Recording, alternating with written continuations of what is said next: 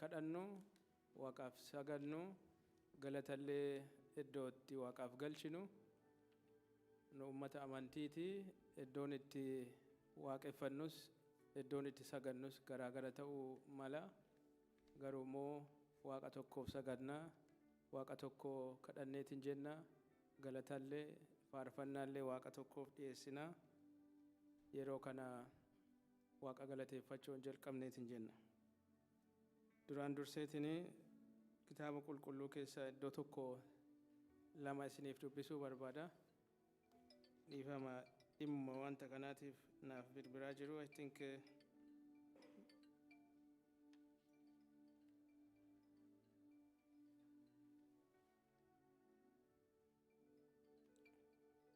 nama rakkifti beektu yoo iddoo akkanaatiin nama qabdu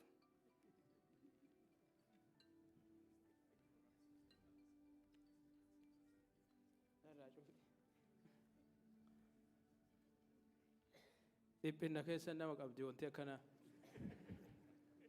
yeroo muddamsuu ergoon tuqanillee nama harkaa baddi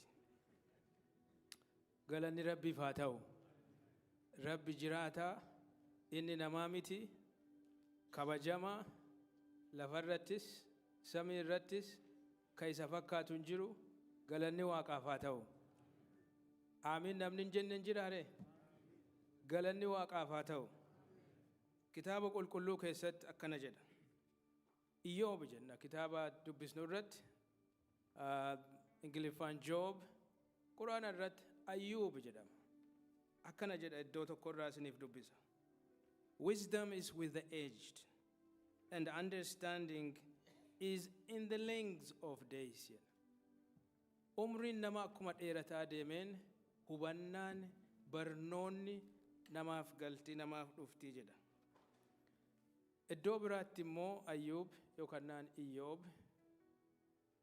akkana jedheetiin jedha multitude of days teach wisdom baay'inni bara baay'inni guyyoota ogummaa nama barsiisaa jedha waggoonni darban kunniin hangaffoonni kenna ka baratanis umuriin ka jiraatan waggaa darban kanniin keessatti wantin argineef wantin keessa darbine barnoota guddaa nuuf ta'eera waan guddaa irraa baranneerra wanta baranne keessa jala butamee ka beekamu waaqa tokko achi rabbii tokkochaa alatti namni hundumtuu yeroo muraasaaf jiraata yeroo muraasaa jiraatu kana keessatti waan inni carraa nuuf kenneera carraan inni nuuf kenne wanta gaarii dhala namaatiif waaqa biratti immoo kabajaa akka isaaf ta'u akka hojjannuuf waan inni yeroo nuuf kenneera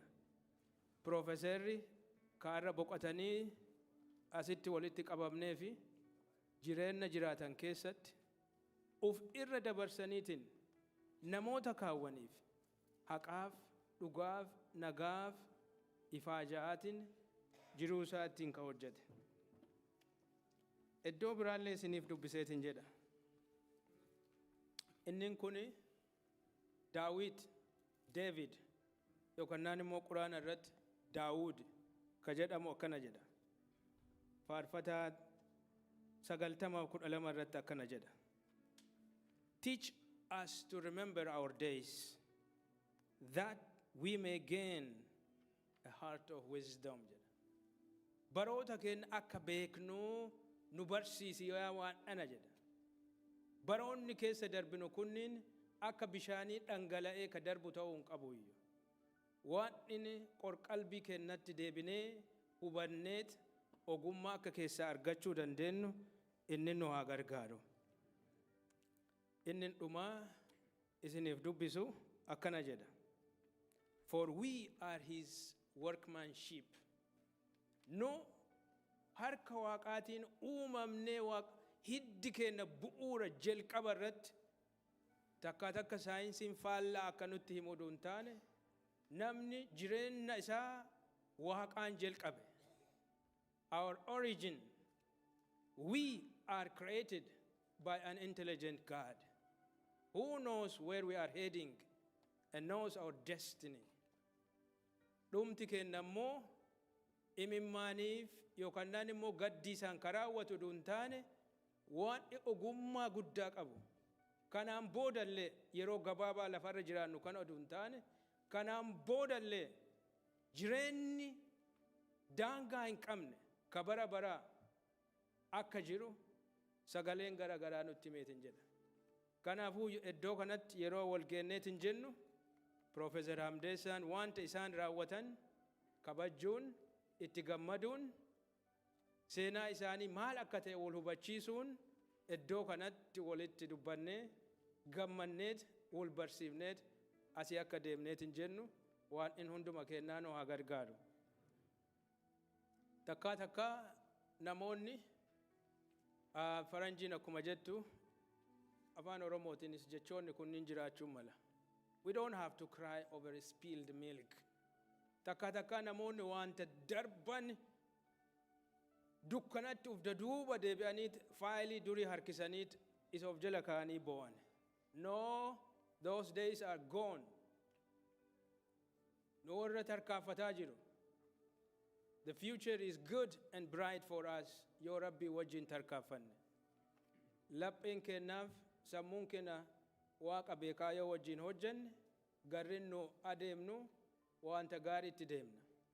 Adeemsa addunyaa kanaa irratti bu'aa ba'iin hin jiraata. Dhagoota nu gufachiisan ta'e dhaabanneet isaan abaaruuf yeroo hin qabnuyyu. Karaa wanneef ka itti hojjetametti Rabbiin hin galateeffannaa galanni Rabbiif haa ta'u waan namarra taa'ee nama gargaara. Aniin adhaas daabadhee dubbadhu kun dhaloonni sun oduu iskuula deemanii barachoo baatanii asitti hin argamnu ture. Dhara moo dhugaa kun? Kun hin dhugaa. Dhaloonni sun waan isaan hojjetaniif seenaa isaan hojjetaniin as jirra. Isaaniif jireenyi isaanii baay'ee hin fooyyofne ta'a. Nu immoo babbareenneet iddoo kanatti akka argamnuuf wanta guddaa hojjetaniiru. Kanaafuuyyuu wanta darbeef wanta hin taaneef bo'uu duun taane, it is time to celebrate, it is time to rejoice, it is time to act like victorious people, and we have to commit ourselves to follow the footpath of our forefathers and to celebrate what they have done. Waaqa kadhanna. Ardiif samii ka'uumta jiraataa bara baraa jireenna kanamaaf kennitu jiruun kasi bira jiru kasi fakkaatu ka hin jirre galateeffamuu ka qabdu kasiif sagadamuu qabu waaqa tokko waan taateef galanni guddaan siif haa ta'u. Iddoo jirra kanatti nagaan wal geenneet mari'anneet dubbanneet asii deemuu akka dandeenyu wanta Profeesara haasa'uu qofa oduu hin taane nuyis itti cichinee akka hojjechuu dandeenyu qalbiif hubannaa addaa nuuf kenne. Kana hundumaa waan godhuu dandeettuuf kasi kadhannuuf kasi gaafannu olitti daddabaltee waan raawwachuu dandeettuuf maqaa Yesuus Kiristoosiitiin galanni siif haa ta'u. Amen.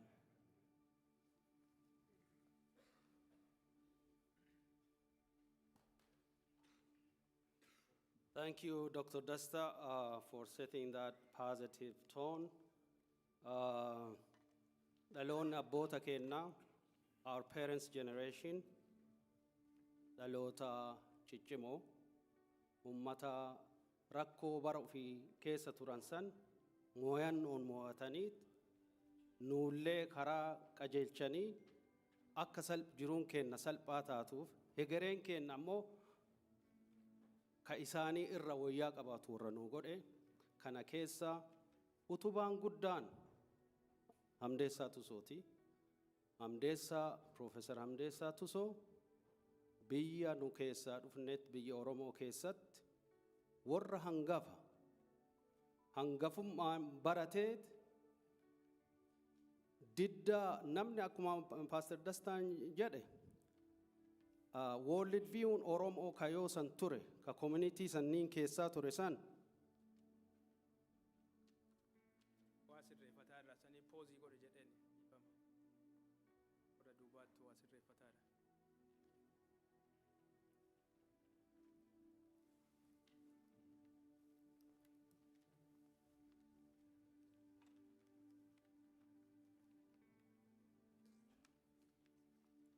I can continue to talk, but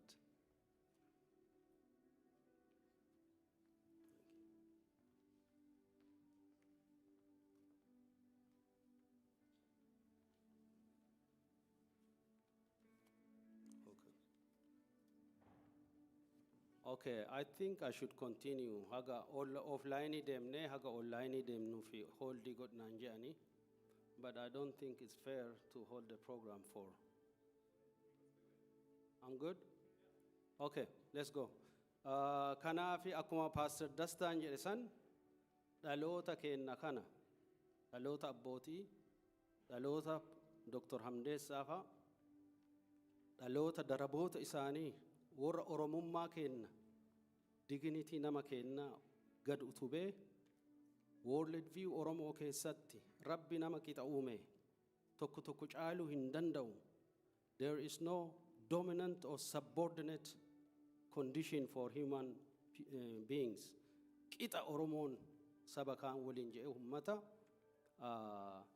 dide resistance didda warra qabsoo dur education akka revolution itit fudhate. For Hamdesa Tuso, education was a revolutionary act. One of classmates isa wayi akkana himte. Kanaaf adda kana celebrate goonanu. Dr. Hamdessaan henna ardi kana irra ture. Cimaa namaa, dhoggataa namaa, didaa namaa, hayyuu hayyoota, Rabbiin jala beekaa beekota akka ture kana testify godhuuf ajjirra. Warri scholarii, warri family, community members, legacy institutions, kunni martun waliin jira kana delivery goone, story isa chronically goone bira galu dhufne. Magaalli Minneapolis kun hunde Oromoota guddaa. Professor Hamdessa maatii qaba. Kasaba keenna maraayyuu haa ta'u malee maatii keessaa baay'ee qaba. Maatii boonaa qaba. Biyyatti illee obboleewwan isaa, goofti isaa, qe'een isaa, qe'ee jannootaati. Inni akkanumaan waan dhalatee ufuma baratee guddatee miti. Ummata jaba, ummata gamna qabu keessaa waan dhalatee education, knowledge transfer ijoollummaa irraa abbootii ofiirraa qe'ee ofiirraa barateef waan kana ummata Oromooti godhuu danda'eera. Nu kana dhiyeessuu barbaannaa. Kanaafuu karaa maatiitiin obboleessi keenya Mustafaan message opening statement nu kennu barbaada. Ennaa isaaf kenna.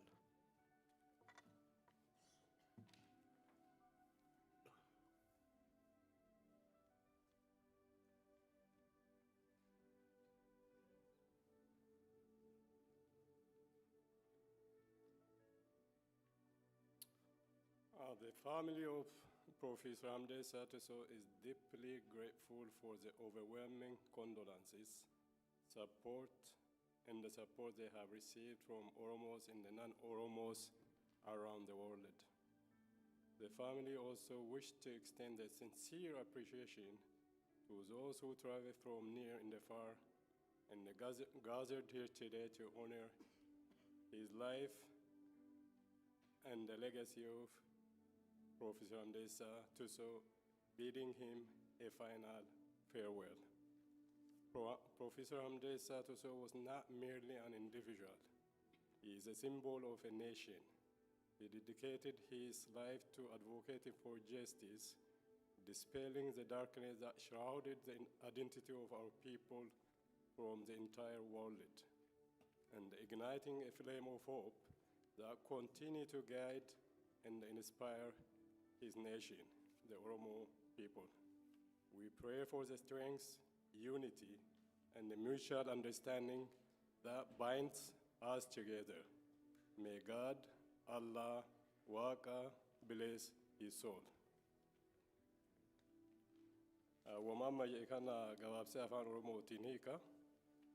Ummanni Oromoof saboonni biroo erga Professor Hamdessa Tuso boqotanii adunyaa hunda irraa gadda keessan ibsachuun maatii Professor Hamdessa Tuso jajjabeessaa akkasuma gargaaraa jirtan hedduu galatoomaa. Har'a warri dhiyoo fagoo dhuftanii sirna geggeessaa Profeesar Hamdesa Tuso irra argamtan hedduu galatoomaa kabajaa guddaa isiniif qabna. Profeesar Hamdesa Tuso nama tokko miti. Profeesar Hamdesa Tuso saba biyya. Profeesar Hamdesaan jireenya isaa guutuu mirga dhala namaaf keessattuu saba isaa Oromoo fi falmachuun haguugaa dukkanaa eenyummaa uummata Oromoo addunyaa irraa akka dhokatu godhame cabsuudhaan uummata Oromoo akka addunyaan beektu taasisuudhaan abdiif hawwii uummata keenyatti horeera. Uummata keenyaaf jajjabina tokkummaa fi waliigaltee Rabbi nuuf haa kennu jenna. Rabbiin isaas warra jeennataa haa godhu.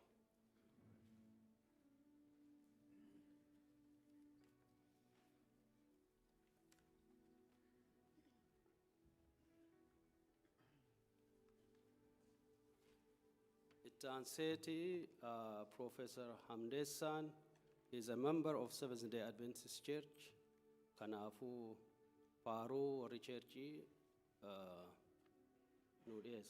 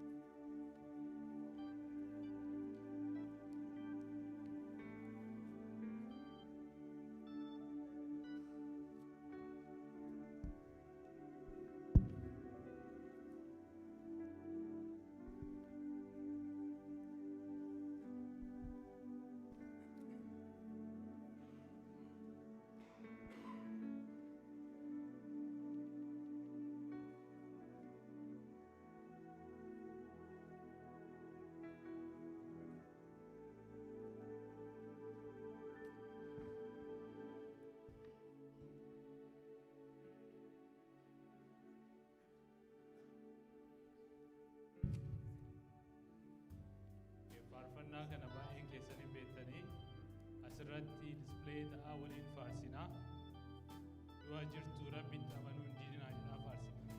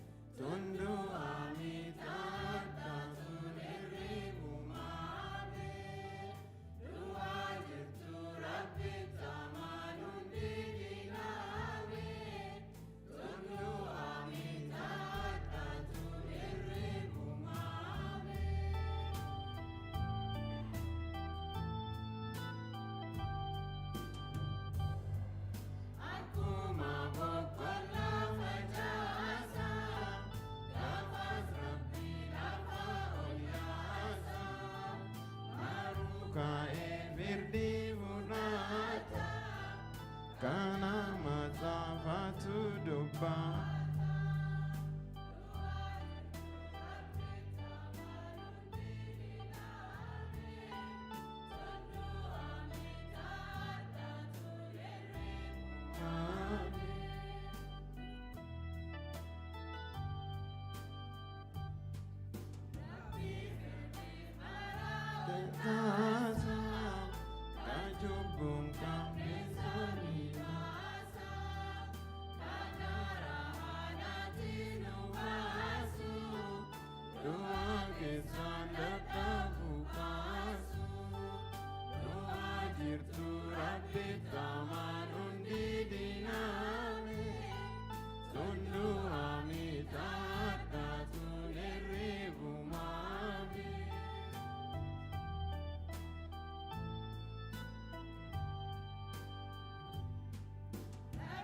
Jama Roman da Tabu Kasami Kile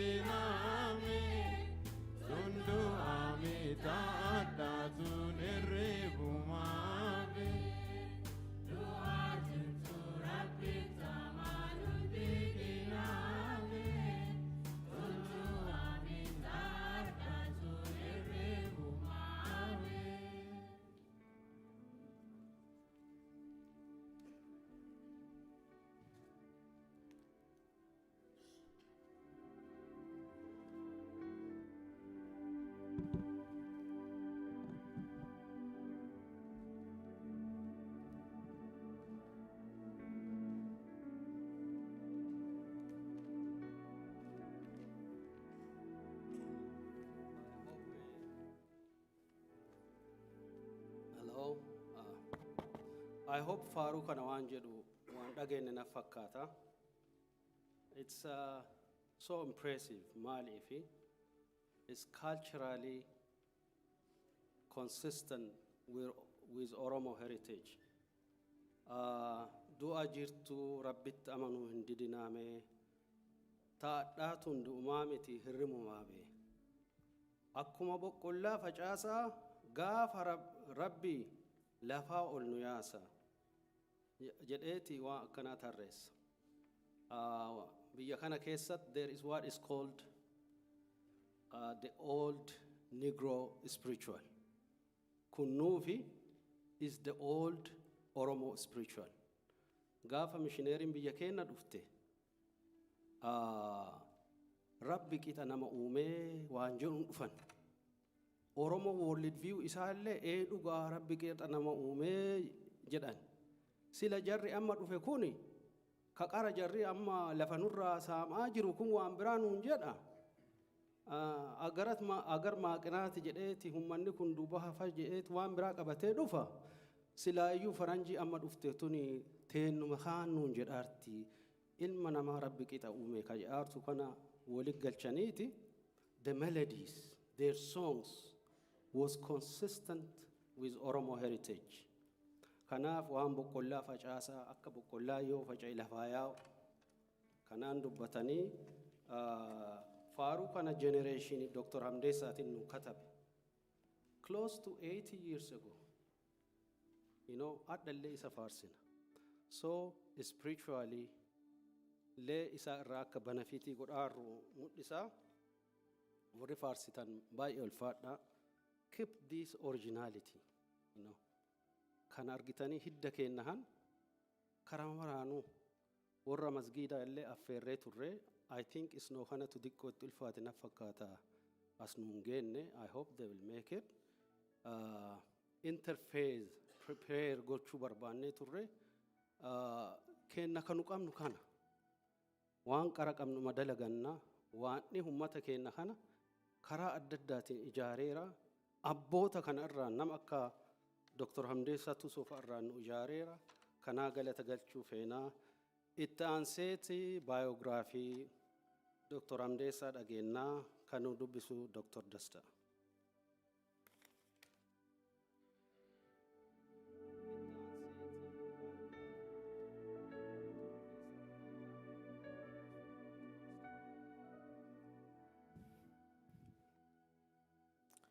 Biography Professor Hamdessa, biography isaaniitu kitaaba guutuu ta'a.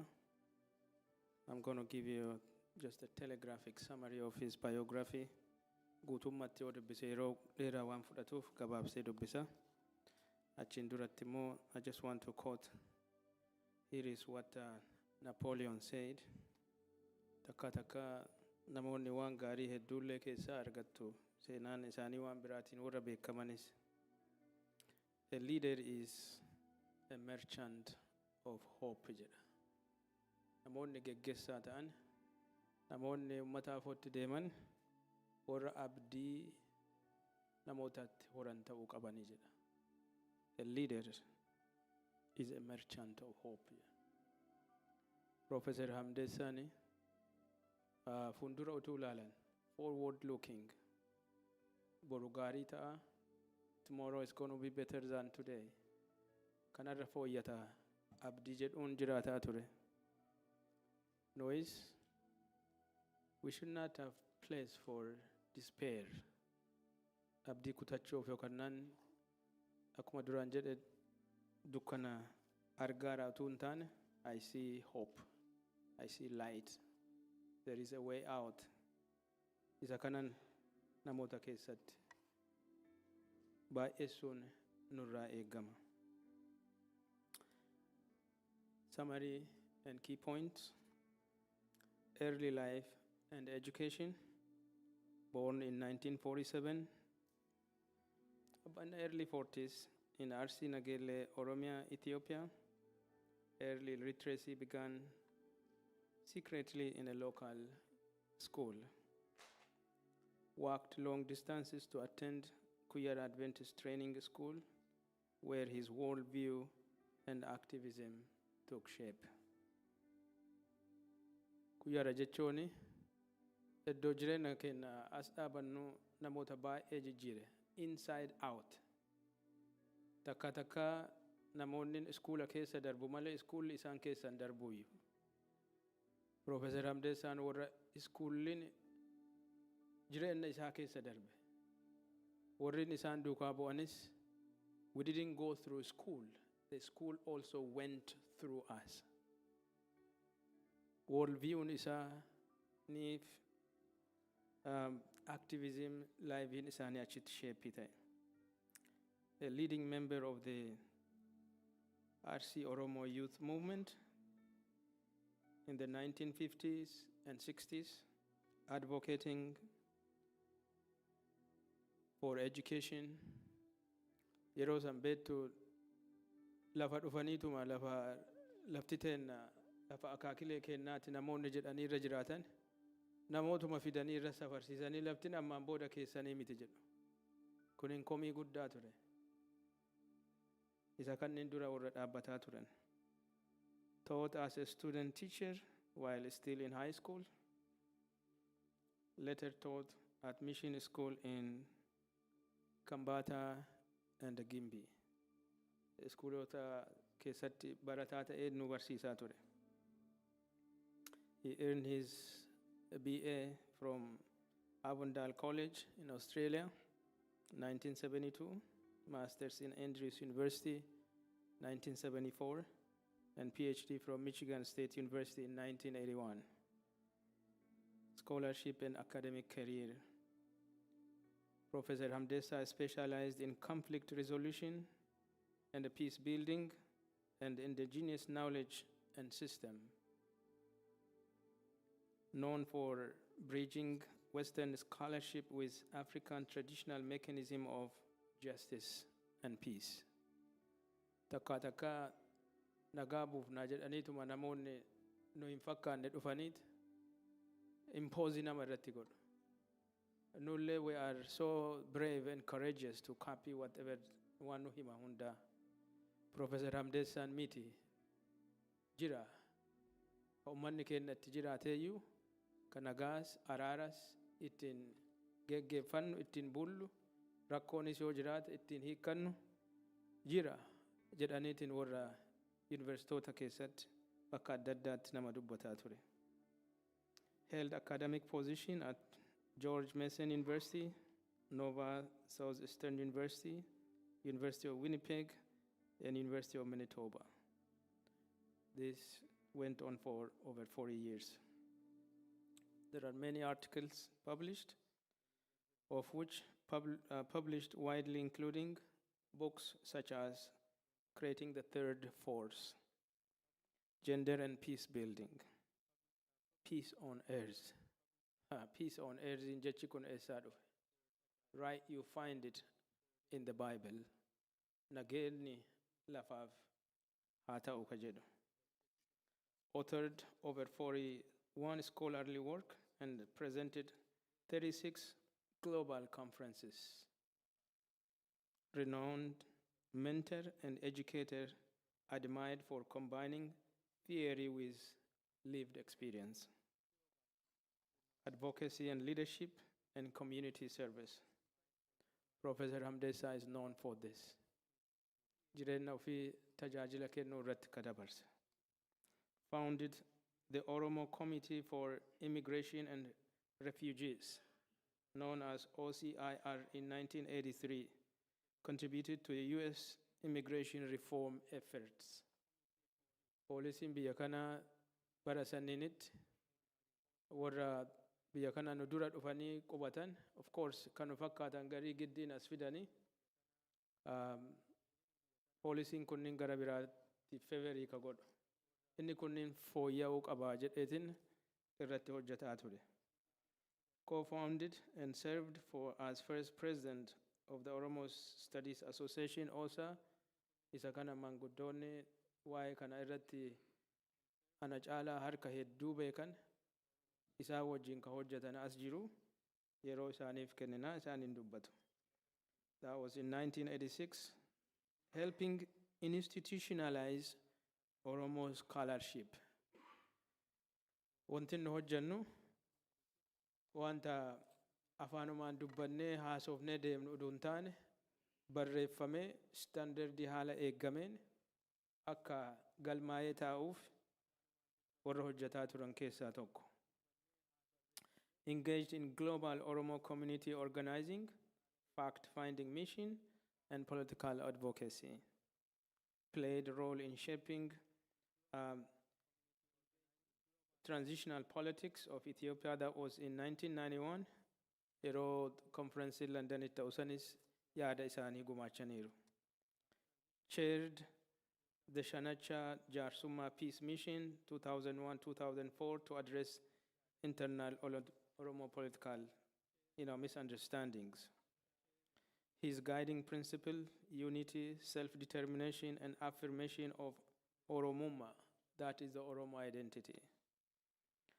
Return home and the final reflection, that was returned to Oromia in 2019 for ceremony honoring the RC Oromo Youth Movement, which he started at early age, expressing his pride, the progress made since his youth.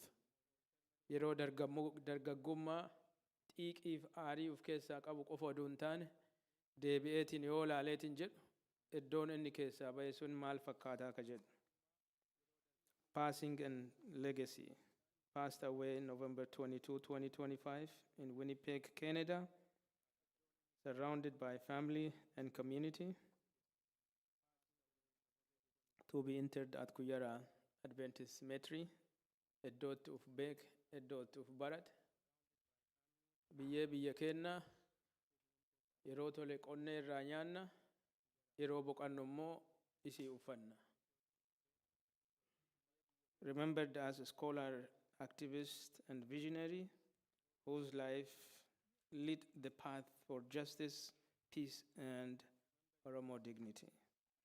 His legacy endures in the students he taught, the communities he empowered, and the institution he helped build. May he rest in peace, and may his legacy live and continue to live. God bless.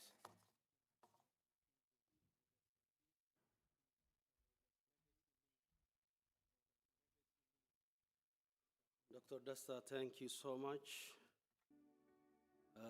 The biography of Professor Hamdesa Tuso is difficult to cover in a moment or in a short minutes.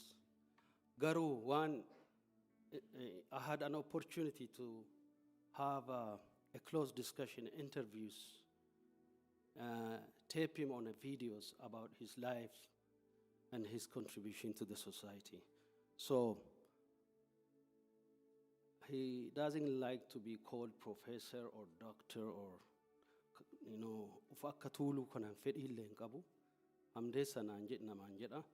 So akkana jedhinaa himi. Maal si himaa? Namni kun bubbule. Guyyaan namni hara baafatu hin hafu. Dr. Hamdesa biyya keenna maal jedhee siidhaamaa jedheeti. I put him on a video. Akkana jedhii naan jedha. Hennaa baay'ee articulate waan ta'eefi afaan faranjii baay'ee yuuzii godhu jaalata. Namni yoo cimoomeeti waa argu, namni hayyu keessattuu namni akka Dr. Hamdessa hayyu waa tilmaama waa achi ilaala.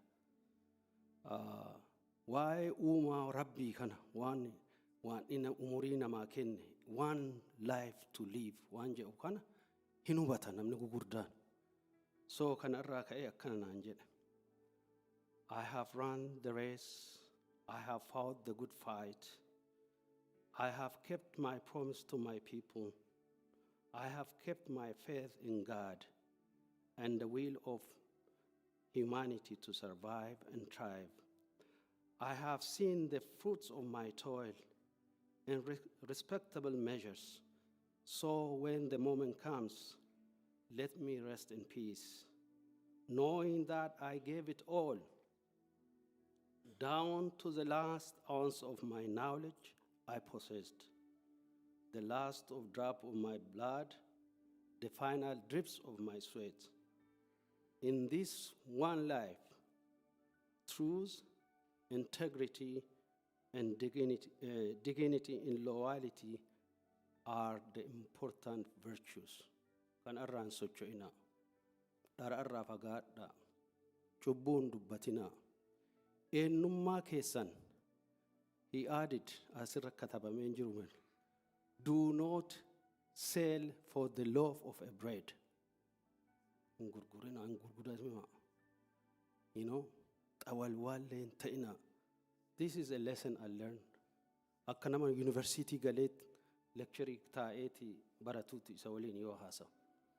I had 11 o'clock phone calls every Sunday when we could discuss. Dr. Medaso Foge is my witness. We had an opportunity to encounter with this genius, and I consider it a privilege of lifetime to have known him. Kanaafin, he stood for truth.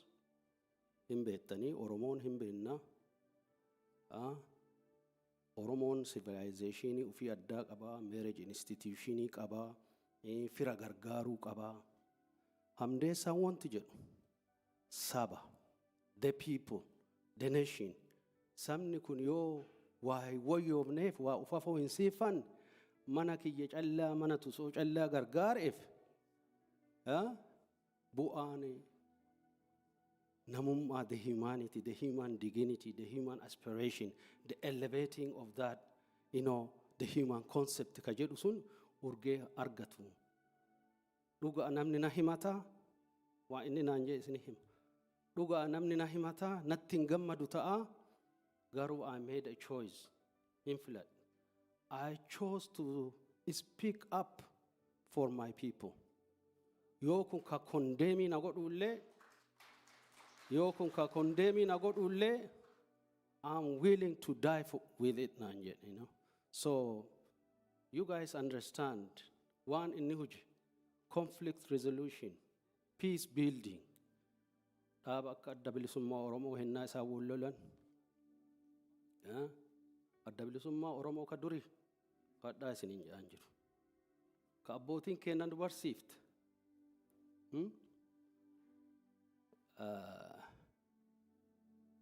Waan baay'ee keessa deebinee hin qaanne. Warra tumsee gad ijaare namummaa keenya jarri kunni. Hamdesa Tuso was out early, up front in the diaspora when the name Oromo was not even visible anywhere in the world. Hojja ofiitti dhaabatee nama opportunity adda nuuttiin boonnu kana nu ijaare. So this is a legacy we want to proclaim.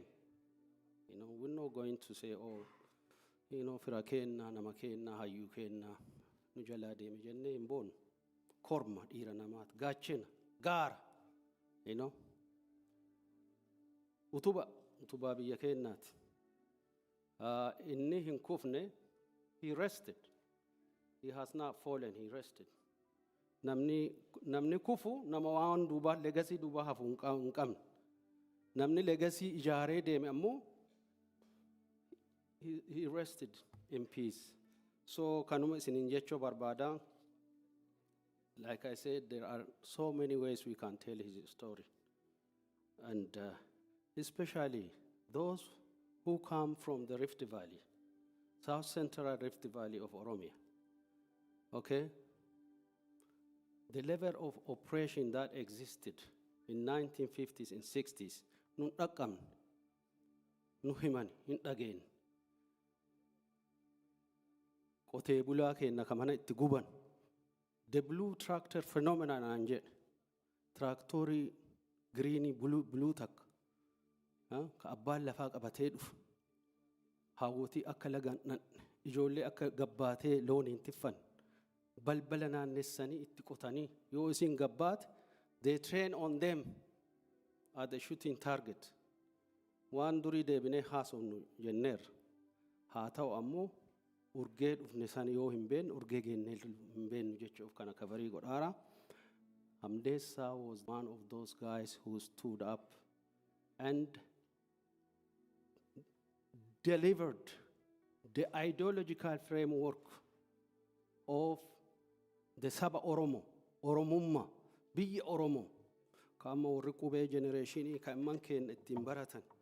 You know, some of you are the pilots of Kobe generation are in attendance today. I'm glad you guys are here.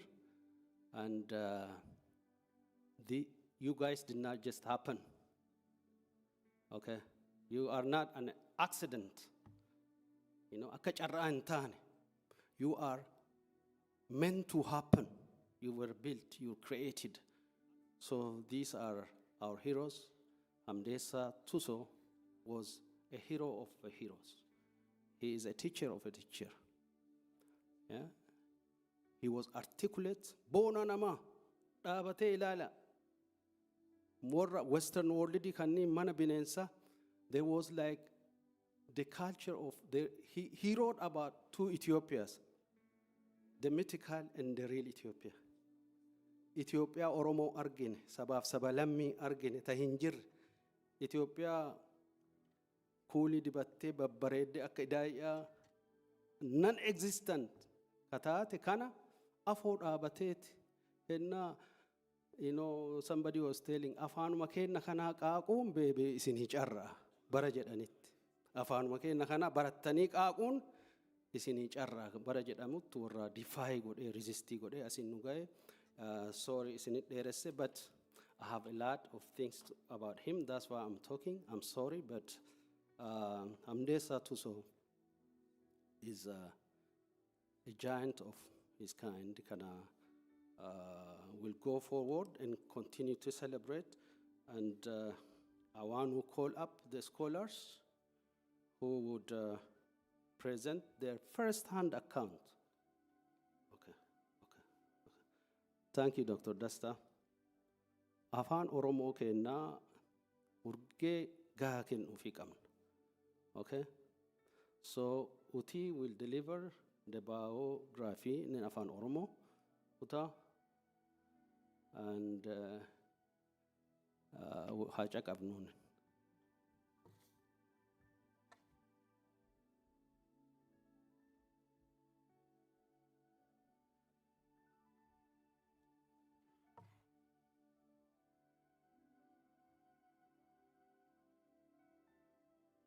Seenaa akkana nama guddaa kana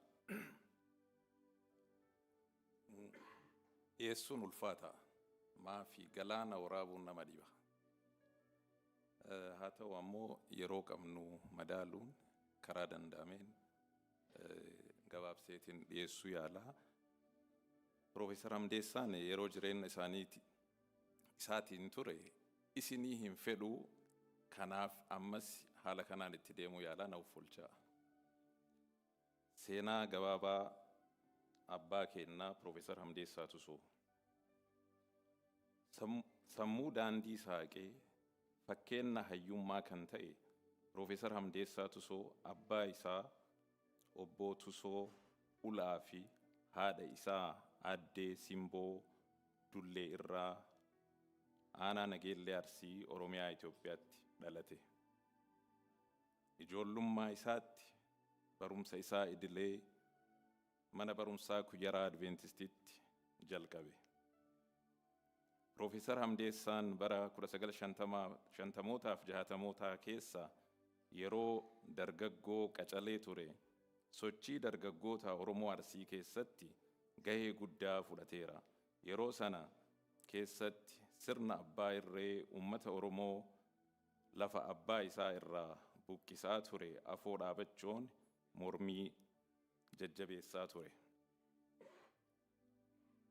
Gama barsiisummaattiin mana barumsaa bu'uuraa buufata Wotaraatti tola ooltummaan barsiisaa ture. Barumsa sadarkaa lammaffaa yookaan haayiskuulii keessa osoo jiru warra sadarkaa tokkoffaa yookaan elementarii barsiisaa ture. Bara 1964 barumsa sadarkaa lammaffaa xumuree mana barumsaa Abboomsaa Adventist Mission Kambaata keessatti bu'uureessuuf barsiisuun qooda fudhateera. Waggaa tokko booda barsiisaa ijoollee mishineerii yookaan faranjootaa ta'uun Gimbii Wallaggatti tajaajileera. Dandeettiinii fi cichoominni inni qabu qalbii mishineerotaa waan hawwatee fi bara 1969tti carraa barumsaa argatee dachiif galaana qaxxaamuree Awustiraaliyaatti imalee digirii isaa kan duraa bara 1972 Avondale Kolleejii irraa fudhate.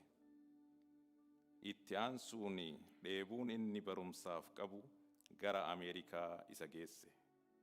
Bara 1974 Andrews University irraa digirii lammaffaa, bara 1981 Michigan State University irraa PhD fudhateera.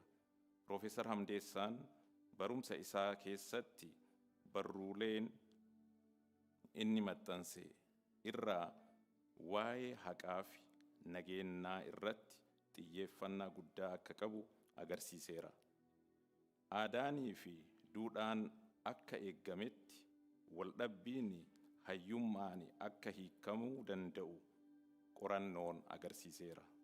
Profeesar Hamdeessaan Ameerikaa kaabaa keessatti George Mason University, Nova Southern University, University of Winnipeg fi University of Manitoba waggoota 40 olii fi sadarkaa olaanaan tajaajileera.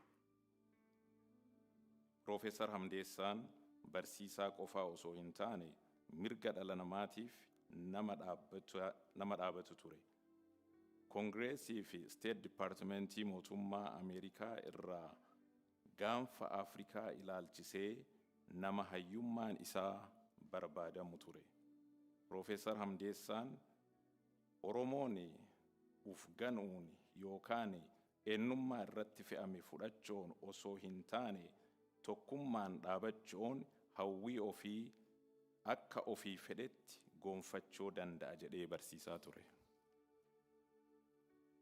Bara 1983 koree dhimma baqattoota Oromoo hordofu hundeessee itti aansuunis dhaabbolee 120 qindoominaan baqataaf dhaabbatan keessatti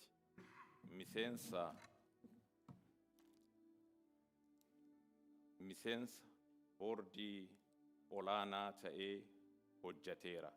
Yeroo kanatti ture dhiibbaa isaan taasisaniin murteen mirgaa baqattootaa bara 1986 jedhamee beekamu President Ronald Reaganiin kan mallatteeffame. Profeesar Hamdeessaan barruulee 41 ol ta'an kan maxxanse yoo ta'u, bara 1986 OSA hundeessuu keessatti qooda guddaa fudhachuun waggaa 5 pirezidaantii ta'ee tajaajileera. Konfiraansii nagayaa bara 1991 Londanitti adeemsifame irratti gahee guddaa taphateera. Bara 2001 hanga 2004 waldhabbii adda bilisummaa keessa ture hiikuu fi geggeessaa shanacha jaarsummaa ta'ee tattaaffii guddaa taasiseera. Profeesar Hamdesa Tuso uduunurraa hin fooyamini akkana jedhe gabaabamatti. Fiigicha kiyya fiigeera, wal'aansoo gahee ba'eera, saba kiyyaa fi waadaa gale eegeera. Ilmi namaa akka jiraatuuf akka dagaagu waaqa amanadheera. Firii bu'aa bayii kiyyaa baay'inaan argeera. Kanaafuu yeroon hennaa gahe waan qabu hundaa kennuu kiyya beekaa nagayaan boqadha. Profeesar Hamdeessaan dhukkubsatee osoo yaalamu Sadaasaa 22 bara 2025 addunyaa tanarraa du'aan boqate. Profeesar Hamdeessaan hayyuu kenna, beekaa kenna, goota kenna. Maatiif hawaasa Oromoo hundumaaf Waaqayyo jajjabinnaa kennu. Profeesar Hamdeessaa nagayaan boqadhu.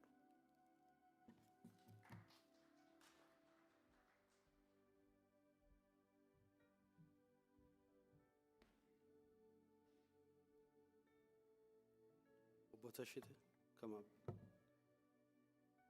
Come on. We have a special guest among us, the mayor of this city, Brooklyn Park, Mayor Hollis Winston. Akkuma beektanii hawaasni keenya kan Minnesota kuni urgee jiru kanatti sirri ijaarameera, and it's an honor to have him among us and give him a moment to deliver a comment.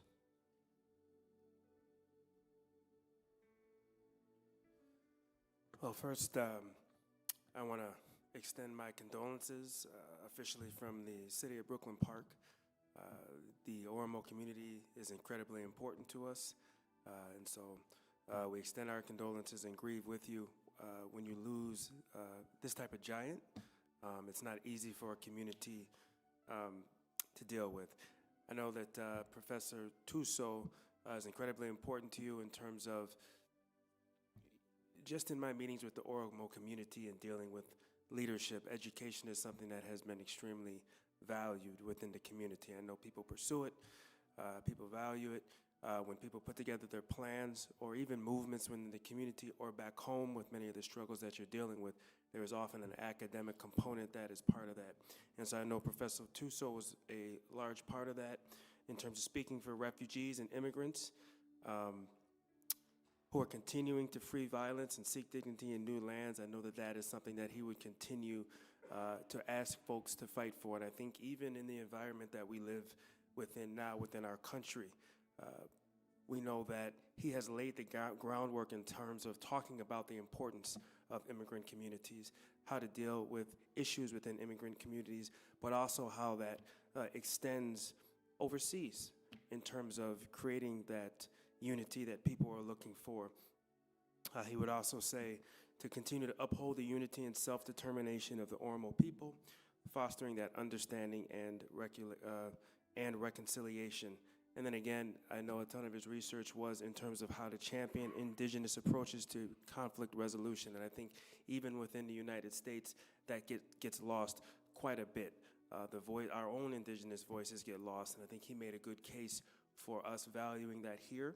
But also, again, when we talk about overseas and when people come in with their perspective, or the majority group comes in with their perspective, understanding that those indigenous voices have a wisdom and an understanding that goes back long before whatever current regime is in office. So I think when you lose a giant that has that understanding of the world, that nuance and that wisdom, it is a time to grieve, aside from just the grief of losing someone that the community loved and knew. And I think, someone said it earlier, you're not here by accident. This is not an accident. And you don't move in terms of academics, in terms of your influence in the community, in terms of your importance to our city of Brooklyn Park. You don't move that way by accident. There were those who came before who laid a particular groundwork. I have that within my own community. So I understand when one of those folks leaves, sometimes the younger generation doesn't understand that. But I would say, hold on to that. It's incredibly important. We don't fully understand your loss because it's not us, but we do extend our condolences, and whatever we can do as a city, let us know. Thank you.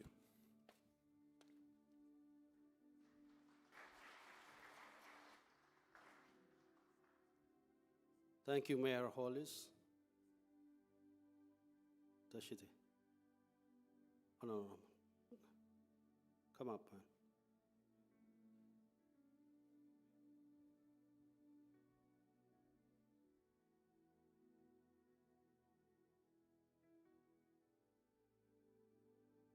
Okay, Difa Managoda.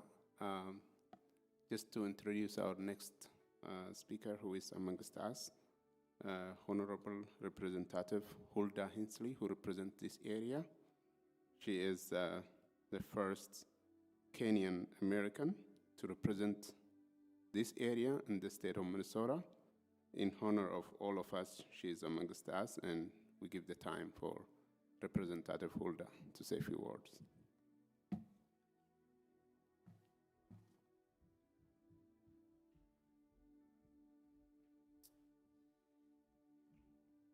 Good afternoon.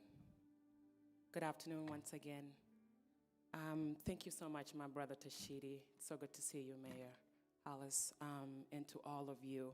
My name is Hulda Momanyi Hiltsley, and I have the great pleasure of representing this district, Senate District 38A, in the state legislature. And so I want to give a brief remark on behalf of not only this community, but also as an African immigrant in this country. And as he said, as the first Kenyan to be elected into the Minnesota legislature. So my deepest condolences to you all, the Oromo community, the Ethiopian community, for the profound loss of Professor Tuso. His life, from my understanding and from my research, was a powerful testimony of scholarship, advocacy, and unwavering support for his people. You, all of you.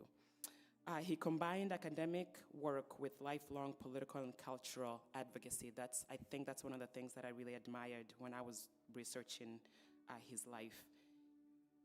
And he combined academic work with lifelong political, cultural advocacy, becoming one of the key intellectual voices in modern Oromo national movement.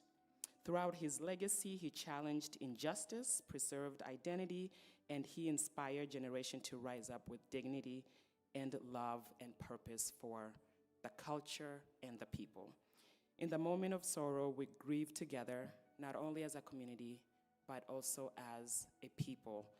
And we must also stand together. So let us surround his family with love. So my condolences to the family, our elders with care, and our youth with guidance and hope. And let this be also, and also let this be a call to us as Africans to follow his example, to lead with courage, to serve with integrity, to protect our culture, and to serve boldly, stand for justice wherever we are. And the greatest way we can honor him is through action, by showing up for one another, strengthening our communities. And I hope as you continue to celebrate his legacy, may you remember that his legacy is rooted in what we do next as a people. What are we doing for our young people? Making sure that they understand, even though we are so far away from our homelands in the continent of Africa, that they too have a say in how our cultures, our language, our traditions continues. So I honor him today, and I also say my condolences to you all. Thank you so much.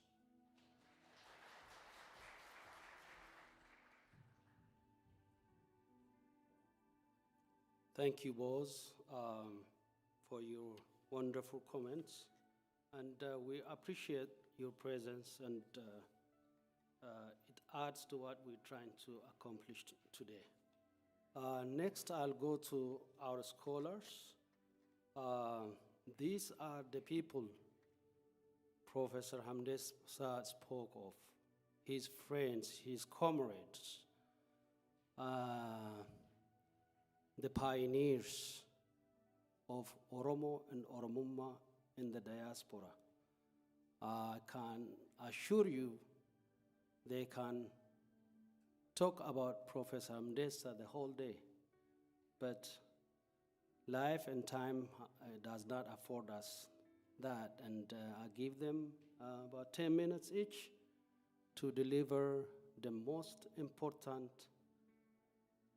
thing that the one who passed to us, teach us, educate us about Professor Hamdesa. I'll start with Professor Abraham Mosisa.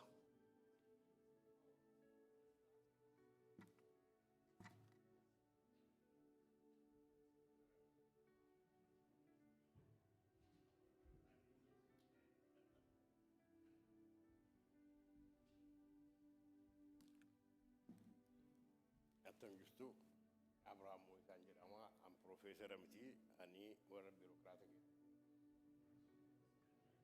nagama kana okay atau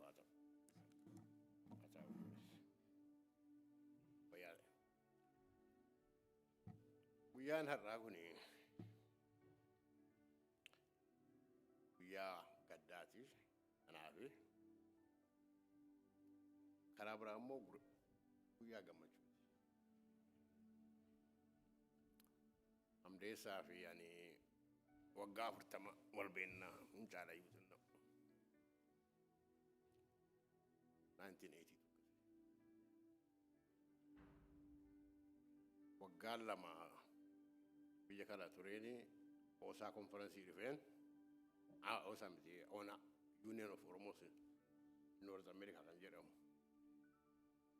dufeni nama dera nama argimbenne waye conflicti nu giddu tite kala albani community executive committee rafi editorial board di giddu tite eti asaatu ararfu akata ni taso manguddo biya kesati tani muhasani akaitasa akati mumammak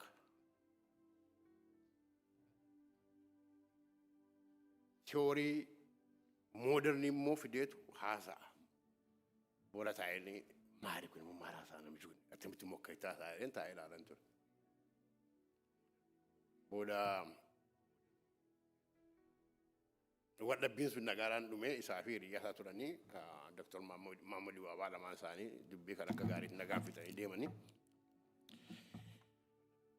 sana boda ati bakata harara ati wadu baduna njena nayin wata ko dubadde boda tay ketti gama tay narala do fetu sasuke ma fe nebra tay atam ma dufte nan e njeren si jira so barbada wa yede mali fi njeren ati bakata ma dufte miti e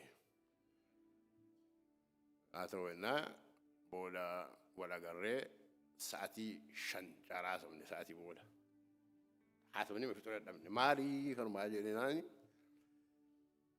Bakatani Oromo Djibouti kan jirani, Sudan kan jirani, Kenya kan jiran kuni. La ko sane budda da cunaga. Kana mo an modi tan du banka banture kana hundu ma ittime. Jarre kuni yoru bana naman kabani. Biya kana. Europa ora kan naman kabani. Kana fi to kofa akasanti biya kan rufu rafi dandani kampedi bu chanjira comité da berani. Kano di chanjira. Lama famo amma jare ko yomu ya ani dufani biya amerikani ke sa europa wala gani naman bekan furan kaban bayan sa afani mun bekan atam gona kan jiru ya da jirael kullal ga gafur san ya gadur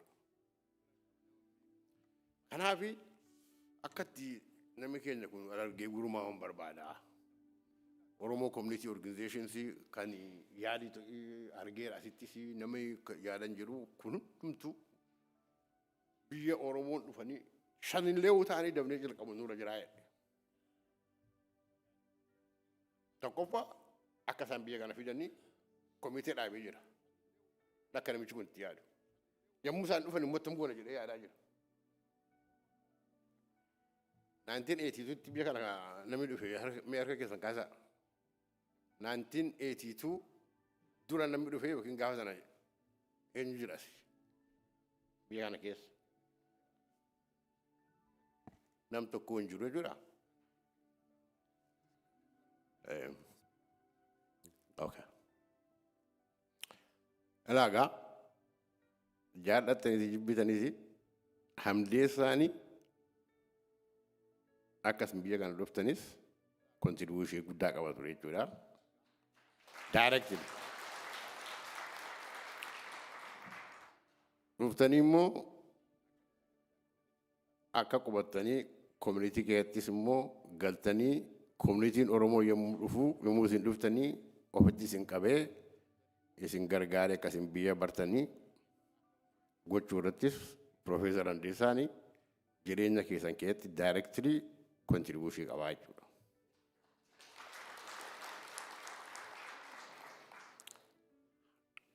Professor Hamdesani defead fagar fuldurat practically wante yadamo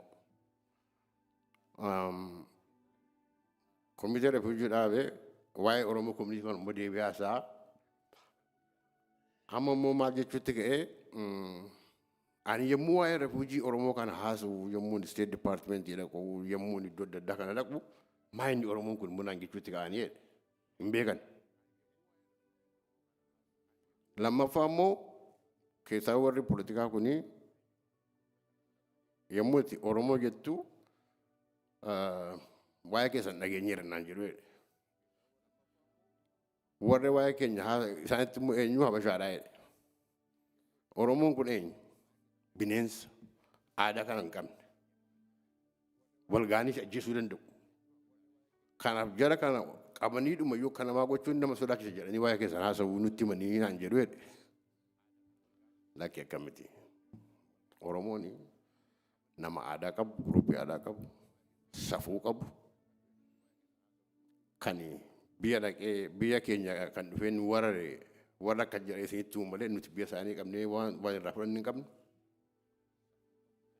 sabana gati be ka fannu bal isbi en tokko tokko nutumuti ke achirati gamma the real Ethiopia, the mythical Ethiopia. Can you get your own do my moazo, a kaititi, but she's take a edge.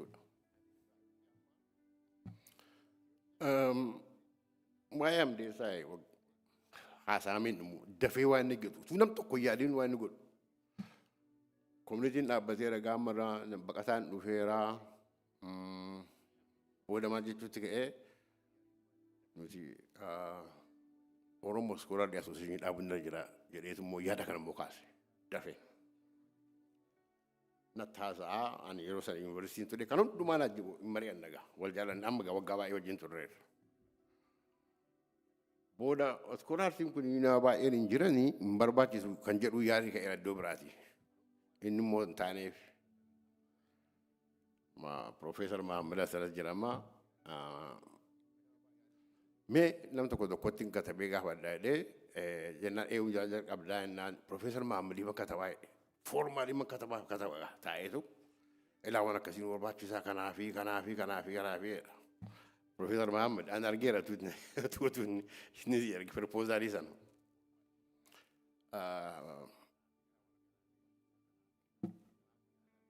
Yeroo xinnoo booda warra Profeesar Mahammad Hasan fa'aa warra akka Profeesar Makuriyaa Bulchaa fa'aa obviously yaada isaa baay'ee jaallatee namni hundumtuun ta'ee Profeesar Ismaa'il Abdullaahis jira.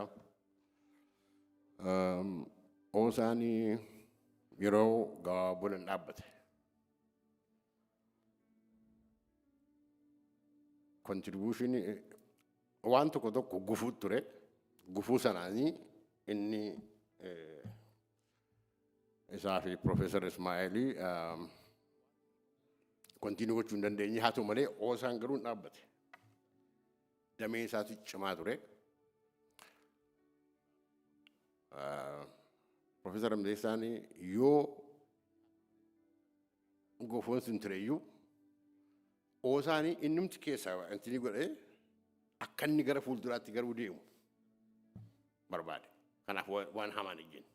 Ilma dhiisee ba'e. Ankaraa koo akkaataa ammatti deemaa jiru deen jaalladhu haa deemu garuu. Ani iskoolaarshiippii karaa mataa kootii yuunivarsiitiin bakka hin jirutti konferansii bakka naamanitti kontiiniin godha jedhee akkuma baay'een keessan dubbattan kontribuushinii isaa hundumtuu jira. Paablishii kan ta'e baay'ee jira. Kan paablishii hin ta'e mana isaa jira. Kuni ani personaalii kan rekomendii godhu ani keessaa waan an beekuu fi piliis kaataloogii godhaa faamilii isaa as jirtu future generationiidhaa fi akka darbu waan akkasii funi. Kontribuushiniin oosaa inni duraan jalqabe suni oosaan egaammoo waggaa meeqa ta'eera. Seenaa qabsoo Oromoo keessatti namatti hin dubbatu baay'een dubbatu malee contribution Oromo Study Association one of the top 1 or 2 3 jedheen fudhadhani attamitti. Yommuu Profeesar Hamdessaan deemee haasa'u Oromoon eenyu yoo jedhan Oromoo iyyuu hin beekan.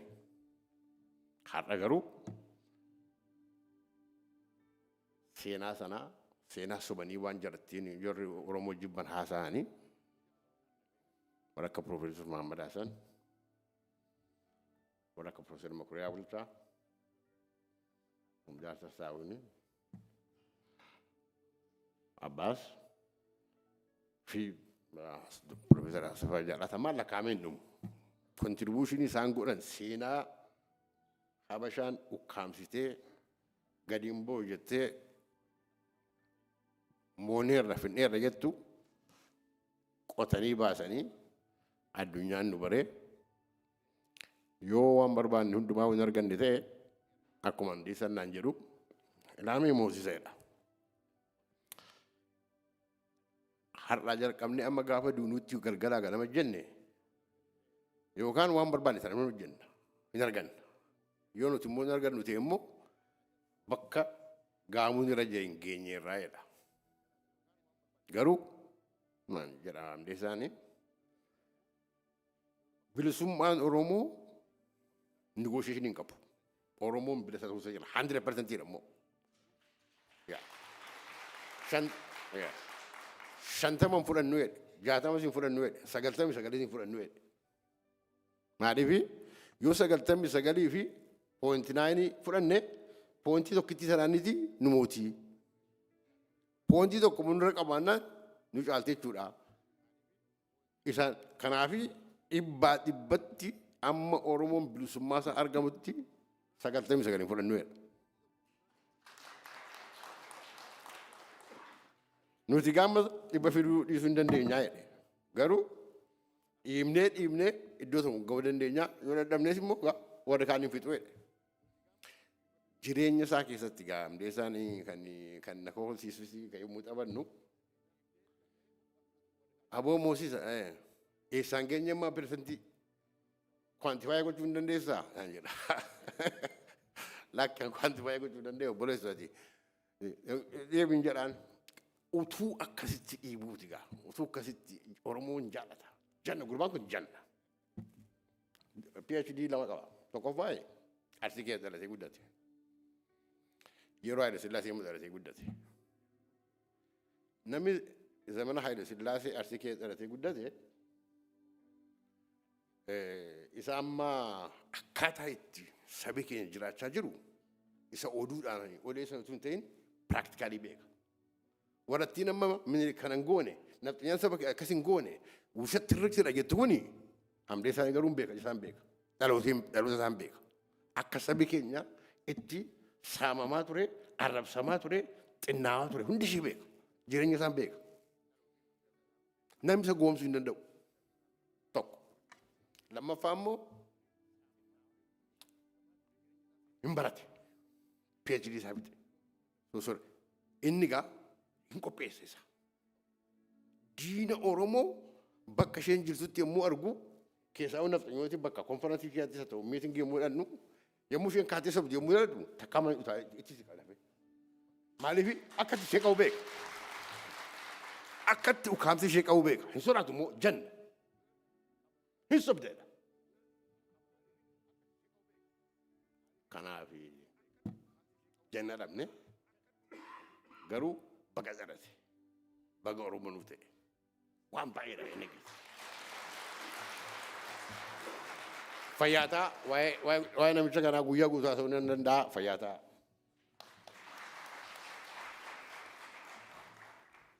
Dhageettanii miree jannatu dhalatee baguma Oromoo ta'e. Ulfaadhu Obbo Abraham. I'm sorry to cut you off, but it answered Dr. Abdullahi Yusuf. No. So, Magam State got it, Ifamana Goda, Ismail Abdullahi, Ifamana Goda.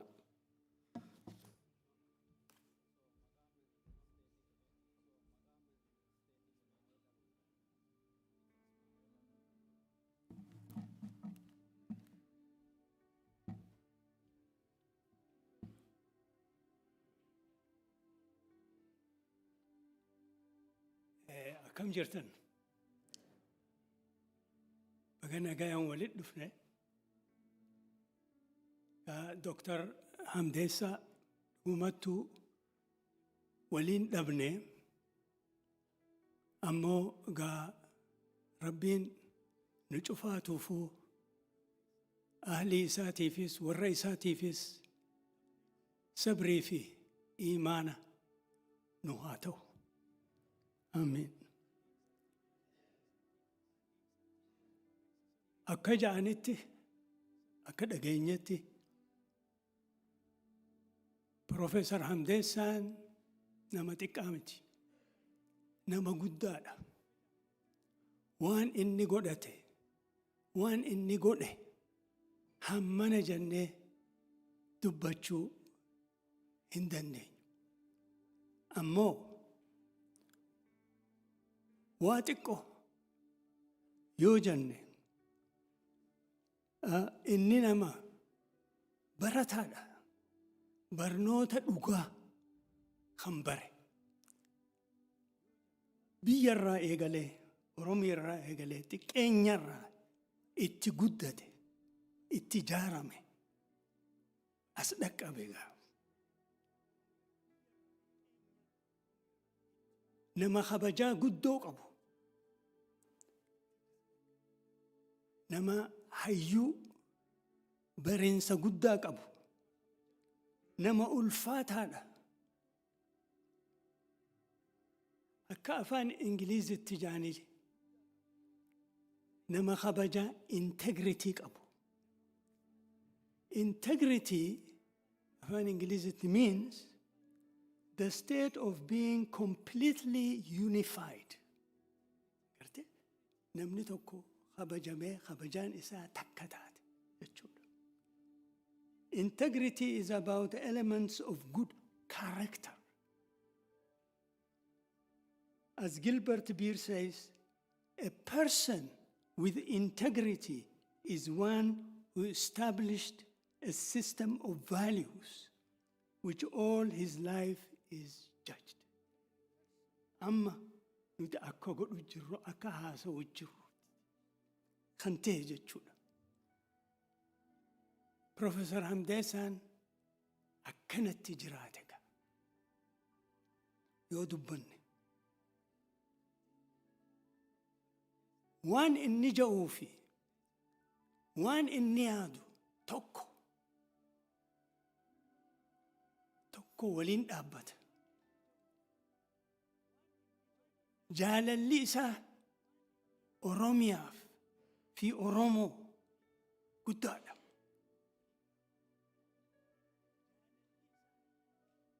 Ammaas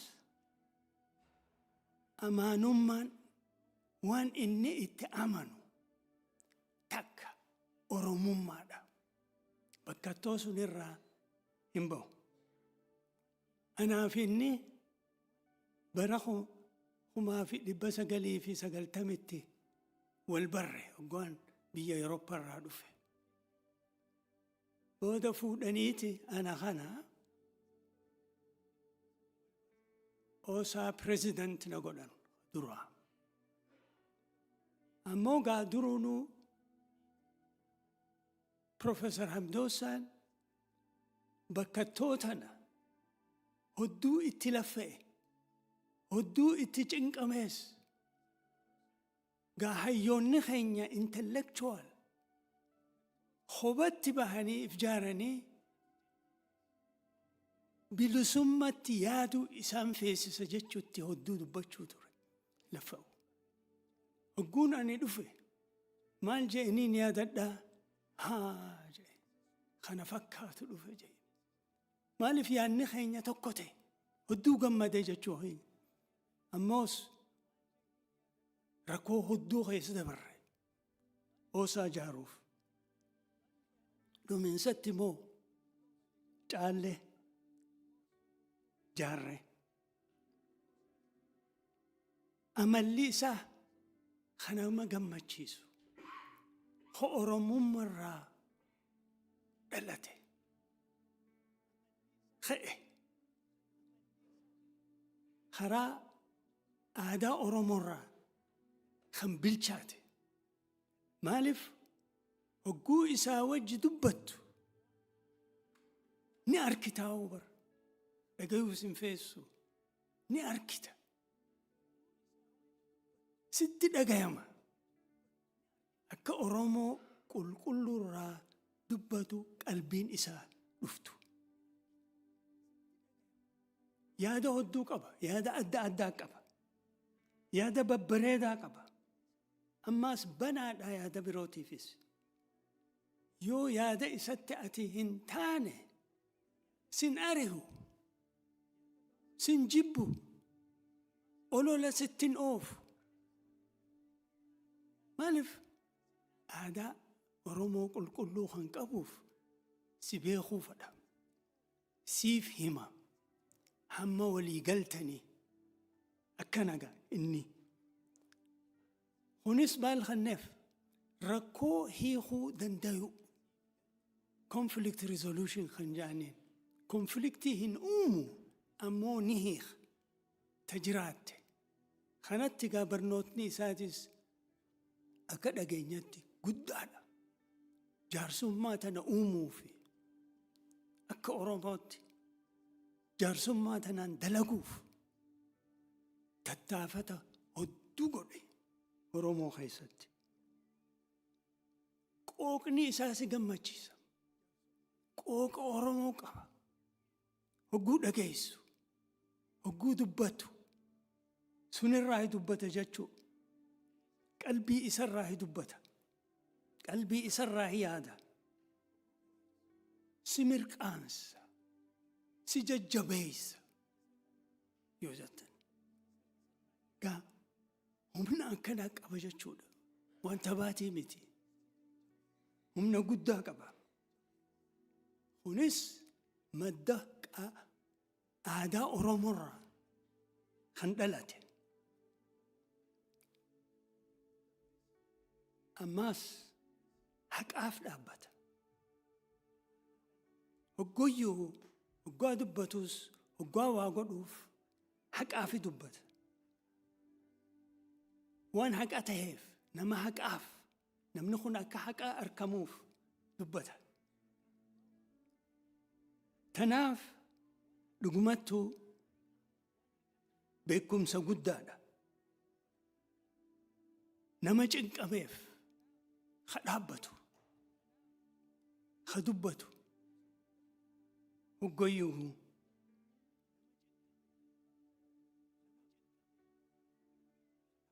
kana gaa inni waan jennuuf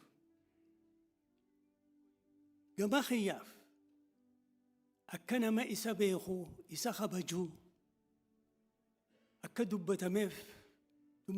dubbatamuuf fuulduratti yoo laalle yaada isaa bal'ina isaa kana bareedina isaa kana bilchaataa isaa kana akkanumatti dhiisuu hin dandeenyu legasii isaa kana akka jedhametti. Kanaaf yaadaan qaba.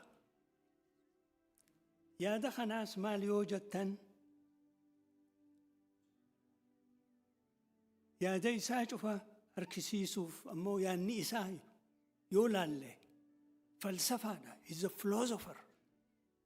Dr. Hamdessa is a philosopher. Yoo laalle maaliif yaada hedduu qaba. Akkuma filosofara Awurooppaa Pilaatoo fi jara kana. Kanaaf ani waan hin jedhu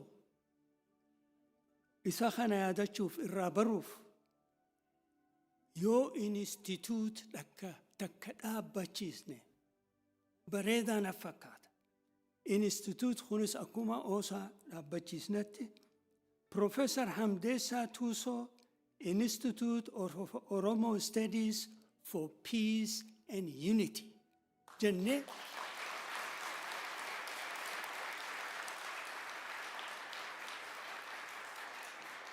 galatoma yoo jennee dhaabne inni halkanii guyyaa amatuu cufa hoggoyyuu nu bira jira jechuudha.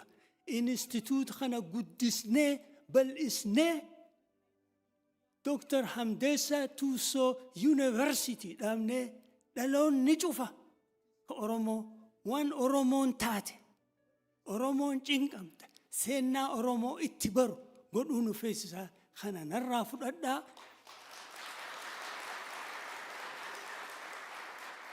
Dafnee koree takka boordii tokko takka na qopheessu haa dhaabnu. Ani Zoom link kanatti tolchee dhaabbachiiseeti haa qophaa'nu odoo asii hin deemne. Galatooma.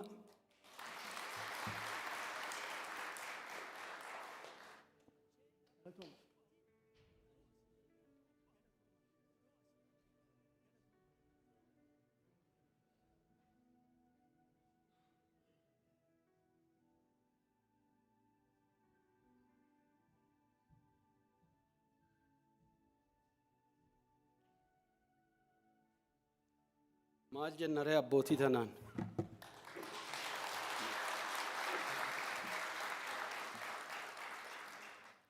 Kuni filannoota kennaati miti. Filannoota Dr. Hamdessaati.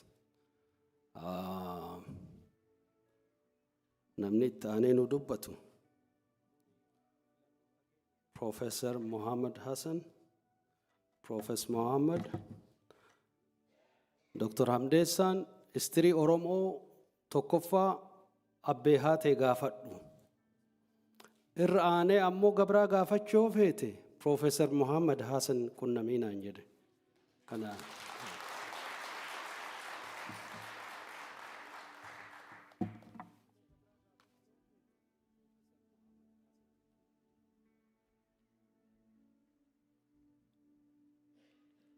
komiteen celebration Professor Hamdessa godhu dhaabbatee akkanatti waan bareedaa, waan nama boonsaa, waan nama gammachiisaa. Honestly, waan bareedaa akkanaa komiteen qopheessitan hedduu galatoomaa. Namni keenya waa organize godhuu yogguu danda'e wanni sanii ol nama gammachiisaa hin jiru. Waanuma gabaabaan dubbachuu barbaada waan Professor Hamdesa Tuso madda lamarraa hin information qabaata akka ji'a 3 dura matsaafa Dr. Gammachuun fixe hiree harkadheetiin cufalleen dubbifne hanqata keessaa dubbisee waan early rooli Dr. Professor Hamdessaan biyyatti nama keenya barsiisuun waan inni godhe isaanirraa hin baree sanumaan gabaabsee isin wajji share godhaa talamaddiitii kontaaktuma kiyya isarraa ka isaa wajji yeroo walgarree haasoynu sanumaan waa xiqqoo dubbachuu barbaade jechuu barbaadeeti. Akkuma duraan dubbatemetti Dr. Hamdessaan Kuyara Adventist Schoolitti barate yogguu inni 9th grade fixu yeroo san isaa fi nama tokko jira. Isaan lameen the most educated arsii jedhaniiti designated tahan. Tana maaliifin dubbadha seetan hammam takka yeroo san ummanni keenya barnoota ala akka ture. Zamana Haile Sillaasee manni barnoota magaalaa qofa keessa jira, baadiyyaa keessa hin jiru. Eenyu ka magaalaa keessa jiru walitti himuun nu barbaachisa. Ummanni keenya magaalaa keessa ture hin turre. Ummanni keenya yeroo san possibly 95 more than 95% baadiyyaa keessa turanii access hin qaban barnoota jechuu barbaadeeti. Warri dura kun jijjiiramuu qaba jedhee 9th grade irraa kaasee barsiisaa eegalee barinni. Just imagine 9th grade fixee barsiisuu eegalee karaa saaqe jechuu barbaadeeti. Hamdessa belongs to the first generation of leaders. Amma waan Dr. Gammachuun je'een koot godhuu barbaada. Tanaafi wanta je'e RC Basic School Movement laal nama xiqqaatu namni educated tahe nuti barannee ummanni keenya barnoota hin qabu, ummanni keenya baadiyyaa jira, barnoota isaanitti geessinaa jedhanii lafaa ka'an. Jijjiiraa guddaa fidan jechuu barbaadeeti. Kalchara ummanni keenya baruu qaba. Rural area keessatti plant godhan gadhaaban.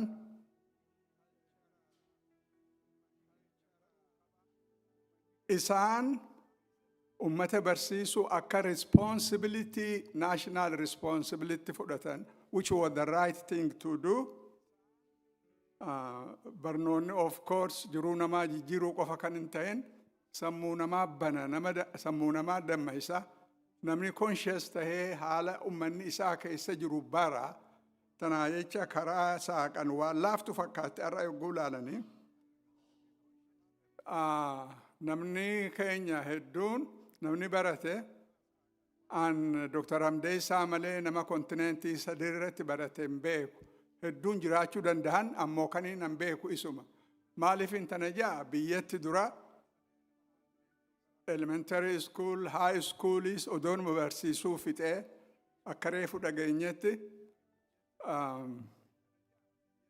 kan baataa keessattis ture, Wallaggatti illee ture, gamaa gamana Arsii qofa kan hin ta'in addayyuu deemee hojjete jechuu barbaadeeti, nama barsiise jechuu barbaadeeti.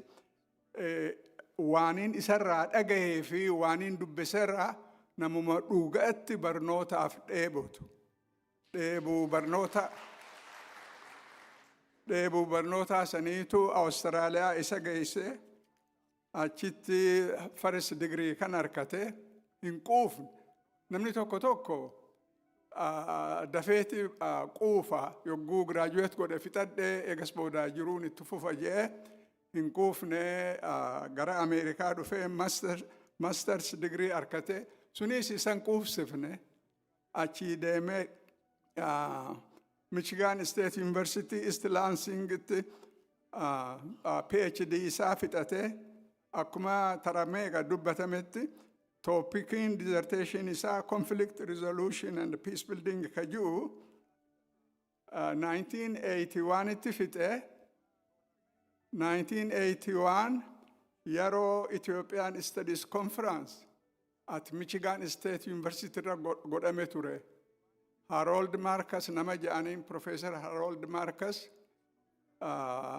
yaanni isaa akkuma Habashaati konferaansi san qopheesse gargaaraan isaa assistaantiin isaa akka ayyaana Dr. Hamdessa ture. Tana torbaan dabreen bare boonii holkoon biraayin bare.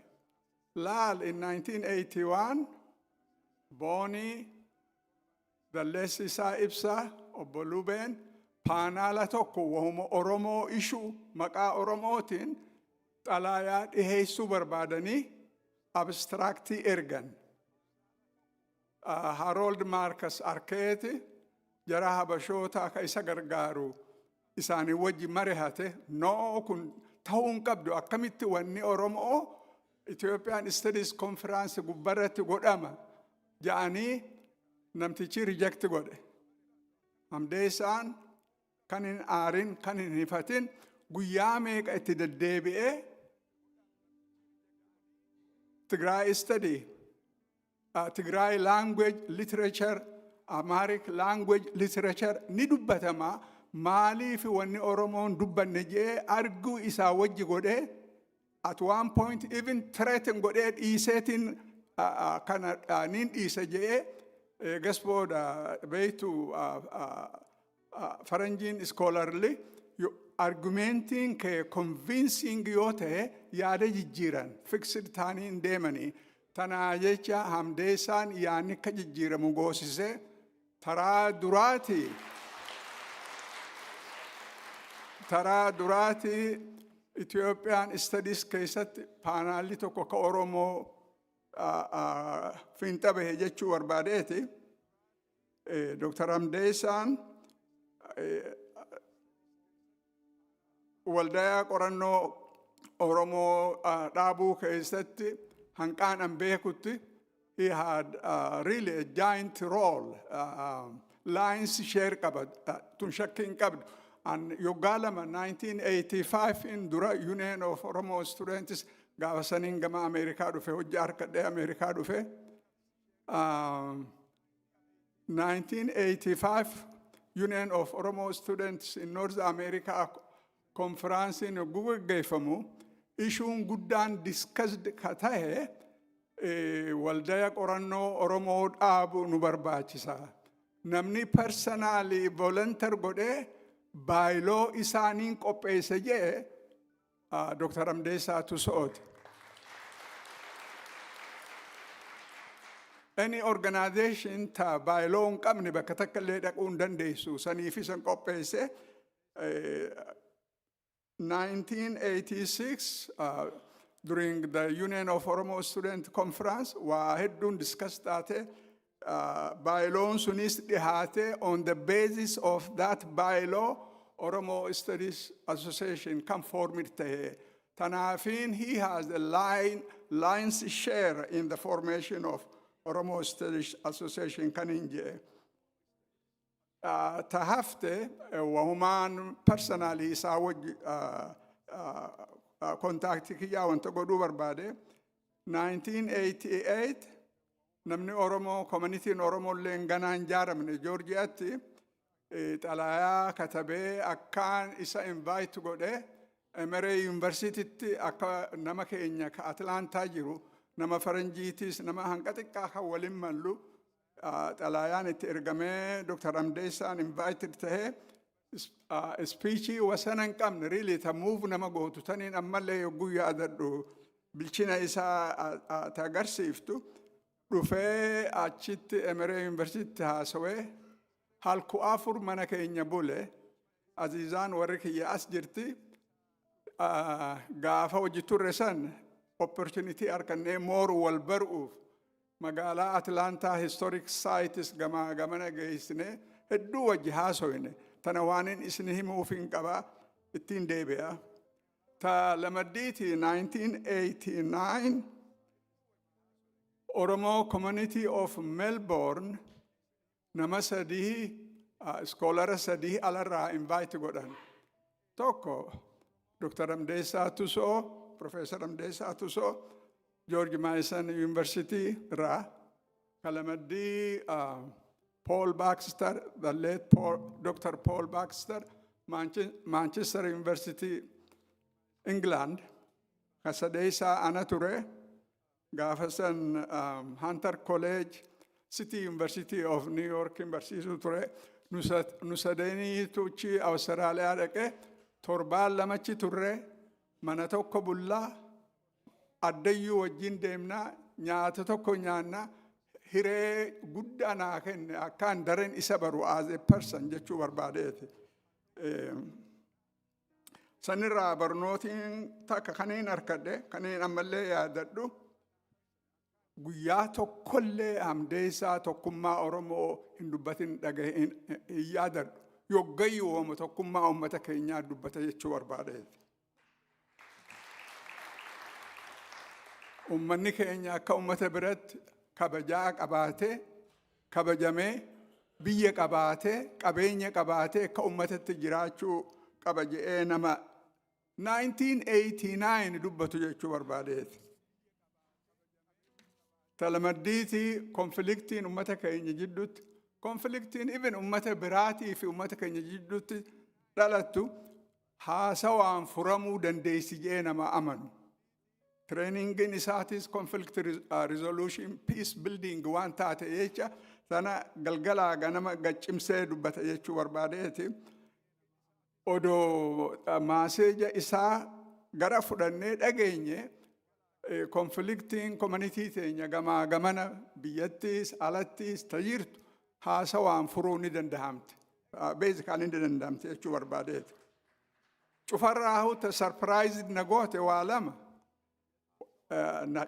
1991 Gafa London conference at his own expense jara kana underline kisha isaati baase achi dhaqee at least yaadaan liidaroota abaa'oo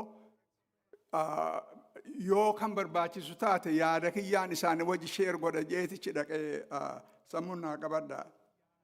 Talamaddiiti gaafa konfliktiin keessaahuu gaafa liidaroonni abaa'oo asmaratti walgahan dhaaba shanacha jaarsummaayuu tara lamachi deebuu isaanii yaadadha at his own expense kana cuftinuuhuu maaliif godha dhaqee dubbatee akka wajji haasawan ilmi namaa laal rakkoo ka uumu ilma namaati ka furuus ilma namaati karaan furamuunis haasawanii waan duraan arguun dandeenye namni yogguu haasawe dur ummanni keenya maal jechuu turan yogguu dubbiin hammaat dubbiin haa bultu sirna gadhaa xiqqollee yoo namni beeku ni beeka kana yogguu dubbiin oowwite haa bultu jedhanii biraa deeman har'aan tana saniitu hin jirre dubbiin yogguu bultu even asitti Ameerikaan saneet maal wanni godhan as biyya tana keessa jirraami yogguu dubbiin hammaatte ni tursiisan eegas booda haalaa jijjiirama yaada namaa kanaa jijjiirama. Hamdeesaan nama yogguusan already kana baree effartii cimaa godhe jechuu barbaadeeti at least wajji dubbachuu akka danda'an.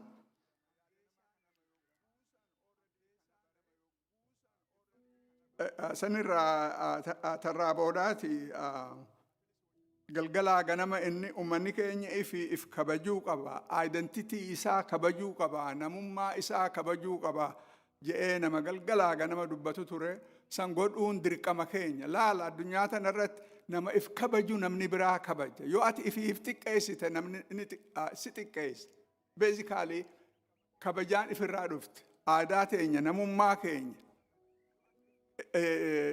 har'aan tana Oromiyaan on the verge of officially dissolve godhuuf waan as deemu waan dirree bahe irra guddaa namaa waan kanaa keessan beeku ammoo identitiin ummata keenyaa akka ummatatti wali qabamne anfixee huwe akka akka ummatatti wali qabamnee Oromo jennee addunyaa irratti illee beekamne ar'aan tana izeemaan dokumentii isaan baasan tokko yoo hiree harkatanii kan dubbaftan taate Oromiyaahu wanni ji'un jiru iskaatar godhanii waa takka illee hin jiru jechuu basically tana diigamuun qabdu Oromiyaan diigamuun qabdu jennee karaa dandeenyuun nu cuftinuu wanta godhuu barbaachisa maaliif ummani tokko yoo diigame deebisanii jaaruun yeroo it costs a lot tana jecha Oromiyaan odoon jirtu akkan diigamne godhuu nu barbaachisa in fact akka kiyyatti legacy Professor Hamdesa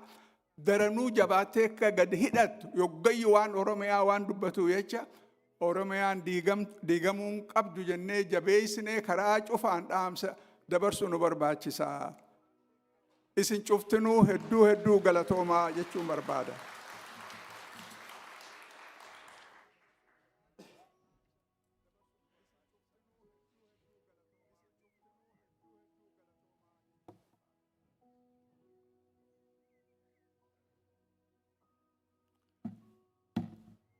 Professor Muhammad Fayyata'a.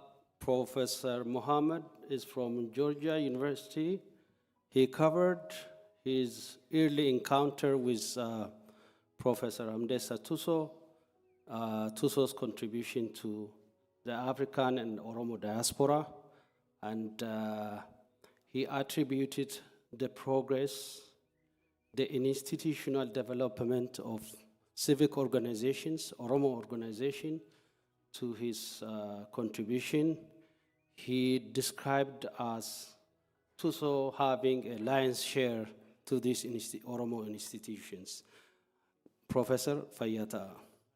Next is Professor Abbas Haji Nyamo.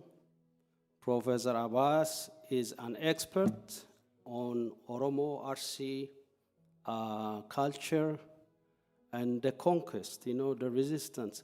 I went to Addis Ababa University and learned in History 101. Maal jedha seetan. I still remember the mighty cavalry of Menelik broke the RC resistance. Sentencing. Hagat dagabat. Achi ammo baye yo dagaw. Lakki warri kenna be. Waggaa shanii jaha torbaaf Miniliki mataa isaatu harka kennachuu didee isaayyuu booji'ee oole dabtara isaa wannaa dibbeedhaa ka deemu isaasan jalaa booji'ee ka jedhu baradhe. And he is the expert, and he is very close friend with Professor Hamdesa, especially the last years. He pleaded with me on the phone every time. Manguddoon kun gara firaasii kuu qabani. Portland galuu qabani. Maaf jedhifta gammachuu naan jedhani ganama galgala na dubbataa turu. He's a passionate, he's he's original. Professor Mo. Akkam ooltan. Baga jiraattanii baga isin argine magaalaa kana keessatti waa hedduu kabajaa turre wal faarsaa turre.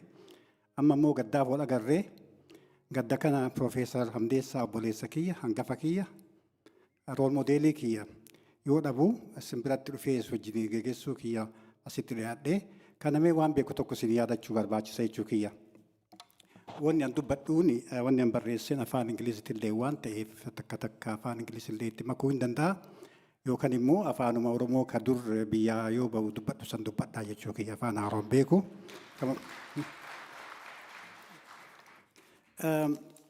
Thank you very much for inviting me to be part of this commemoration of the life and the work of Professor Hamdesa. He is perhaps the leading expert, not only on Confucian, a philosopher, a thinker, high scholar of high caliber, perhaps one of the best writers, perhaps with mastery of language and analytical skills. So I'll be talking about him perhaps in more details. But first of all, let me talk about personal touch. I know you all talked about academic contribution. Professor Muhammad, Professor Ismail, knew and worked with him, and also Abraham, whom he appreciated actually, he told me that the people, one of the people he appreciated are working in Washington. So they talked about his contribution, so I cannot say more than they did. So let me talk about personal touch, which is simply, you don't know Hamdesa, really real Hamdesa. You may think that he is private, sometimes aloof, sometimes more autonomous, who has less interest with people. But if you see clearly, very closely, you can appreciate the quality of the man, the heart of the man. Waan tokko afaan Oromootti isinitti himu, waan isaa waan yaadadhu. Namni asii kun baay'ee beektanii nama guddaa tokko dhabne waggaa gara 1718 dura. Maqaan isaa Mi'eessoo Dhanqoo jedhaniin. Mi'eessoo Dhanqoo beektanii miti. One of perhaps the rising star, Parawallis class scientist in computer science. We lost him at the age of 42. You know, we tried to save him, from taking from one hospital to another with no avail. He died. Wanni isin jechuu barbaade, Professor Hamdessani gaafa tokko dhufee gurbaan kun airportii fuudhe. Mana isaa bulee guyyaa si'achi argisiisee nu bira fide guyyaa tokko nu wajji oole. Gurbaan kun du'ee jennaani amma itti telefoona godhee itti hima. Namni biyya keenyaa kun firuma gara addaan qaba beektanii bara hedduu firoomaan isaan qabatan addaan hin beeku. I don't know the relationship. Amma itti himee mi'eessoon jiruu jedhaan.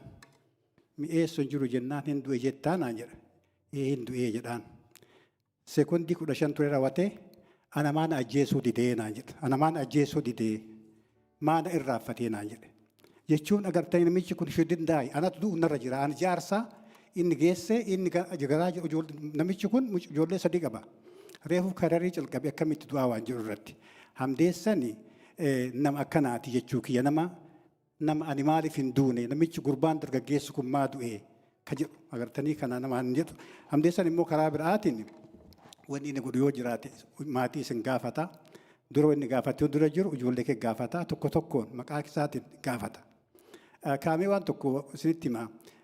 Namni baay'een Hamdeessanii ijoolleen qabu jedhee yaadanii hin fuunillee ijoolleen qabu maama jedhee ijoolleen gaafannaan amma insaalfannillee dalga deemee maa ijoolleen qabda namaan hin jettuumi.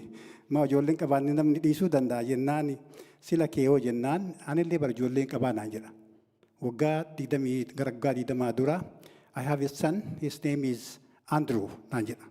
The first time I heard that he had a son. This son is Andrew with us, I think. And of course, we are happy to have him. Nama keenya biyya keenya keessatti ilma dhiisuun waan guddaa. Wanni fuudhaniif, ijoollee qabaataniif, namni yoo du'u ilma dhiisee jedhanii, yoo dubartillee ilma dhiiftee jedhanii kana jechuun ilma nu dhiisee kana achitti gaafsan irraa dhaga'e jechuu barbaade. Andrew nu bira jira. Where is Andrew? I don't know where Andrew is. Okay, so Andrew, isuma fakkaata. He looks like him. He is represent. He is to leave. Andrew, stand up. Andrew. Hamdesa madhabatee deema. Hamdesa madhabatee deema fakkaata. So Andrew, you are part of us. You are part of our family. You have big family, not only here in Oromia. So it's incumbent upon you to keep the legacy of your father. And we are with you in all the way what we want to do with this. Thank you. It's good to have among us. Thank you. Okay. Karaa biraatiin wanni jedhu wanni jechuu barbaadu English in barreesse wanna kana diqqoo. I read his books, his articles. I have the privilege of reading all the chapters he wrote. For the last 30 years, manuscript. He was sending me manuscripts. And he also sent me the books he wrote. So I have a privilege of assessing and saying, but this is not an academic fora to discuss what he wrote. So let me put few words about him. So I am here to share my recollection about 30 years of warm friendship based on mutual respect and trust with Professor Hamdessa. During these long years, we corresponded frequently on a host of issues, held incalculable hours of conversations, both draft, and he shared with me his wisdom, his writings, both drafts and published.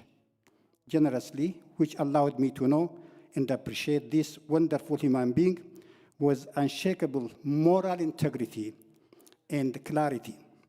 Professor Hamdessa was humble and gentle, but strong, principled, consistent with his thought and action. I think this is the thing that speakers alluded to. He is consistent. And the example he gave me is Mandela. Why Mandela? We talked 3 or 4 times about Mandela. Do you know what he did? Mandela was arrested in 1963.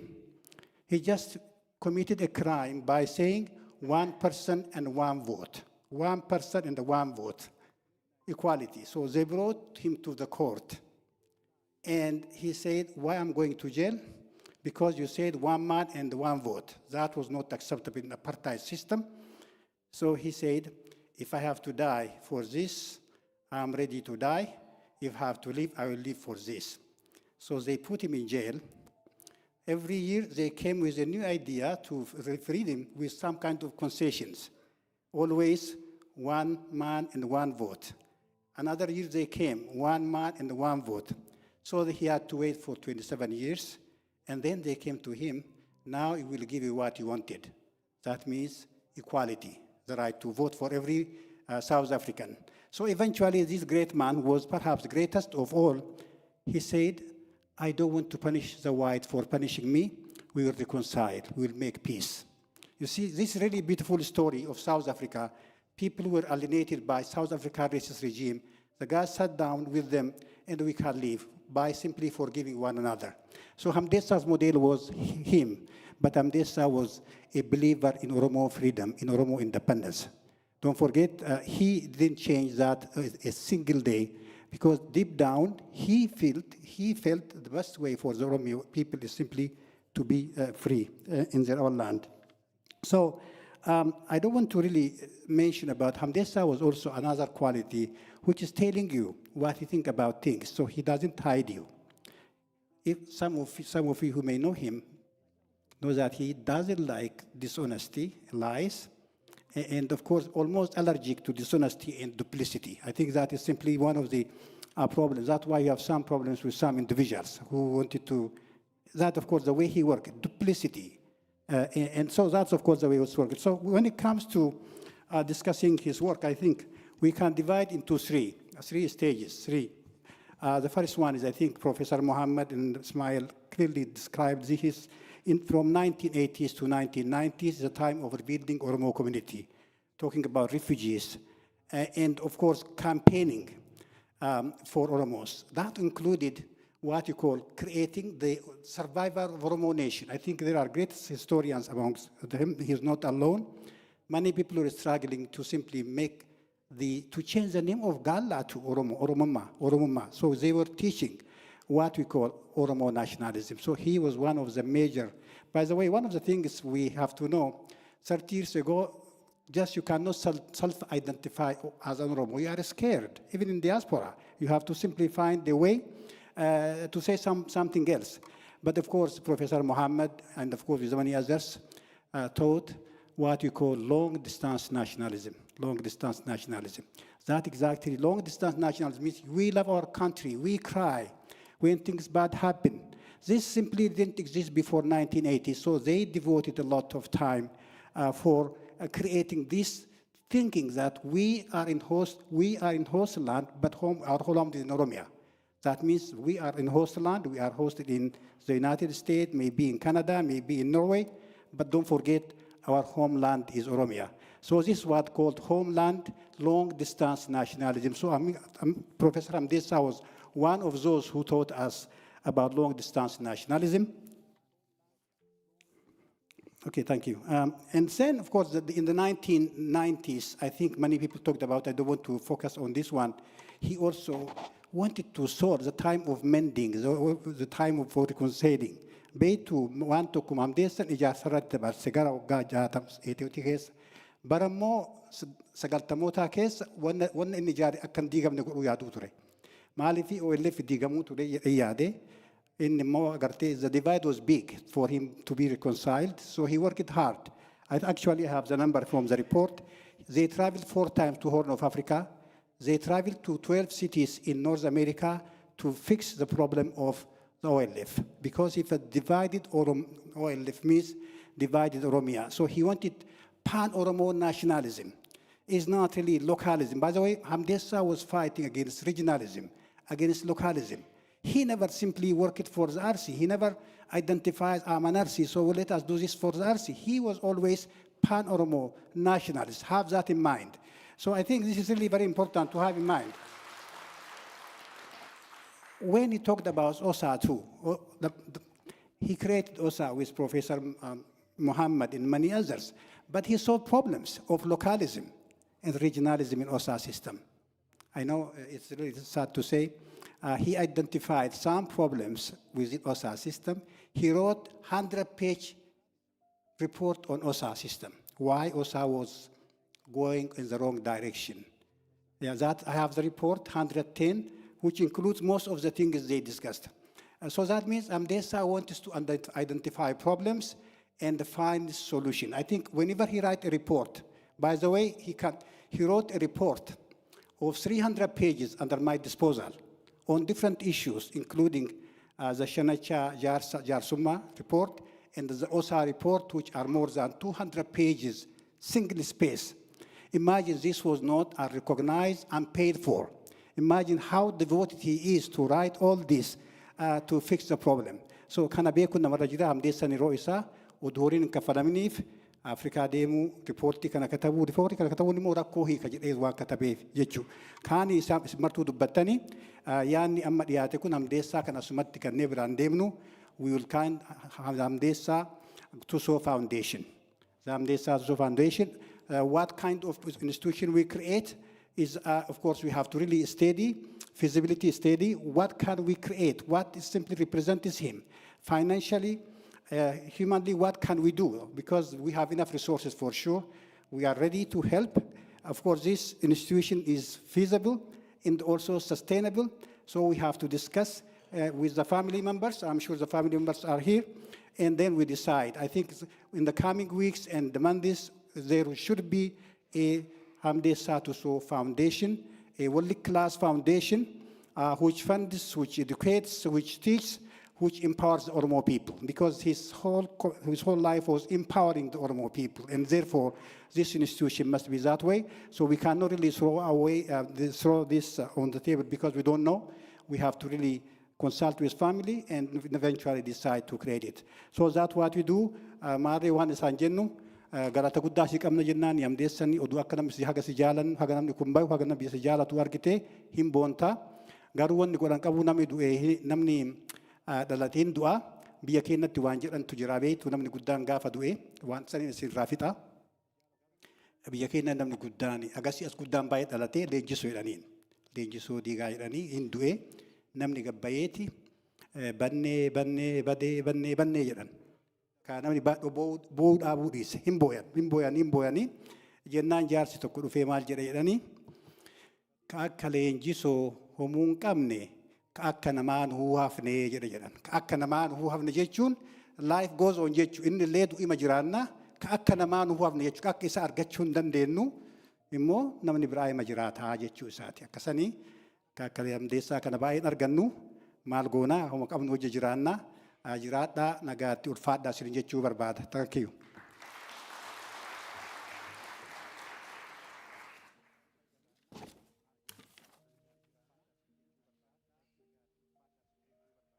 Thank you, Professor Abbas. That was passionate and ulfaadha jechuu barbaada ammallee. So all of these scholars were mentioning about Shanacha Jarsuma. There are some few people who know Shanacha Jarsuma in detail. And veteraanin adda bilisummaa Oromoo obbo Xahaa Abdii nu bira jiru chance isinii kennina. Please warri seelfoonii keessan yookiin vibrate irra kaaya yookiin ofirraa cufaa. This is sacred moment. Let's give respect telephone keessan turn it off or put it on vibration, please. Obbo Habdi of the original Adda Bilisummaa Oromoo.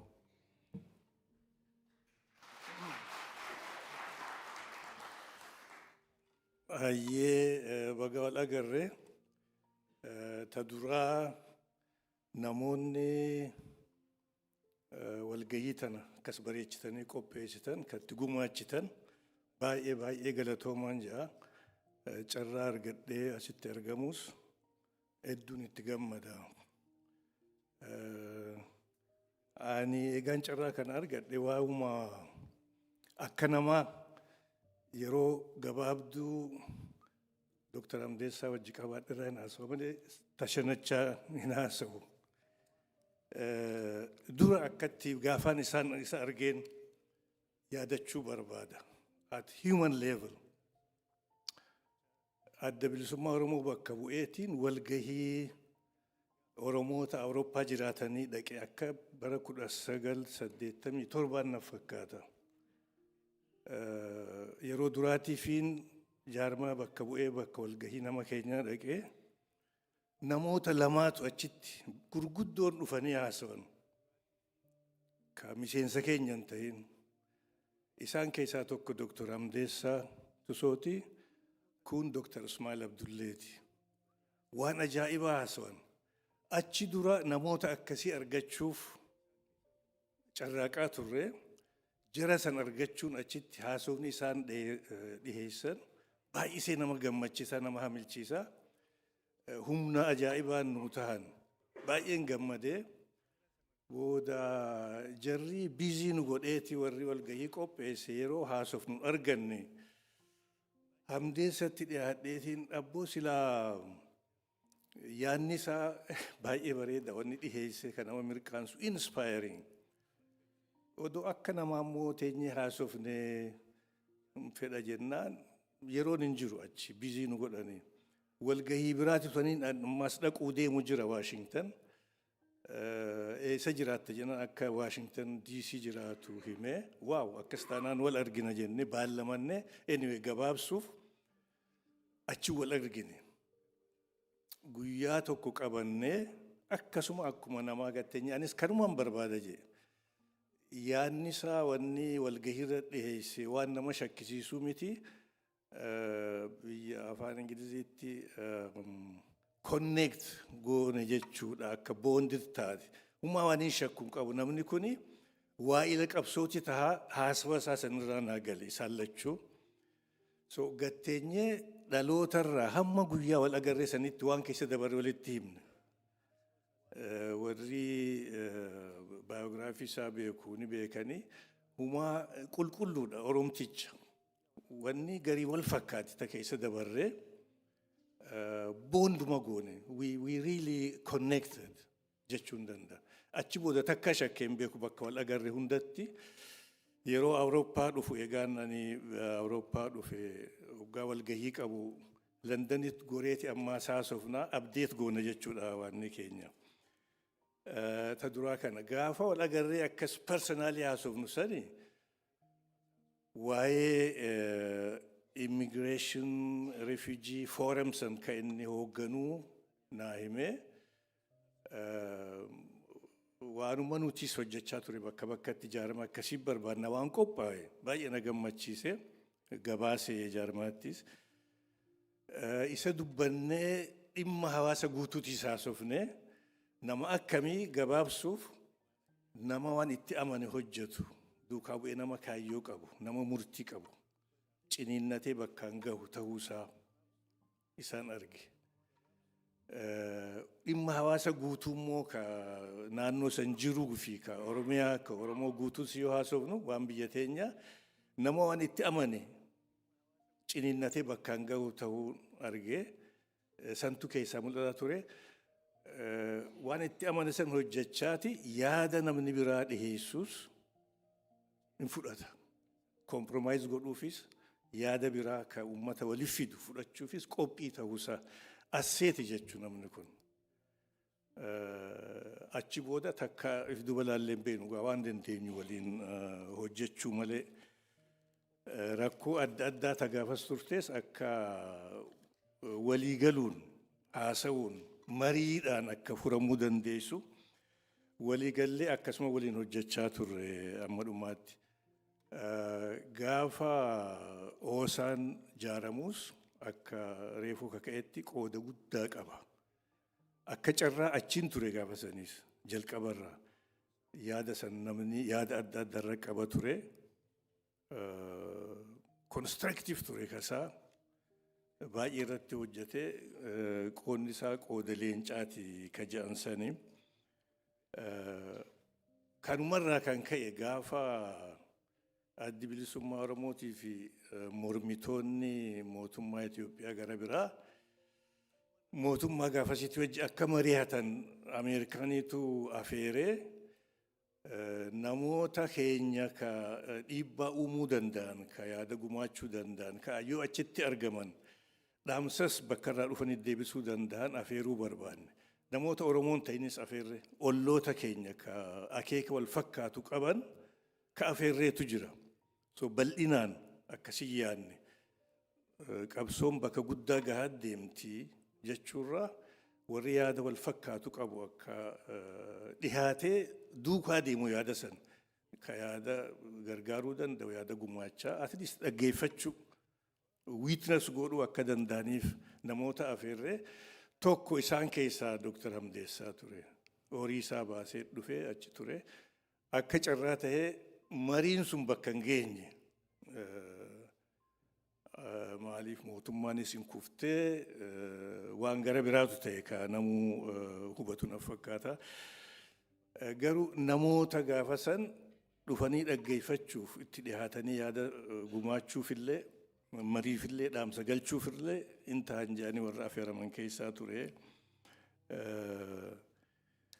Kuni namni suni qooda inni qabsoof qabu hamilee isaa kutannoo isaatiif ragaadha jedheetii yaada. Akkaan amma argutti yaadannoo isaatiif yaada baay'eetu dhihaachaa jira. Gaariidha.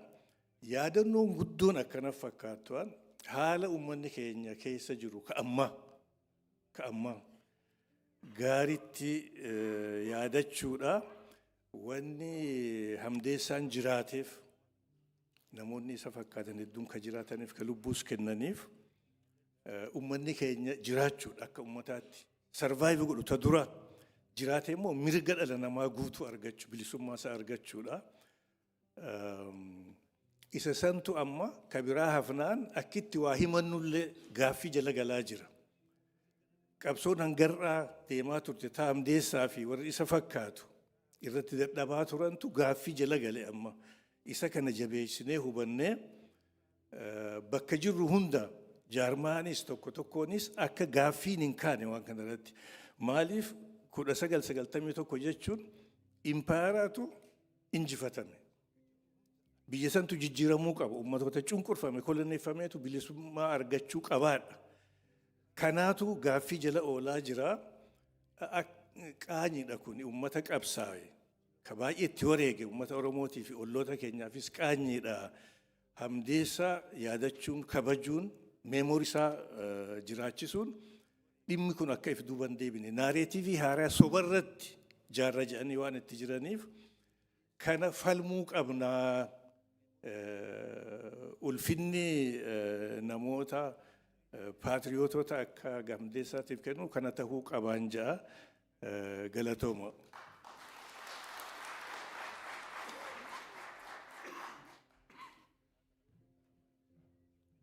Ulfaadha.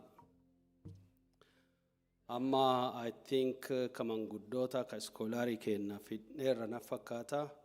Namoota baay'ee referaansii godhanii Professor Hamdeessaan namoota isaan preferii godhan keessaa nama hagoo fiduu dandeenyeerra namoota hedduutu hafe kuni waan dalaganii akka gurmuutti dalagan viizhinii ka nama garii ka fullaasee waan tokko yaada fidu nama tokko lama ta'u malee waan godhan kana gurmuun godhanii. Now we're going to just shift a little bit. Beetu wanti kun continuity qabaachuu qaba. abbootiin keenya kana godhanii, haawwotiin keenya godhanii, dhaloonni lufe kana godhanii, wama durii callaa ilaaluu uduun taane amma hoo maaliif jirra ufafoo ammoo tilmaamni keenya maari abboota tan irraa maal baranne Professor Hamdessaan dhaloota ammaa kanaaf maali? Where is the bridge? He is intergenerational approach inni wanti inni walii haasa'uuf knowledge san transfer godhuun walii haasa'a. Knowledge sun transfer ta'ara. I think one of the most prominent individual baroota gabaabaa kanneen keessatti whether you agree or disagree, there is one person among us. I like to invite Jawar Muhammad to the stage and deliver what Tuso means for his generation.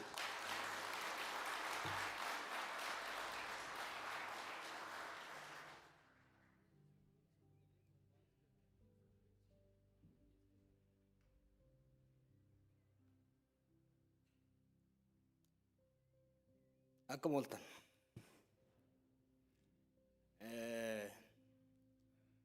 Warri Professor Hamdessa seenaa isaa beeku. Kasa wajjin seenaa hojjetee nuus asiin nu ga'ee dubbate isaan booda waan hedduu dubbachuun ulfaataadha. Waan umuraasan dubbachuu barbaada. Tokko, it makes me emotional. Hawaasni keenya sadarkaa maturity warra isaa galata godhe warra isaa lubbuu isaanii guutu umrii isaanii guutu aarsaa kenne galata san beeke qophii kabajaa guddaa akkanaa kana gaggeessaa akkanaa kana qopheessumsa torban dabre Professor keenya Professor Muhammad Hassan Atlaantatti bifa miidhagaadhaan qopheessitan arra immoo abbaa keenya kan nu biraa dabre galatoomi jechuu qopheessitan. Ka dabrellee galata keessan hin dhagahu. Professor Muhammadis galata keessan irraa wanni fayyadamu hin jiru. Ka fayyadamu nuyi. Ka fayyadamu warra boru isin tajaajilu. Warra kareen isin tajaajile galateeffachuun warra kalee isin tajaajile ulfeeffachuun borullee ilmaan teessan ijoolleen teessan dachaan kana daran akka isin tajaajilaniif akka isin guddisaniif akka maqaa isin toraniif hamilee waan kennuuf hedduu galatoomaa na boonsitanii thank you community minister jechuun barbaada. Qabxiin biraa just theoretically Professor Hamdessan, Professor Muhammad hayyoonni keenya shoora isaan qabsoo keessatti godhaman. We underappreciate. Dr. Rahman Jiree Fawasayaan ture. National struggle keessatti, qabsoo sabummaa keessatti, shoorri hayyoota kan loltootaa caala, kan jeneraalotaa caala. Maaliif? Ummanni cunqurfame, ummanni cabe, ummanni bittinneeffame. Keessattuu akka Oromoo kun deebi'ee qabsaa'uudhaaf kabaja ofii horachuudhaaf biyya ofii irra dabbaa ta'uudhaaf hojiin dura eenyummaa waloo deebisanii ijaaruudha. Eenyummaa waloo qawween hin ijaaramu. Eenyummaan waloo sammuudhaan ijaarama. The role of an intellectual in national struggle is to produce knowledge towards reconstructing the nation. The nation, not on the ground, but in the mind first, in the mind. When Professor Hamdesa Tuso, Muhammad Hassan, Asfa Jalata, Professor Ismail, Abbas Ganamu, godhani Oromo, Oromia, Oromummaa kanarra alagaan ittiin nu doorsisu yookiin ittiin nu sodaatu. Ka hedduun keenya ittiin boonu, ka hedduun keenya ittiin qoosnu kana bakka hin jirrerraa in a short period of 50 years dheeraa isin fakkaata. Dheeraa miti yeroo gabaabaa keessatti. By the way, there are no more than 10 people.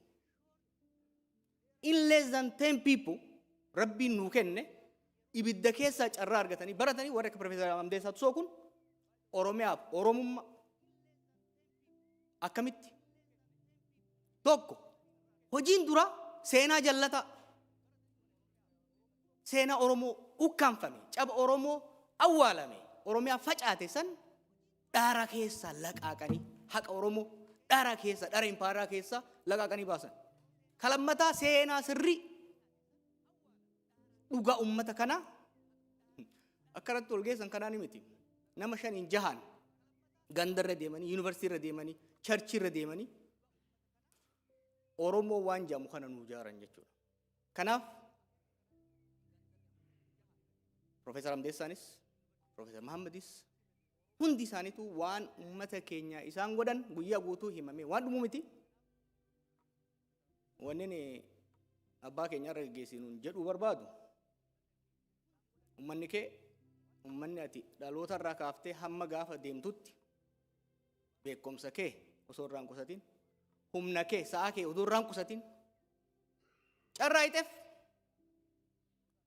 bakka ati hawwiteef hin geenye bakka ati irraa kaaftetti garuu nafne bakka ati hawwiteef hin geenye bakka irraa hafte bakka ati itti eegalte san immoo hin jiran. We have traveled far. We have a lot of disappointments today. But if we look back, we have come real far. Waadan dhaloota kiyya bakka bu'ee Profeesar arra geessinuu fi warra jiraniifis kennu barbaadu waan isinirraa dhaalle waggoota nullee xiqqoo ija babaafne kana keessatti xiqqoo shuqumsine xiqqoo achisiisine jirra. Taafte immoo ciniinnanne itti jenne ni dhiibna.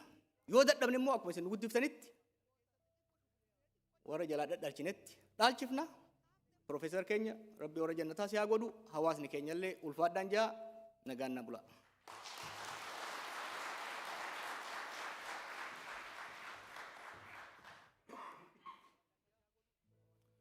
Jawar ulfaadhu,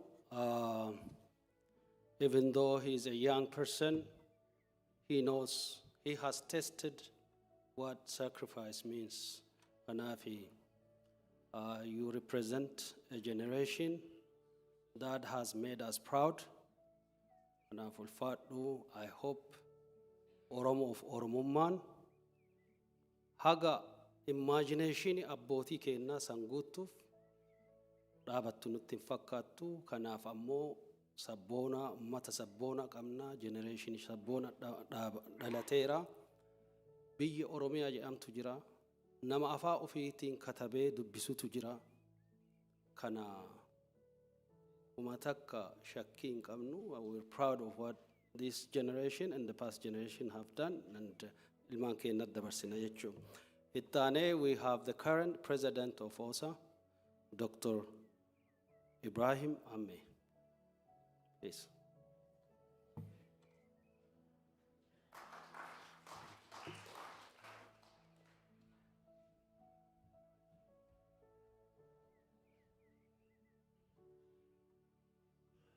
Aye, of culture, and then one erga boqochuu Profeesar Hamdessa dhagaheen booda waldaa qorannoo Oromoo keessa hoggansa dhaabbata keenya keessa waan mari'achaa turreef jiruu Profeesar Hamdessaan jiraateera ammoo waan dhagaheef waan warra amma yaadannoo kana dhuftanii hirmaachuuf as jirtan waan akka isan beektan fedhu jira. Wanni guddaan biyya keenyatti hangar boonaa dhufee yoo dubbadhu wisdemiin kiyyalleen akkuma namni tokko Profeesar Hamdessaan digirii 2 qabaa jedhanii PhD'n tokko naannoo Arsii dhalatee tokko ammoo ka biyya alaa deemee PhD ka barnoota tokko ka guddaan ka dhalootan ka ummat beekumsa ka ummat inni keessa bahe ka inni keessa argatedhan Egaa alleen dhalootaan gar Booranaa dhufe yeroo hedduu namni hayyootii Arsii waan gar Booranaa kan namni wal qoxxisuulleen hin jirti. Ammoo hayyooma waan aadaa barachuu kan yoo garii keessa dhalattee baratta yoo garii ammoo itti deebiteellee baratta. Ani wannan dubbadhu warri keenya waan jedhani du'a naqa jeelchadhan. Du'a jechuun namni kun gaafa du'u tokko akkati jiraattu tokko ammoo akka namni siyaadatee itti si gaggeessu. Warri keenya yoo namni gaafa guddate du'a naqa jeelchi jedha. Gara Arsii ammoo kaatimaa naqa jeelchadhan. Kaatimaa jechuun tun warra qabsoo Oromoo eegalee lubbuun godaanan keessa warra akki warri itti du'elleen nuhu hedduu gaddisiisee jira. Akki namni keenya itti yaadatu warra kaatimaan isaanii hin qajeelin jira. Warra ammoo an ardha yoo nama as dhufee maanguddichi kana hayyuu kana goota kana yaadachuuf as dhufe yoo agarru integritiin waa reefu amma jiru inni jiraata. A life of integrity, a life of service, serving these people and the cause that he believed in with integrity. Wanti sun wanni inni uumu gaafa inni addunyaa kan irra godaanu akkinu amma isa ulfeessine ka armi jirru isa itti geggeessinu ka biyya ammoo jiru reefi isaa simate du'a isaa qajeelcha jedhu warri keenya du'a qajeelcha jedhan du'a Profeesar Hamdeessaa qajeelchitanii hedduu galatooma jedhan. Kalamaffaa waa'ee legacy isaati. Dhaabbata qorannoo Oromoon keessatti guddoo gahee leencaa qaba jechaa turan. Warri hooggantoota dhaabbata kennaa gaheen isaa akkam ture jedhanii ol gaafatan. Akka lama jira. Nama dhaabbata tokko dhaabuuf bu'uureessuuf guddoo dhama'e waan cuf godhu. Ka ammoo yoo gari in the formative years where there was a that mixture between scholarship and kagari ammo siyasa kagari ammo achum keessatti namni wal ijaaruun hoggansa mi'eentu nu hoggana akkamiin hogganamna waan sun keessatti ani akkamiin asitti dhufee jedhee yoo fayyada the tale of two or three types of leadership in OSA.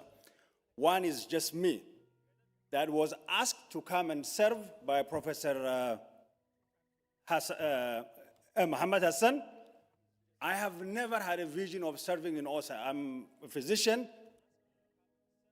Maybe I tried to study history and sociology, and that is maybe what I had to do to fill the void that I felt there was in the Oromo studies and history and etc. Namadarga Gesa. So, anin warra dhufe quote to serve nan jedhan. Quote to serve nan hayye wan Oromo ranafu jedhe warra dhufe. Warri ammo namumman ibin ijare nami kun nama kenna ha dhufe arma taa'u jedhan illee hin jira. Kagari ammo ka inni dhufe hogganuufillee odoo fedhu warri sila isi duuba dhaabachuu qaban.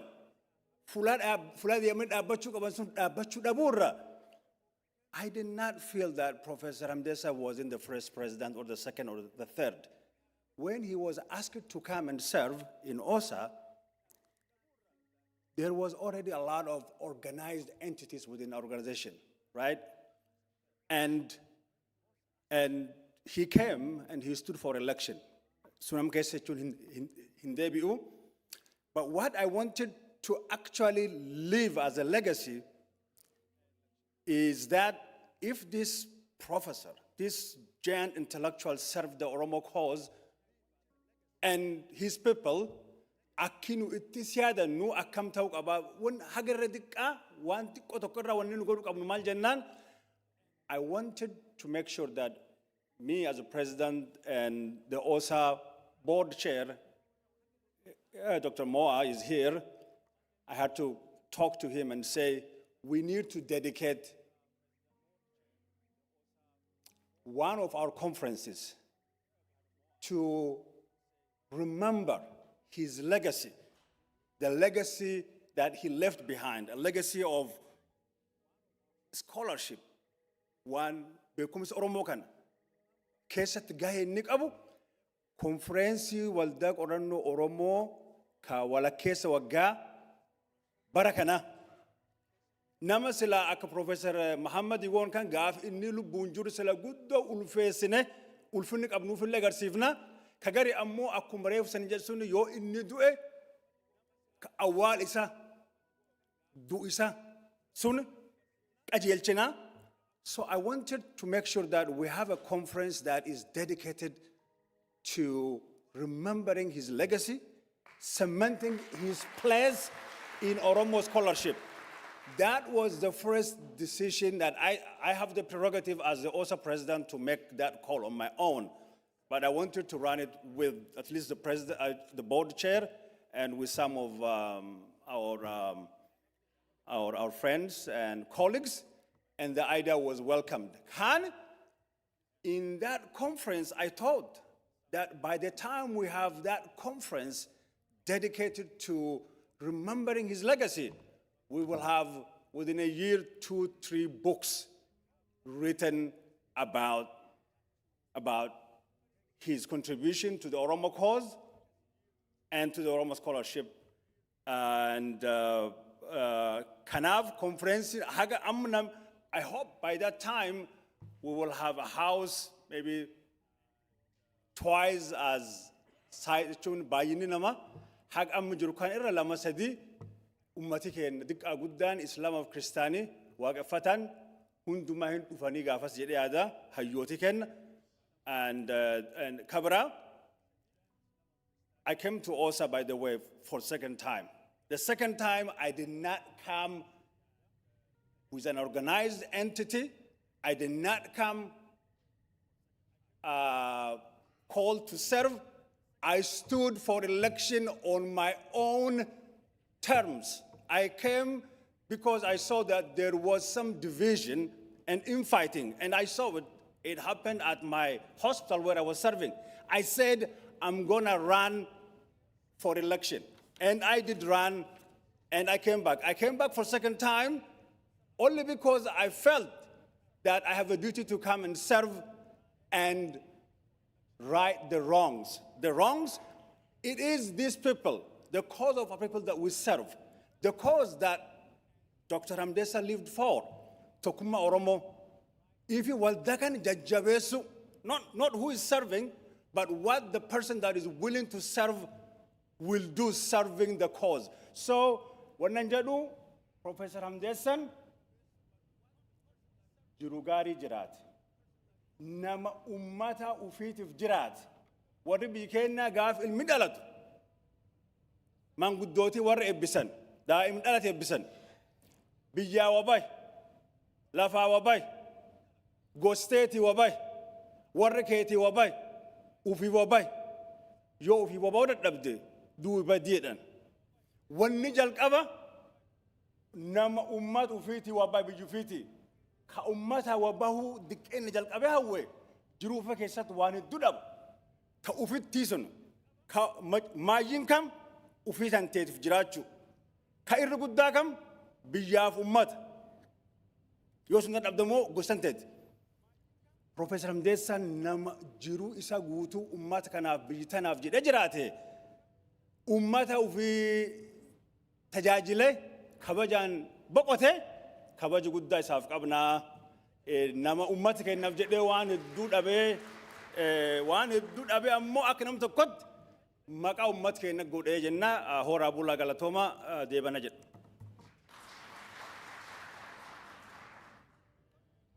Marre public promise gootanii doctor isin hordofnaa mid-year OSA conference Maka Professor Hamdesa Tusotin akka organize ta'u abdii qabna. Sunin ta'u taanaan wadhabuu kenna. Okay, waawway godhuu barbaada Professor Abbas Qaranna Firrisee haa ta'u I just want to irra deebuu barbaada waawway. biyya keenyatti manguddoo akkanaa kana maatii qaba, ilma qaba, horeera maaliif haala keenya ka heritage civilization nu qabnu jedhanii gaafatan. Baay'ee nu gaafatu warri biyyaa waa'ee Professor Hamdessa ilmaan hagam qaba, horeera jiraayyuu nu laal'aaranii viidiyoo kanaan haa beekanii barbaanna. Ilma hin qaba, ilma jabaa qaba, ilma akka isaa qaba. So isa introduce godhu barbaada na obsa. Andrew, the only son of Professor Hamdesa Tuso, shares with his father a deep commitment to education, an enduring value held in the highest regard by the Oromo people. Professor Hamdesa devoted his entire life to building a better world through justice, peace, and preservation of human dignity. In honoring his father's legacy, Andrew has respected the Oromo tradition by ensuring that Professor Hamdesa's send-off event is marked with dignity among his people. He graciously allowed us, underline, allowed us, we the Oromo, his people, to take the ownership of organizing a memorial event for his father. And this is a reflection of our collective consciousness, our collective identity as a family, as a group of people, as a nation, the Oromo nation, to say, job done to your father, Professor Hamdesa Tuso. I just want to express that in public, we deeply appreciate and value the cooperation and the willingness for him to ask for the tradition and go along with the tradition. And not only that, he facilitated every step of the process of preparing and planning to send his dad's body to his homeland, Oromia.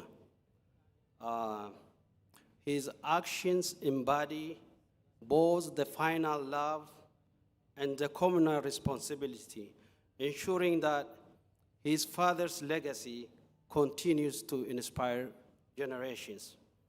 Andrew is, like Dr. Abbas earlier pointed out, is among us. I want to ask him to come up front. And gurbaa kana nama biyyana dhalate biyyana guddate hawasa kennani badna wal arguun adha. He is truly our brother. We want Andrew to know this. And going forward, even though his father is not here, we are here for Andrew, as our brother, as our young man. So, Andrew, these are the people Professor Hamdesa labored day and night to liberate, to empower, and to be visible and exercise their human dignity in the world. So I want you to meet them, see them from the pulpit up here, and know that you're not alone, okay? It used to be just your dad out in the world, but now your dad is multiplied, not in thousands, but in millions, and we want to thank you for allowing us. You could have said, no, I have my dad, you guys are relatives or friends or cousins, I could do whatever I wanted and go through that like just typical Americans do. But you ask, what's the tradition? We told you this is the tradition.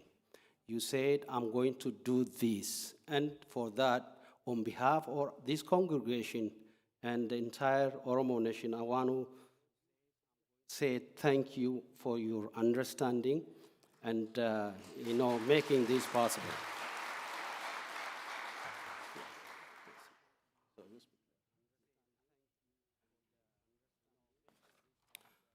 Okay, we'll go into the next session.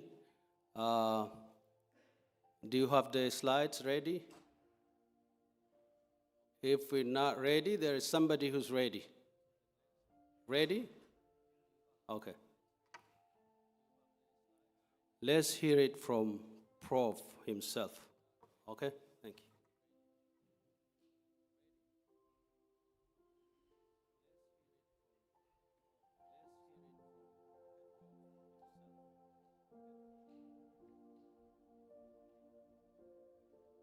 Can you up the audio, please?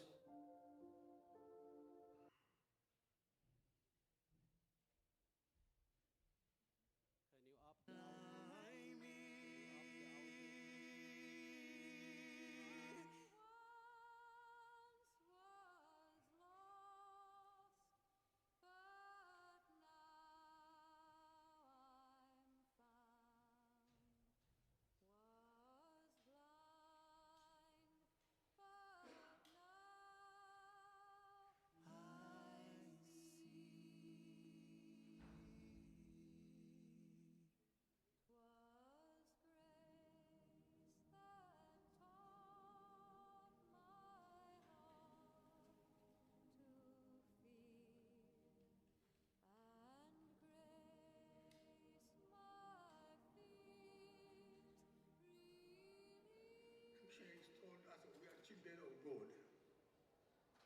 You are all welcome. We want to help you to learn about medicine, about religion, about education. That's the way we were treated. And our students were having still difficulty. Culturally, it's a different. There was a high rate of dropout. There was some episode of complaints against our kids in the school. This is a boarding school, very structured. So we were having difficulties.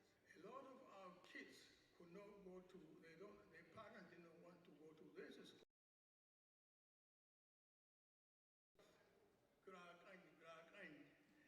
If the kids make any mistake, they beat them in public, in front of many people. And RC does not like his children to be beaten. So I think I will explain that if you turn on the light, please.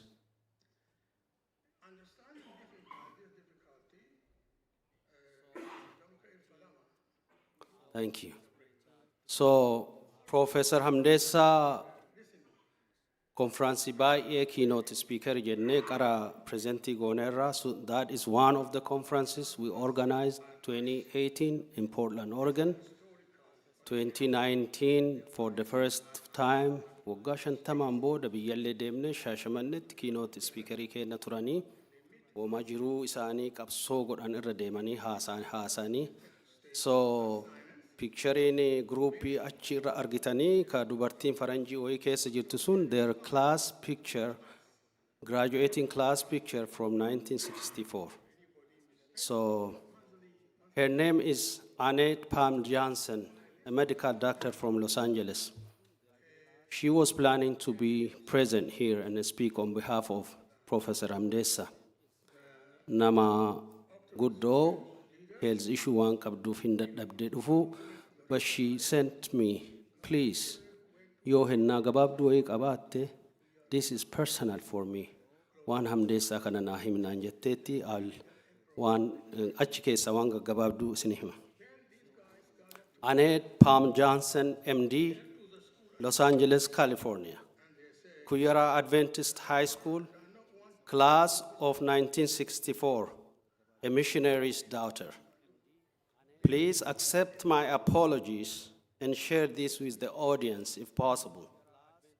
She titled the letter, The Dreamers of Our Time, Remembering a Classmate's Unwavering Vision.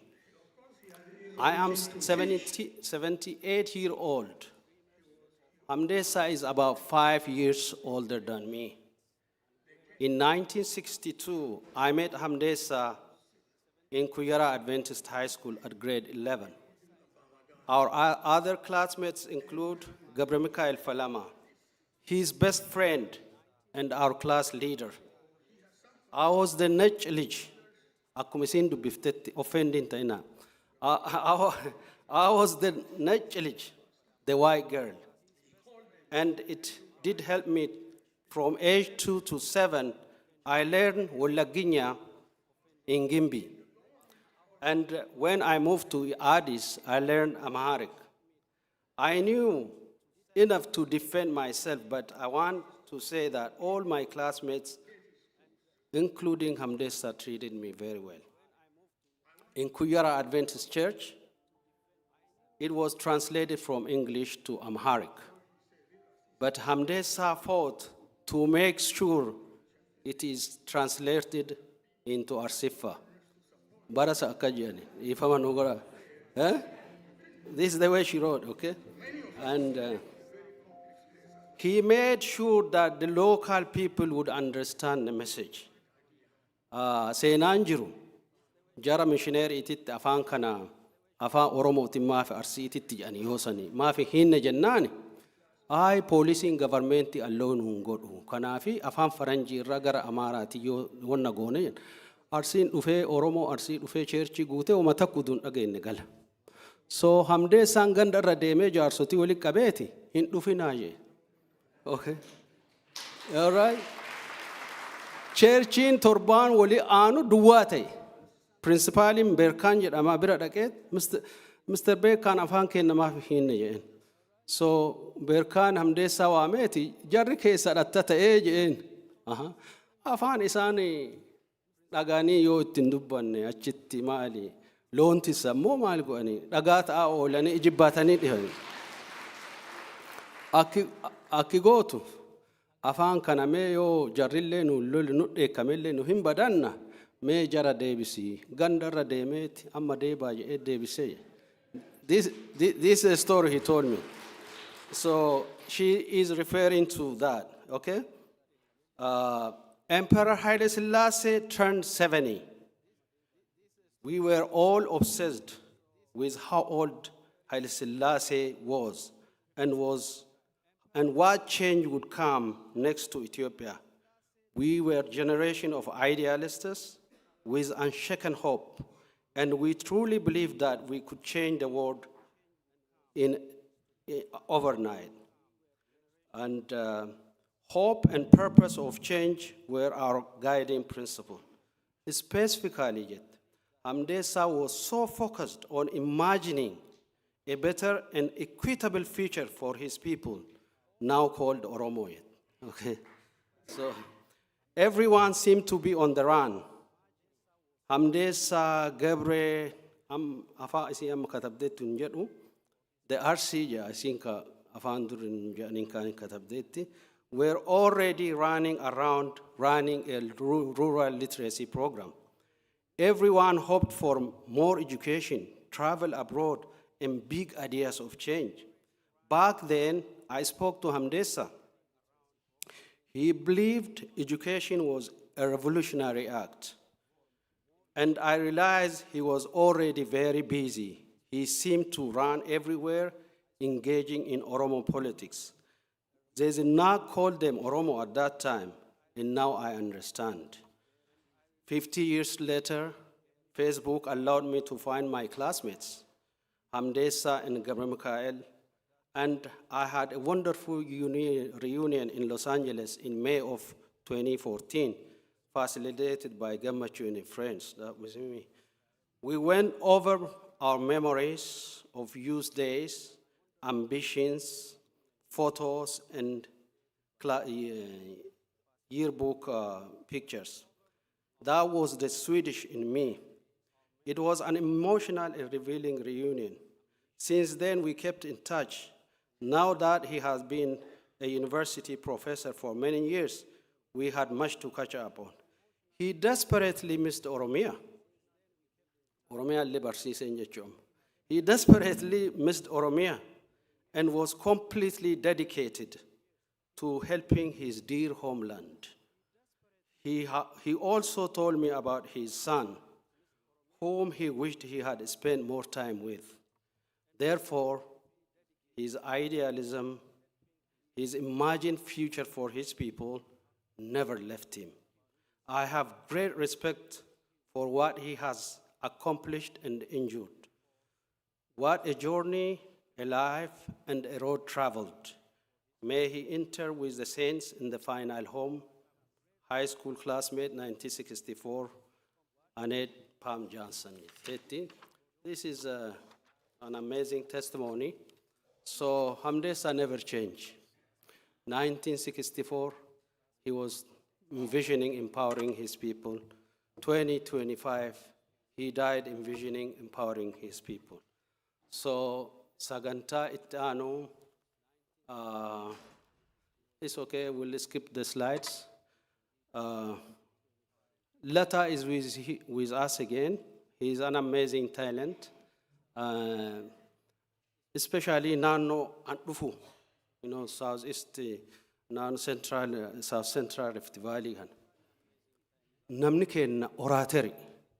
Naology kana abba barbadde ganda fute yo haasofte. You have to really we have to really think to understand. Everything is distilled, the key information it packaging mamma kani. The assemblages have like gerersas, poetry. It's talented ajaibat. I think Lata will do an amazing job. Let's give him a hand. Yeah.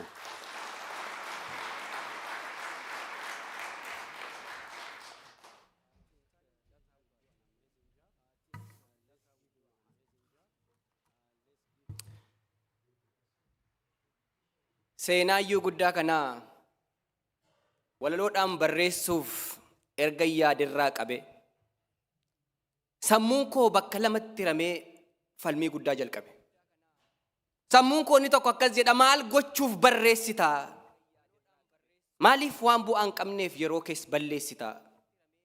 Ofirraa baasuuf malee sitti taanaan amala nama du'e obbaafatee reeffa saanduqa ciisu faarsuun kee maal dabala? Jecha kuultee sarartee maaf deemtaree dhama'u? Innoo silaa du'eera gurra isaas cufateera walaloo keen dhaga'u. Maqaan isaa bakkee ture nama kana ni beekta. Otuu jiruu jajjeetta.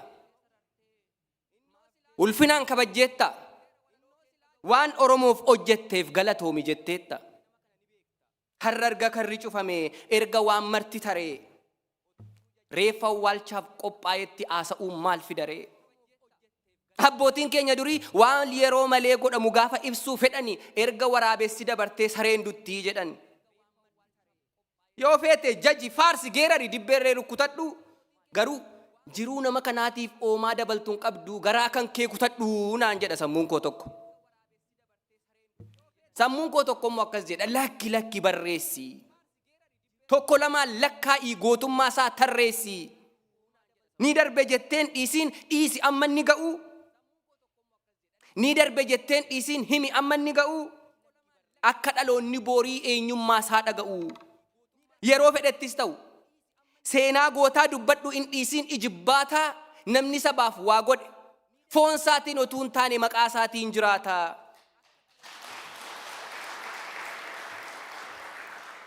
Yoo ofiif jette himi himtu yaada baafattee sammuun kee nagaa taati.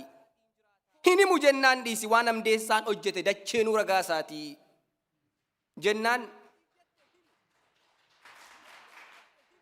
Jennaan tole jedhee fudhadheen waa barreessuudhaaf ka'e. Itti beekna kana hoo herga duunee wal faarsuun amala nutti ta'e.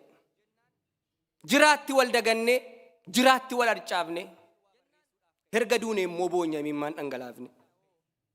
Nus maal goone jarana? Dhiiga keenya xuuxanii lafee keenya qorqanii akka aara galfannee jiraatti waliin kabanye boqonnaa nu dhorkani. Nurraa dhaabbachuu dide. Madaan nuuf qooruu dide nuuf gamte ni rakkanne. Otuu kan du'a awwaallu, otuu kan cabu wallaannu warra lubbuudhaan jiru galateeffachuu hanqanne. Galateeffachuu miti sagantaa baafnee tarree. Maqaaf seenaa gootota keenyaa baay'ee erga du'anii barre. Bakka itti nu eeggatan, bakka itti nu abdatan qaqqabuuf hin dandeenye jiraa isaanii wallaallee du'aa isaaniitiif boonye. Ta'us gaabbiidhaan affeelamnee hidhii tuttuuxaa namnu boolla awwaalaa cinaatti ni dhufa barri tokko barri aara galfannee wal kabajnu jiraatti. Dubbiin keenya baay'eedha waan baay'eetu dubbannu wanta baay'eetu bulaa. Arri guyyaa Hamdeessaati gaa Hamdesa Tuso ulaa.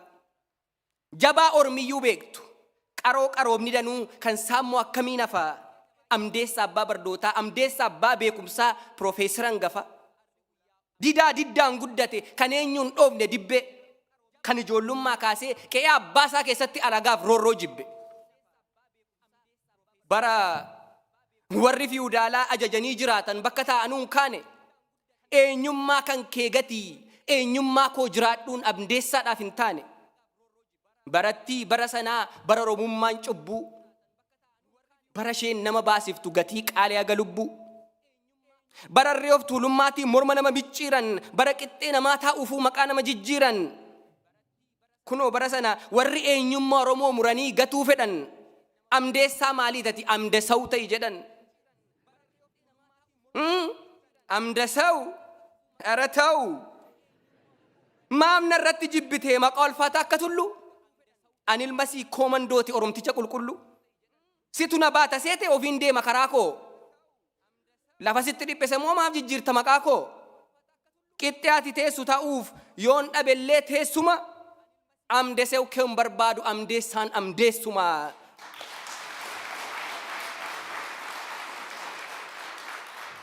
Jedhee dide gaafa sana gaafa namnuu waan dinne ijaaf ijatti itti mee hin sodaanne irra hin dimne.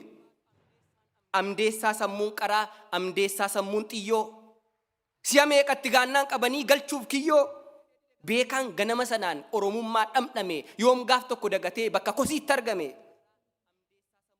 Bara afaan Oromoo ilaalamu akka qaaniif yakkaatti Hamdeessaatu dhaabbatee lallabee namaan asee Finfinnee walakkaatti. Mana murtiirra deemee bakka dubbii naanna'ee tolaan afaan hiikee fi warra sababa afaaniitti dhugaan jaraa jallatteef aara galfannaa ta'e. Dhaga'us sudha dhaga'ii gaafan dhugaa dubbadhu.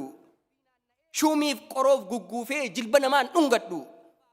Warra lafa nu saamtu kan qabeenya nu saamtuuf hin kennu mirga kiyya anaaf Oromoo nu sabadha Oromiyaa nu biyya jedhee xiiqiin qabame diddaa Oromoo keenyaa diddaa uummata isaatti dargaggummaan makame. Guddaaf jabina ta'e xiqqaa karaa qabsiise. Oromoon akkam barannatuu dhorkanii mana barnootaa jaaree keessa deemee barsiise. Bakka Hamdeessaan ga'e yaannoof tuulummaaf tuffii quucaree gabaabbate barsiisaan maaster jechuun barataa uleen reebuun guutummaatti dhaabbate. Booda karaa barnootaan Awustiraaliyaa deeme carraa argate hundaatti bakka argate hundaatti dhugaa Oromoo hime. Achiis barnoota taanuuf Ameerikaadhaan ba'ee Michigan State Universitytti gaafa dooktarii ta'e. Oromoo qofa miti. Gaanfa Afrikaa guutuu mata duree godhatee karaa nagaan dhaqa qabeessi uummataaf dhufu irratti wanta guddaa qorate.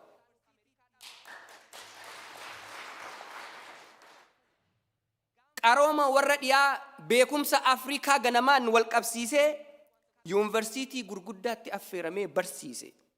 Warri hubannaa isaa xiinxaltee beekumsa isaa argite gurraachaaf adiin marti dareen ni jiru seentee irraa barachuu hawwite. Dur gaafa Hamdeessaan dhufee Ameerikaa qaqqabu waa'ee Oromoof Oromiyaa biyyi kun quban qabu. Guddaan gaafa Afrikaa sabni duudhaaf jaalalaa dhugaan isaa dhokatee ture addunyaa guutuu jala. Kunis Oromoon beeku Oromoo quban qabu. Sunis Oromoon beeku Oromoo quban qabu. Gaafa kana Hamdeessaa irriba maal ta'aa qabu? Xiiqiidhaan affeelamee dungoo seenaa qabsiise adiif gurraacha waamee duudhaa keenya ittime sirna gadaa barsiise. Kunuu garaa ga'uu dinnaan kaayyoo guddaaf murteessee koree godaantotaa buqqaatota Oromoo jedhee biyya kanatti hundeesse. Jaalala saba isaatiif haqa uummata isaatiif akka ta'u wallaale. Oromoo faffacaatee gaaddisa tokko jalatti walitti fiduuf yaale. Bitaaf mirgaatti ramnee maaf jiraanna rarra'a. Oromoo waliif obsaa, Oromoo wal danda'a. Facaanaan ta'uu keenya alagaaf oolaa qalmaa tokkummaa jabeeffadhaa mirga keessaniif falmaa.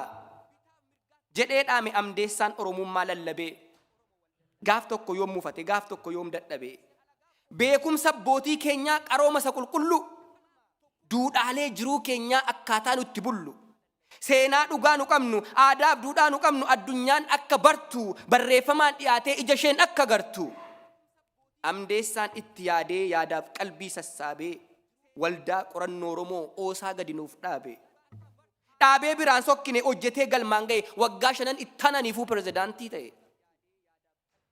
Waldaa qorannoo qofa miti waldaan hawaasa Oromoo addunyaatti akka hundaa'u qooda Hamdeessaa Tusooti bakka hangafaa kan taa'u.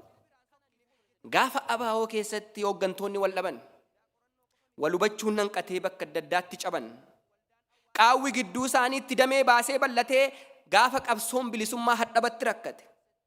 Hamdeessaan gaafa sana aariif gaddaa waadame yaaddoon irriba dhabee keessa isaatti nyaatame. Asiif achi marmaare waan meeqaatama yaale waan meeqaatama fale shanacha jaarsummaadhaan obbolaan araarsuudhaaf aarsaa guddaa kaffale. Didaa gabrummaa diduu kallacha Oromummaa Hamdeessaa abbaa dhalootaa Hamdeessaa abbaa tokkummaa. Koongireesii Ameerikaa qoradhaa galmee seenaa irra laalaa dhimma Oromoof gaafa Afrikaatti eenyu deemee dubbate Hamdeessaa Tusoo caala. Daandii qorumsaan guuttee imala waggaa dheeraa anjiruu kiyya maraa saba kiyyaaf kenneeraa dhiigaaf lafeen hidhamtan walirraa qabdan waadaa tokkummaa keessan cibsaa dhugaa keessan barbaadaa. Keep the hope alive abdiidhaan itti fufaa nan amana Oromoo barri gaarii ni dhufaa.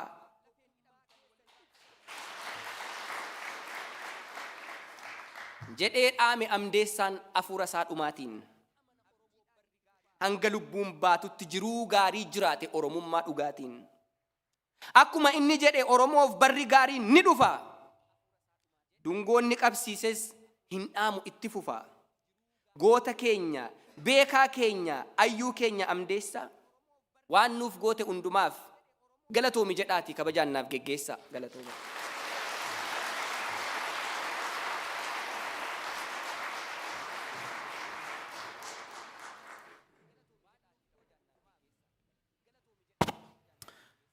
Lataa baay'ee galatoomi pooyitik akkaataa walitti sassaabatteet qindeessitu Rabbi haa beeku wanta peejii hedduu ta'u yeroo gabaabaa keessatti nuuf dhiyeesse baay'ee galatoomi lataa. Iddoo kanatti kan wajjin jiran seenaa guddaa jireenya isaanii keessatti baadhatanii wajjin ka deeman torbe lamaan durallee wal arginee turre. Maatii janna Oromoo kan biraas maatii Baaroo Tumsaaf Ayyituu intala guddinaa wajjin as dhufaniitiin jedhanii garan as koottaati yeroo isaaniif kennineetiin jenna. Isaan irraallee wanta hin beekne hedduu irraa dhageenye garan koottaas kabajaan naaf simadhaa.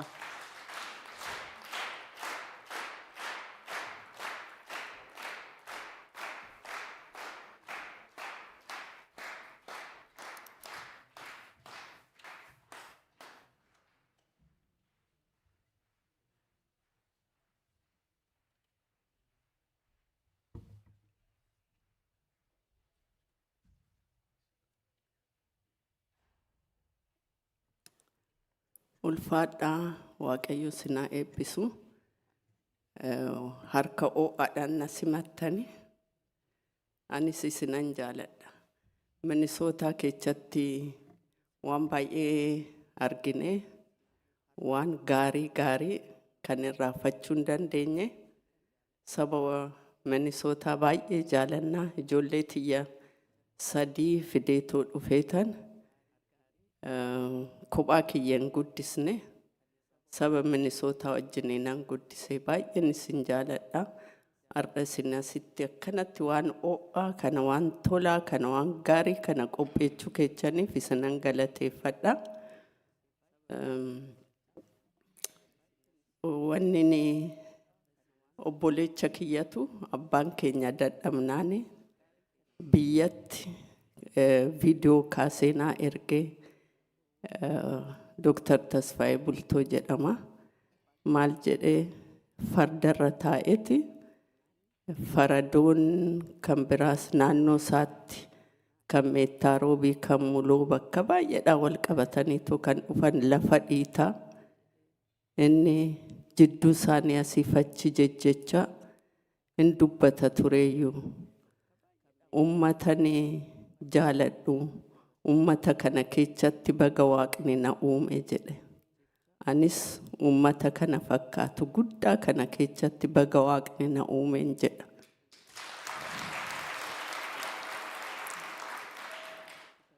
Itti aansee wanni guddaan anis dhaabbadhee fi Profeesar Hamdesa Tuso akka warra kaanii yoon wajjiniin illee hojjechuu baadhee guyyaa tokko addi bilisummaa Oromoo kan Daawud Ibsaadhaan geggeeffamu walgahii tokko ture. Achitti biyyatti akkuma biyyatti galleen Eertiraadhaa gallee gaafa san isaanii wajjiniin walgahii san irrattan argee dhufeet na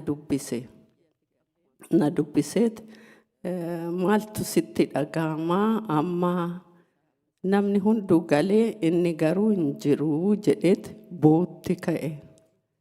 Hin boo'iniin jedheen kun hunduu bu'aadhaa anaa fi bagani asitti warra kaanis arguu danda'e jedheetan isatti dubbachaa tureeyyuu.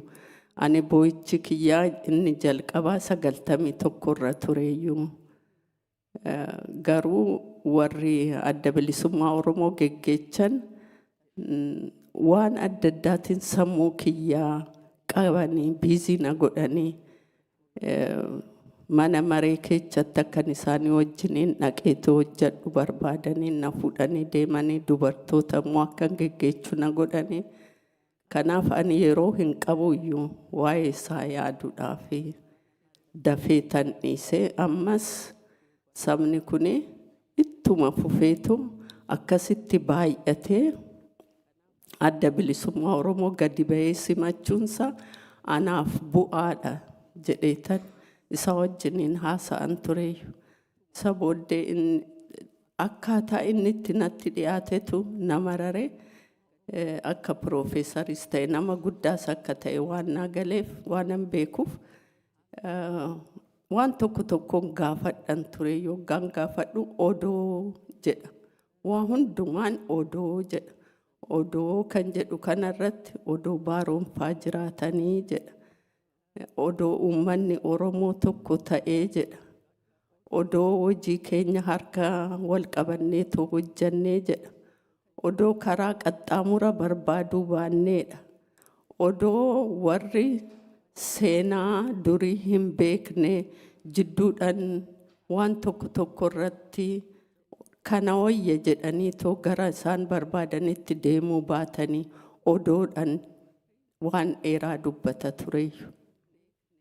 Namni kun nama marara waggaa dubbatu gadi ba'ee yeroo baay'ee in argu miidiyaa irratti baay'ee in argu garuu waggaa odoo kan jedhu kana dubbatus aariin fuula isaarraa mul'atu nama qabbaneeffateetoo haasa'u waan ta'eef biraa deemuun jibbe isuma bira taa'ee tan waan tokko tokko isarraa dhaggeeffadhan tureeyyu.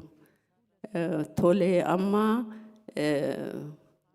waan kanaa fi ati maali addaa Oromoon dhaabbotii adda addaa ta'aniiti Finfinneetti galanii dhaabni kun baay'achuunsaa bu'aa hammamii buusaa jedheetan isa gaafadhe. Bu'aa waa takka hin buusu wal bubuusuu malee naan jedhe.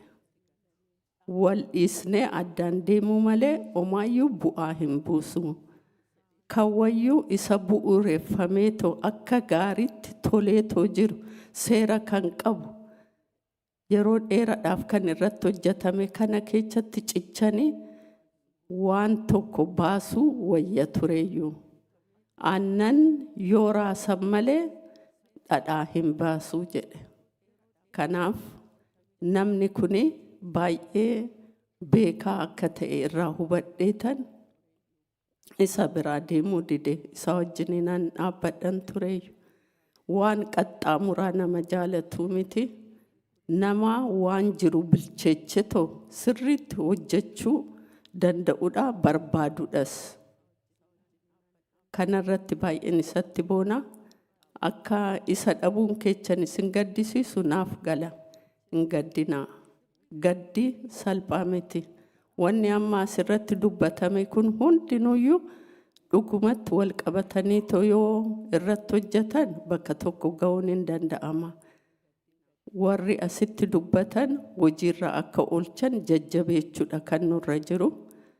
Wanni dubbatan immoo waan salphaa miti, waan nama boonsudha, waan kutatanii ka'an waan ta'eef nan abdadha waan tokko inumatti hojjetama jedheetu. Itti dabalee kan biraa seenaan namaa seenaa ta'ee hafuu irra hin jiraatu. Abalu kana godhe san godhe jedhamee haasa'umaan irra darbuun nurra hin jiru. Hojiirratti mul'isuutu nurra jira. Kanaaf itti fufna. Mucayyoon tiyyatuun kana na bira dhaabbatte waa'ee abbaa ishii yeroo dheeraadhaaf irratti hojjechaa turteeyyuu sababa adda addaatiin garuu gadi ba'uu hin dandeenye. Seenaan yoo irratti hojjetameetu bakka ga'e malee ummataaf omaayyuu hin dabalu. Kanaaf waan tokkorra akka geechu ishiis nan abdadha. Isinis isa laaltanii dhaloonni dhufu kun kana laalee waan tanaan dura kan Oromoon hin jiru tureeyyu hoggaa baaroonfaa jalqaban. Egaa haadha manaa baaroo akkan ta'e akka hubattanan amana. Yeroo baaroonfaa jalqaban maqaan Oromoon jiru gaalladha. Daangaan Oromoo hin beekamu. Abbuma fe'etu keecha gulufa. Abbuma fe'etu keechatti utaalee lafa qabata. Yoo barbaade lafarraa ka'i jedheetu ofiisaatii itti ijaarrata. Ofiisaatii tolfata. Kun hunduu xumuratti godhame. Maalidhaani lafti kan qotee bulaati kan jedhamuun. Isa booddee daangatu tolfameef. Kanaaf kutannaa barbaada. Irriba dhabuu barbaada. Diduu barbaada. Wanni hunduu diddaa argisiisuu barbaada. Ani immoo nan amanaa erga amma kana ta'etti oggaasan dhokannee sodaannee kan hojjennutu har'a gadi ba'ee miti. Amma achimmoo waan caalaa miidhaguutu gadi ba'a jedheetan amanaa sirriitti hojjetama. Oromoon immoo duubatti hafee akkanatti hin jiraatu. Inuma abbaa biyyummaansaa inni dhugaa isa amma irra dibaa godhan kana odoon ta'in inni dhugaa inuma gadi ba'a jedheetan amanaa. Ulfaadhaa waan na dhageechaniif.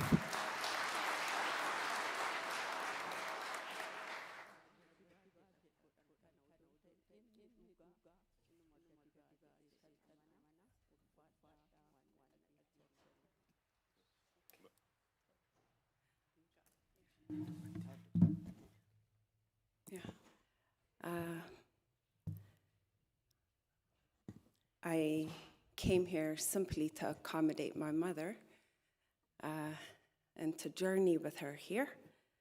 But as I was sitting there and listening to everyone, I wrote something short to simply, I learned more from all of you about the professor. And to begin with, my condolences to his family, his friends, his colleagues. Much has been said about his lifelong work and personal history. And what remains is our responsibility as a group of people who have benefited from his service and his sacrifice. There are many ways to measure a hero's legacy. One of the most powerful ways is through the continuation and the continuity of his work, specifically by the society that he sacrificed for and whom he served. It has also been repeatedly said that his guiding principle were Oromo unity, self-determination, and Oromumma. his lifelong mission specifically being peace and reconciliation. That's what he dedicated his time to, as we've all heard. Today, peace and reconciliation remains the vital and the core call of the Oromo at this time for the Oromo society, both in Oromia and throughout in diaspora, if we can all be honest. He fulfilled his duty at his time. He dedicated his entire life. Now I hope we can respond to the calling of Dr. Mohammed and Professor Ismail and everyone what they suggested. And the prerequisite to Professor Hamdesa Tuso's guiding principle of self-determination is certainly peace. Peace is the foundation. It's the foundation of reconciliation. Peace is the foundation is a stable governance, especially for the journey of self-determination. And therefore, I'm glad to hear this suggestion of establishing his legacy based on his life's work. He has planted the seed of the intention for peace and unity, and it's now our collective duty to nourish and harvest the fruit that he has planted for us. And thank you, Professor Ismail.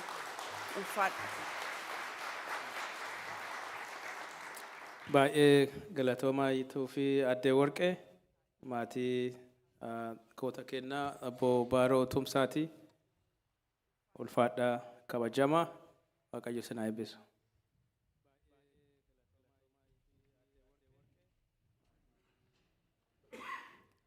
Okay, thank you. I hope everybody would appreciate not just the pain that radiates, but the legacy that is built. Even today, after paying so much sacrifice, many families, they still persist and insist on what they believed in generation ago. Kanaaf adda warqee utuu guyyaa guutuullee isin dhageenne seenaan isin himtan it's not enough hin quufnu fayyaa ta'a ulfaadhaa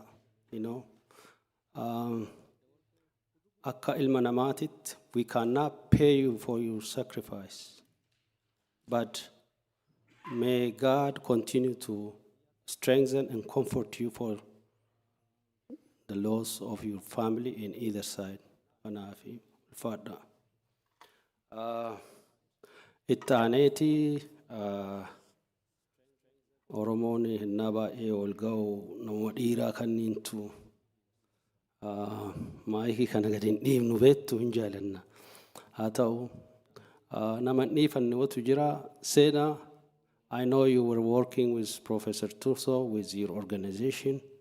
He was telling me stories about conversations you guys had. I want to give you the opportunity to say a few things.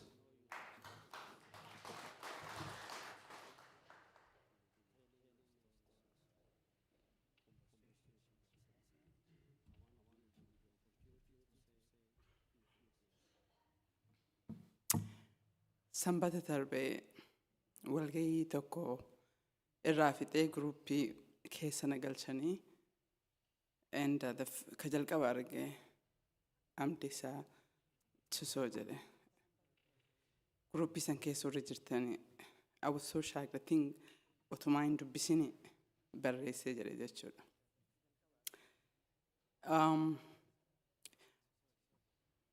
Maal dubbadhaa carraa otoo argadhee waggaa lamaaf deema biizii ta'ee jirma kiyya otoo isaa hin haasahin hin nahee jedhe.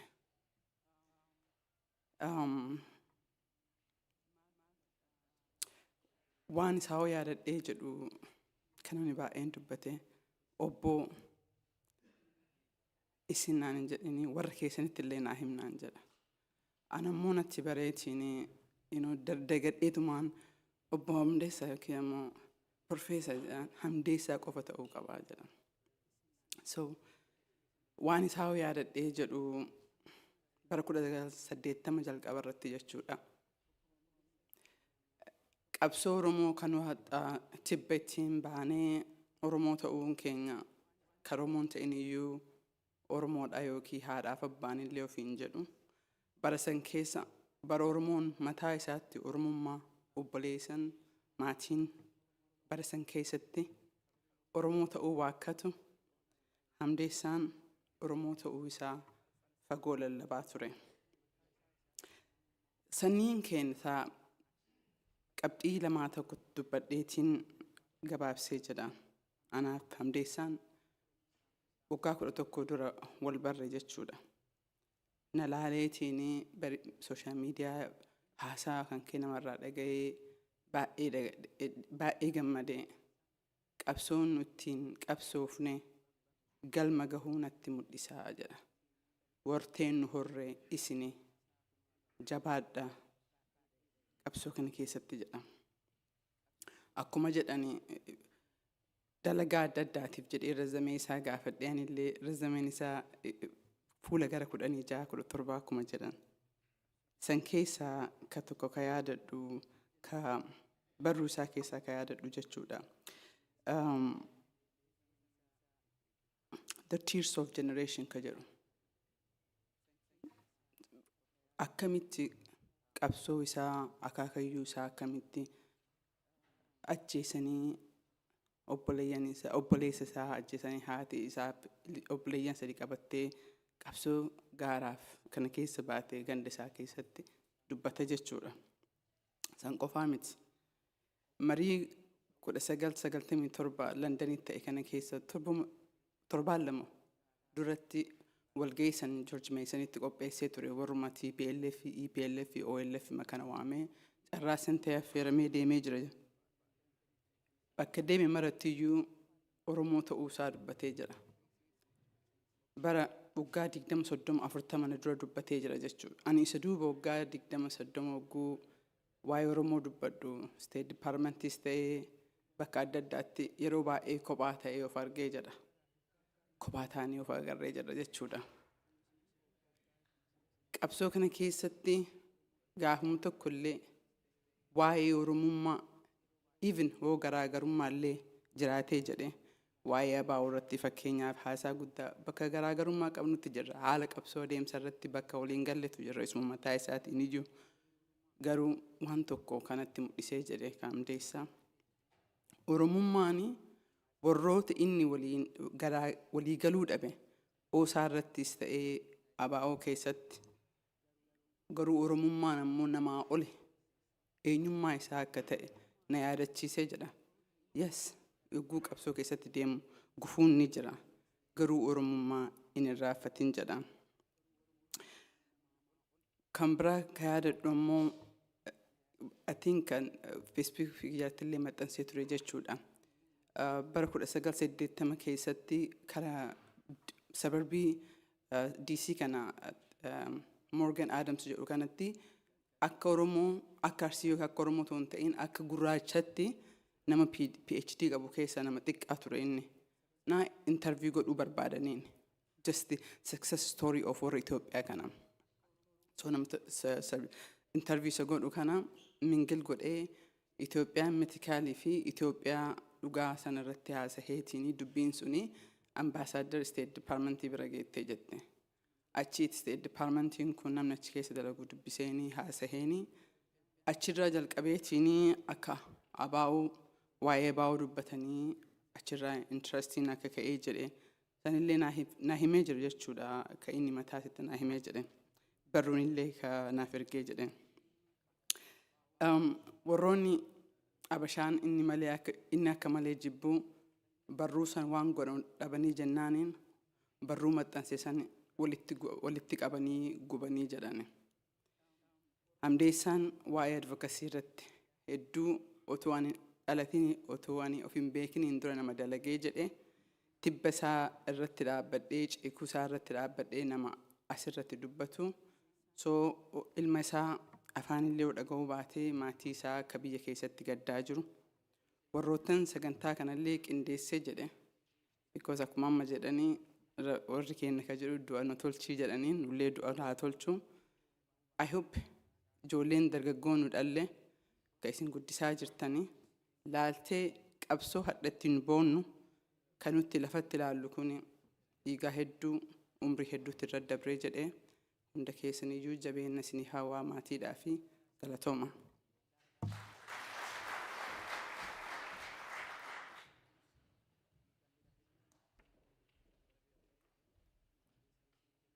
Sena, that is beautiful message.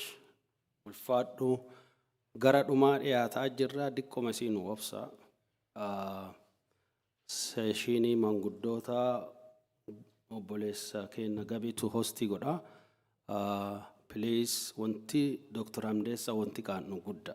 Dhumeellee qaanneellee dhumu. Kanaaf hit the point. One point gaggabaabdu waan Hamdessa Professor Hamdessa itti yaadannu nu dhiyeessaa gabi.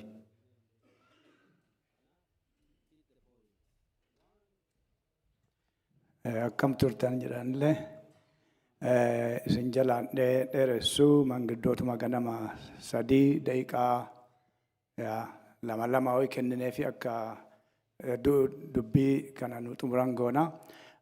Anis daqiiqaa tokko fudheeti carraa kana fayyadamee dhugumaan duraan durseeti ummata keenya community keenya Oromoo bakka adda addaa jiran maatii Dr. Hamdessa hunduma isaaniitu dhugumaan guyyaan kun hunduma kennaafuu guyyaa gaddiinsaati. Guyyaa gaddiinsaa kanallee ammoo seenaa isaanii kana celebrate gooneet gammachuu akka gammachuutti dabarsuu qabna.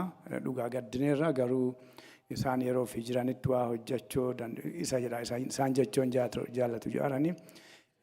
Dhugaa inni yeroo fi kanatti waan guddaa dabarsee akka darbeeru hayyoota kennaa fi hiriyoota isaanii irraa dhageenyeerra. Kun ammoo dargaggoon keenya Lataan poemii inni nu dhiyeesse sun walaloon sun walaloo ajaa'ibaati. Baay'ee galatoomi jechuu barbaada. Lataa akkuma torbaan tokkomoo lamaan dura akkasuma sagantaa kana irratti wal geennee sagantaa walaloo bareedaa nu dhiyeessee ture. Baay'ee galatoomi jechuu barbaada. Nu ammoo yeroo keenya kana yoo duuba deebine ilaallu baay'ee maal gooneerra nu maal goonee darbineerra maal gooneerra gamma akka jedhu nu yaachisiisa. Ani yeroo guddataa ture yeroo mucaa diqqaa ture warra Professor Hamdessaan abbootii keenya kee waliin warra dur waa'ee barnootaa warra jalqaban ummata keenya akka barsiisuu irraa wannaa fudhatanii sadarkaa guddaa geessan kan dhaga'aa ture. Wanti guddaan ammoo dhaga'u yaadadhu keessaa tokko maaliif Dr. Hamdessaan haadhaa fi abbaa ofii yookaan ijoollee ofii obbolawwan ofii biyya Ameerikaa biyya Faranjii deemeet hin gargaarre jedhanii akka baay'ee guddisee waan dhageetiif godhanii haasaan yeroo baay'ee diqqaa ta'e dhagee yeroo isaan barnootumallee jalqabeen jiru yoo waan sayyaadu jaarsichi kuni jaarsichi attam akkam namni kun nama baay'ee garaa jabaatooti jechuudha haadha ofii hin gargaarre nama attamiiti namni akkanaa kun jedheetti baay'ee akka ijoollummaa yoo saniititti itti gaddaa ture jechuudha. Inni ammoo deebii isaa akkuma hedduu keessan beektanii haati Oromoo hiyyoomtee jiraatte akkuma Oromoon kun jiraatu haa jiraatu warri kiyyas. Haatiniif abbaan kiyyas obbolawwan kiyyas Oromoo tokko waliin namni wanti adda isa godhe hin jiru. Akkuma isaan hiyyoomanii jiraatanitti isaanillee hiyyoomanii haa jiraatanii. Maaliif ani isaan gargaara yoo isaan qofa maal gargaara anka gargaaru jiru Oromoo hundaa waa hunda kiyyaan ka jedhu akkasii dubbate jedhanii dhagaa. Wanti sun ammoo nu namoota generatiinii kiyyaaf naaf asiis yookaan namoota adda addaa jirtaniif yoo laaltanii namni biyya alaa dhaqee yoo diroomee maallaqa godhatee yoo jedhee tokkoffaa wanti godhuu hin qabnu maali? Maatii keenya biyya itti gargaaru maallaqa ergu jajjabeessu akkasii godhu. Inni kanas godhuu hin dadhabne garuu ammoo kana caalu Oromoo irra darbeeti dhugumaan nama barattoota PhD lakkoofsa kana hin jenne nama baase. Barumsaanillee yoo taate yoo yaaddanii jettanii Professor Hamdessaan Ani naannoo kuyyaraatitti nama guddadhee achitti illee baradhee overseas ijoollee overseas ka barsiisu overseas jechuun ijoollee warra expatriate biyya alaatii dhufan ijoollee isaanii ijoollee faranjii barsiisan jechuudha. Ijoollee san nama barsiisu ture. Kana kuni nuuf ammaa tanaaf waan guddaan fakkaatu baruu akka yeroo saniitti yoo laaltanii wonna sadarkaa guddisee olaanaa wonna qabu ture. Lammaffaa immoo inni nama dhugamaan xiiqii adda addaa waa'ee Oromoo kana irratti kutateet keessattuu waa'ee human rights kana irratti waan baay'ee nama godhaa ture kan namootiin asin dura naan dura jiran haasanii fixaniiru. Keessattuu akkuma Profeesarri tokko dubbatee nama integrity I think Profeesar Ismaa'eel na fakkaata integrity guddisee nama beekamu dhugumaan kanaaf integrity ufiitiif jedheet yoo mootummaan Itoophiyaa yeroo adda addaallee jijjiiramu wanti inni Oromoof qabu yeroo hundaan jijjiiramne yeroo hundumaan kana ammoo dhugumaan itti yaadeet yeroo baay'ee irraa waan godhaa ture. Kanaaf isiniin jedhaa dhugumaan baay'ee galatoomaa yeroo guddaallee isirraa duun fudhanne yeroo ammaa namoota manguddoota waa'ee isaanii dubbachuu barbaadan daqiiqaa lama nagalaa namni hundumtuu waan hedduu haasofnu qabna garuu gabaabsinee daqiiqaa lama qofa dhufeet jajabaadhee maayikiroofoonii harkaa isin qabuu barbaadu garuu akkas godhuun dirqama ta'a. Kanaaf yeroo ammaa abbaa keenyaa obbo Bayyana Badhaasoo durbii isaanii kataanis akkasuma ammoo manguddoo kenna kataan akka fuulduraas dhufaniit gabaabsanii afaan lamaan nu dubbatan kabajaan asafeera warri kuwaanis duubaa duranaan isin dubbisa.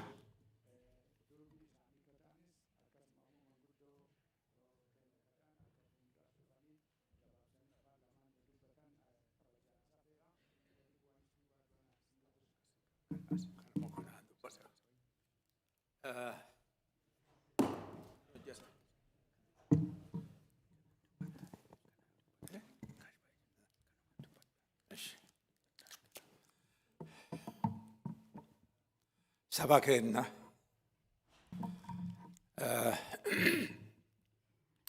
guyyaanadhaa akkuma beekamu laafaafillee jabaafillee hiyyeessaafillee dureessaafillee guyyaa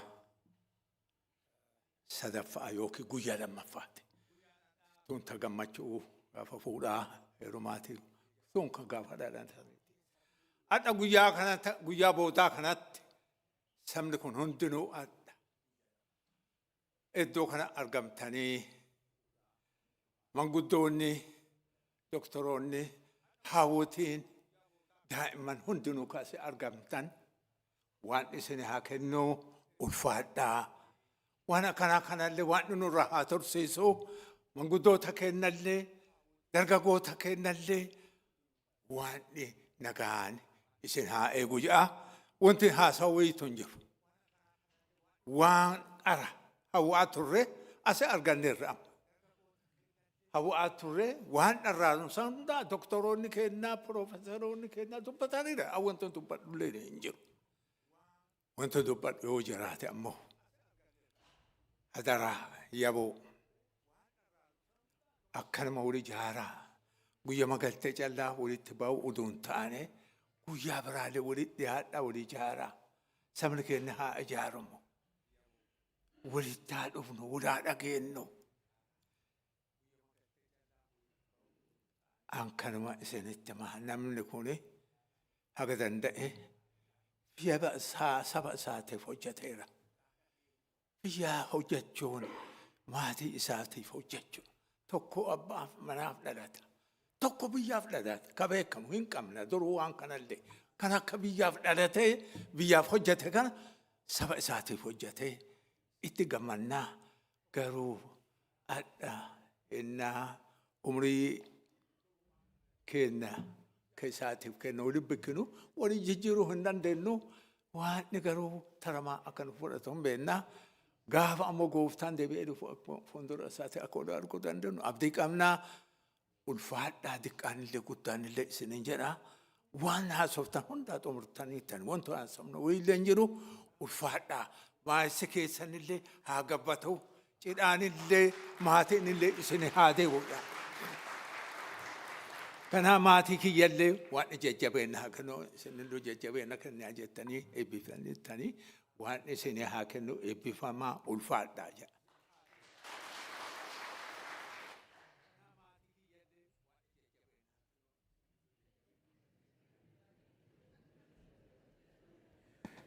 Gaashi baay'ee dhiifatu hadhallee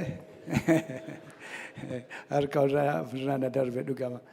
Baay'ee galatoom gaashi baay'ee daqiiqaa lamaayyuu hin guunne yeroo ammaa kana Paaster Tigroo akka fuuldura naa dhufan gaafadhaan namni gargaaraani. Gaashi lataa koottaa achuma oolan.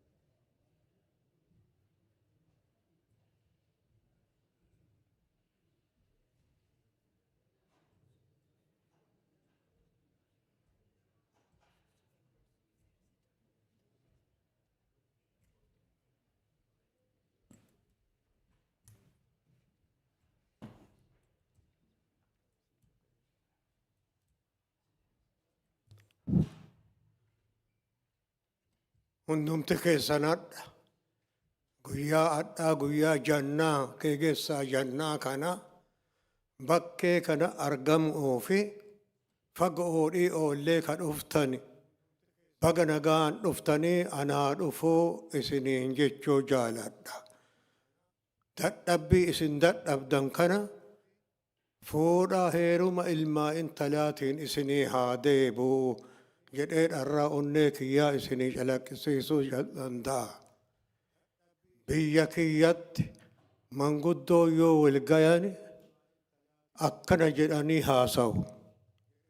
Namni gariin jedhan itillee ma ofii irra ciiftu irraa duutii jedhan hin du'alleen jedhan nama tuffatan. Itillee ma ofii irraa duutii shanne ma ofii nyaattu irraa duutii jedhan. Gariin ammoo biyya irraa du'aa jedhan.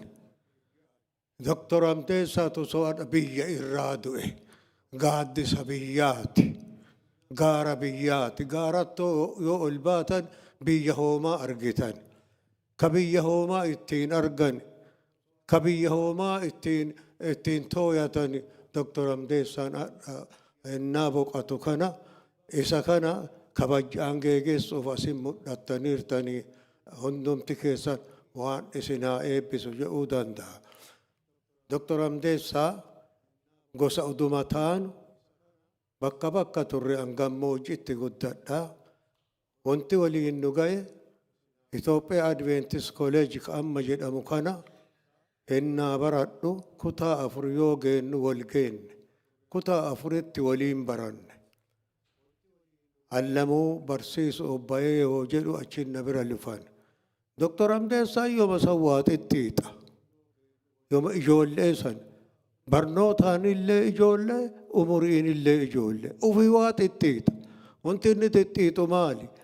Anjaranaa ka baradhu kun nattuu mul'ataan jiru.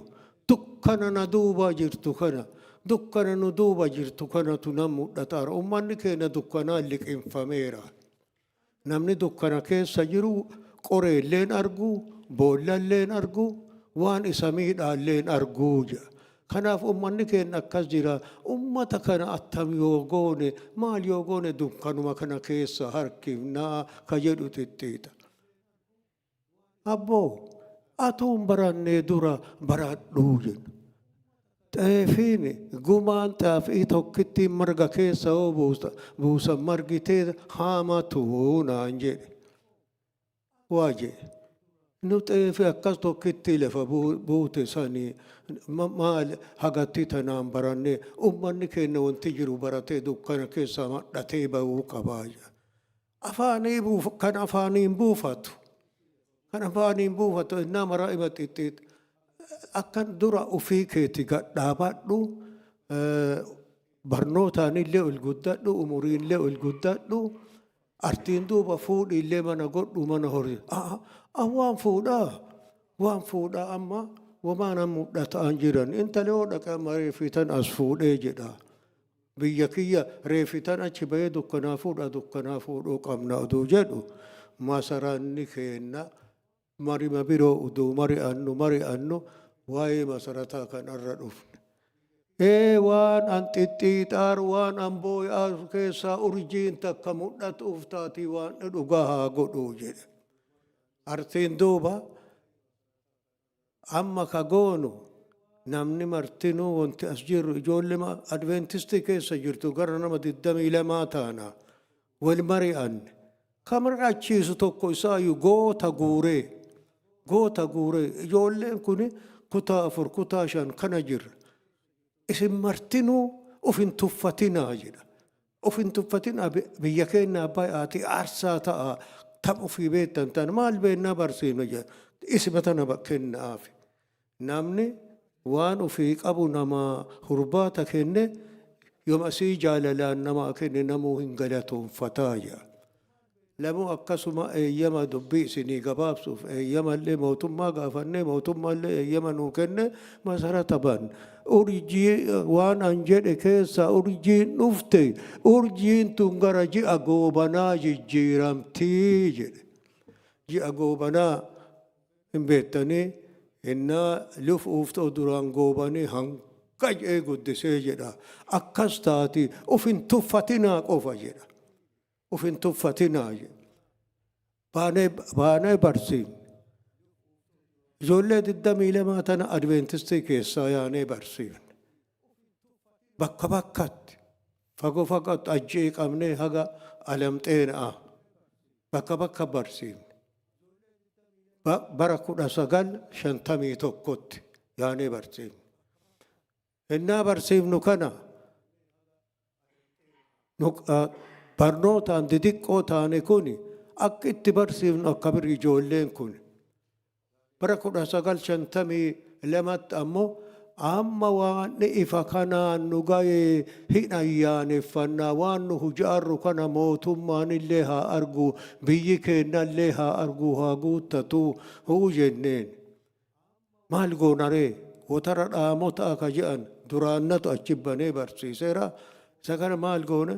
Wotara kanatti ayyaaneffannaa warra bulchaa awraajjaa illee hin waamna baara abbaatota illee hin waamna daanyota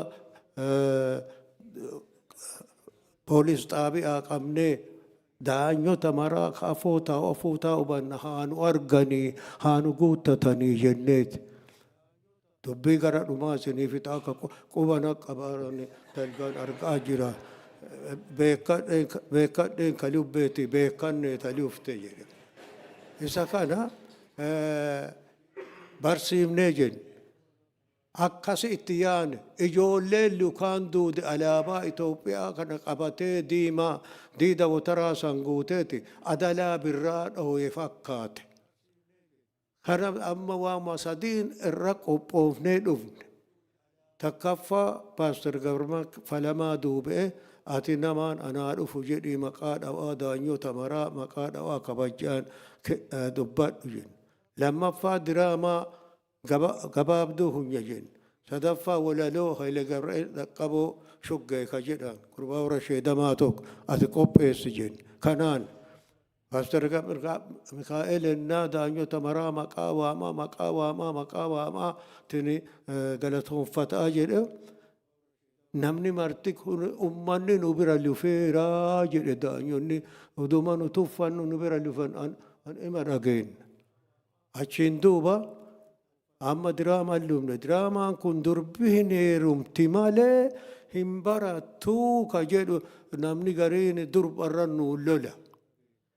Isa kana yoo mudhifnu maal goonaree akka duubee jiboona'aa taanee namni baay'ee.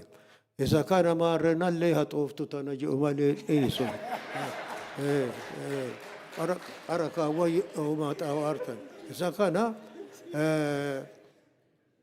bineensatu nyaate jedhee laga mara labee nama galuu miti dharrootiyya dhabee gannaa baas jedheen gurbaa barsiisuun gabbaate mucattiin abbaa hin baradha yoo baradhe si gargaara na dhiise abboostoo ta'uuf qoxooxattee baate ada arma jirtaas haa dhabdu haate jennee kana itti dubbanne.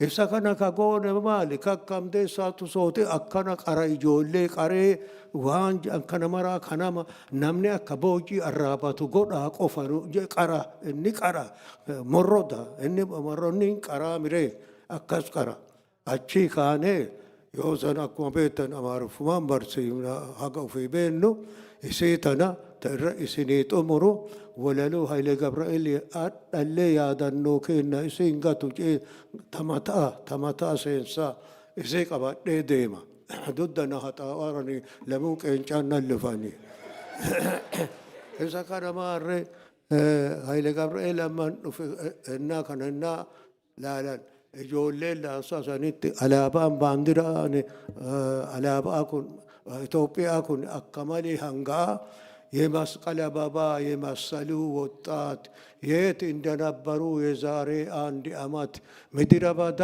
ነው ተክል የሌለበት ፈጣሪ ቢፈቅድ ተገኘ ልዩነት ትጉ ግፉ ልጆች እንበርታ እንስራ ለአገራችን የነጻነት ምልክት ሰንደቅ ዓላማችን ነው ለአገር መስራት ነው ዋና ምኞታችን የኔ ካና ባርሲሳት ካና ሞሮዳ Dr.Hamdessa Tuso fanama qaranii kunoo ijoolleen daa'imman ogeeyyii hayyoolee akkanaa taatee barreesse. Lammaffaa ijoolleen kun gara laafummaaf jaalala biyyaa qabdu, dheebuu biyyaa qabdu, hinaaffaa biyyaa qabdu hangaasisaa turte. Kanamaaf isinii himaara dhaloonni ammaa kun lufaa deema akkanuma lufa. Lufaa deema dhaloonni amma akkas gootumaa galaa nu hennaa kana barsiifnu minda'anii miti waggaa tokko cincaa gooneeti kana waan ta'eef dhaloonni ammaa waan akkasiititti jabaadha kadhaxxaniillee biyyan barsiifti asiiyyuu gargaara isiniin jedha warra janni gaarri biraa boqate kanaa ka biyyaa ta'e kasiiti waan dhi'obsa haa kennu duukaan isaa nagahaa ta'u galatooma.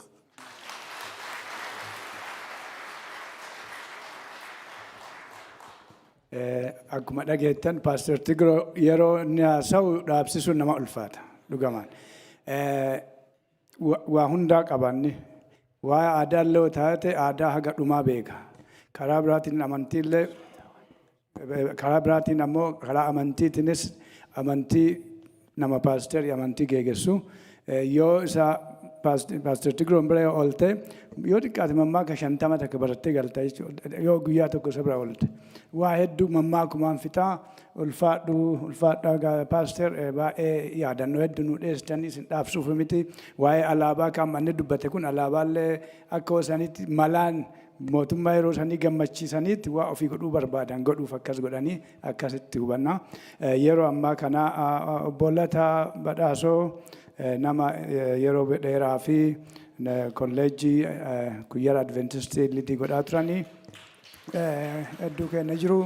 Akkasuma ammoo Profeesar Hamdessa illee nama beekanii gabaabsaniit akkuma Paaster Tigroon harka qabeetti yoo dheerina isaaniitiif dhaqqabuu dhabe malee isaanillee harka qabaa nu gabaabsaa fixuu genneerra nu obsa.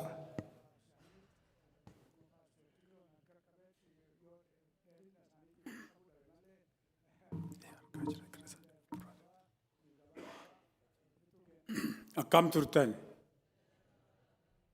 guyyaan hadhaa kunin akkuma abbootiin dura ka'anii jedhanii dubbatanii guyyaa gaddaati guyyaa gammachuutillee waan hedduu waan qarambeenne waan qaraa akka kanatti hin ta'a jennee yaadannetti wanti gugurdoon ta'eera. Namoota illee nama gugurdaa ka maqaa beennu ka ijaan argine hin beenne fa'aa argine baay'ee namatti tola. Akka aadaa naannoo kennaatitti guyyaa hadhaa kana baga gammadde namaan hin jedhani. Haa ta'u malee Oromoon mataan akkanatti wal ga'ee gadduma kanaafillee taatu waan garaa ofiitii qabu ogummaa ofii qabu barnoota ofii qabu walii qooduun guddisee nama gammachiisa. Namoota baay'ee asitti arguu kiyyaaf anillee guddisee gammadaa. Tasuma dhufe wanti nama maalalchiisu gaafa anin biyya kana ga'ee jedhu guyyaa lammaffaa irratti obbo Dotii dubbameera jedhanii natti himanii. Itti aaneet obbo Bayyaneen Dr. Hamdessaan illee dhukkubsatee jira. Kanaadatti isa gaafachuu deemaara jedhee maaltu galee waan jedhu wayii dhagame maaliif atilis wal faana deemuu isaaniitii nama gaddisiisaa jaarsoliin kuni namoota biyyaaf dhukkubsatanii namoota biyyaaf illee madaa'aniiranii baay'ee nama dhukkuba. Nama waa'ee isaaniillee baay'ee haasa'uun barbaadu. Dr. Hamdessaan hadhaa guyyaan ka isaatii nama guddaa Pastor Tigiroo proposaalii wayii dhiyeesseera. Wamanni dhiyeesse kana mirkaneessu yookiin sekendi godhuu barbaada. Maal inni namoonni akkanaa kunniin biyyaa ba'anii oduu garaan isaanii dhukkubu rafanii oduu hin bulle waraqata irratti oduu gaggaban waa'ee Oromoo oduu haasa'an oduu mari'achiisan oduu mari'atan turaniiranii. Yeroo tokko aggaxaamii oosaa mitiingitu ture Minisoota makana amma waggaa 2010 fakkaata. Halkan bakka buluu isaaniitti nama na ergee na waamsiseeti. Na haasofsiisaa ture. Yaada badhaa yaada waan riisarchii isaa irratti hojjetaa ture. Biyya keessatti maaltu ta'aaraa hin ammaa tana akkamiin hojjetaa artanii ka jedhu kana na gaafataa ture. Ani waan baay'ee isaa deebiin kennine inni ammoo waa guddoo na barsiise akka ani liidarshippii irratti waan gurguddoo raawwachuu danda'u. Kanaaf namoonni akkanaa kunniin wanti isin dhaamachuu barbaannu asii qofatti marii geggeessuu miti cheenii biyya keessatti diriirsitanii oosaan biyya kanatti yoo gurmaa'eetiin jedhee yaadannoo amma abbootiin silaa isaanii jedhan Dr. Ibrahim jedhani Professor Ibrahim propose godhee waa'ee Dr. Hamdessaa instituushinii tokko hin dhaabna jedhaniiranii instituushinii san fakkaatu qabsoo hennaa lolaatii hennaa maroo yaa'u society kam keessa iyyuu haa jiraannu situationin kamiyyuu haa ta'u qabsooni uummanni keenya yoo jabaatee jedhee amma argateera waan yaadu harkaan gateera faa ka jedhantu jiru. Akka nu yaadnutti sochiin Oromoo gana baay'ee duubatti hafneerra. Abbootiin ka bakka itti awwaalaman hin argamne ani beeku warri obbo Baaroo Tumsaa bakka inni itti tu'ee argitaniirtu awwaala isaa eessa akka ta'e argitee turte. Bakka gara inni itti tu'ee hin beekaa Harargee keessatti qabsoo irratti nama kufee fi nama duudammasse keessaa nama tokko kanneen fakkaatan baay'eetu jira. Kunniin ammallee gara biyyaatiitti diriiruu barbaada. Attamiin uummata keenya barsiisuun ekonomiin akkamiin akka of ijaaree danda'u. Biyya tokkotti yoo ekonomii qabaatu baate yoo ka sochii gadi fagoo uummata kakkaasu miiraan utuu hin taane hojiin irratti socho'anii daa'imman itti guddisaatiin inni tiyeedoo yoo deeman malee bilisummaa guutuu argachuun hin danda'amu iyyuu. Wacaan lolaa qofaa wanna goonuu miti. Manni keenya ka ala jirtan kunniin manneen barnootaa biyya keessa jiran qabsoo biyya keessa jirtu karaa adda addaatiin karaa uummanni keenya lafa qabatee qabeenya horatuun qabeenyaan qabu uummanni keenya Finfinneen amma keenyaa jenna nama hagamtu qabeenya achi keessaa qaba nama hagamtu investimentii achi keessaa qaba wanta kana kan irra socho'uu qabna kana irraa kaafeetiin jedhee walii wanti dhaabnu baay'ee hin jiru. Hennaa instituushinii akkasiisan dhaabdanii instituushinii sunini grassroot gad bu'ee uummata keenya beezik sappoortii ka godhu ta'ee argamuu qaba. waan kana godhuu irratti jabaattanii akka hojjettan isinitti dhaamannaa. Kanarraa feetiin jedhee Waaqayyo maatii kana warra gaddaan tuqamaniitiin jedhan warra isaan waliin hojjetaa turan Oromoof dalagaa turan gaddatutti dhagamaa baay'een isaanii ennaa dubbatan caqasaa tureera. Waaqayyo isin haa jajjabeessu.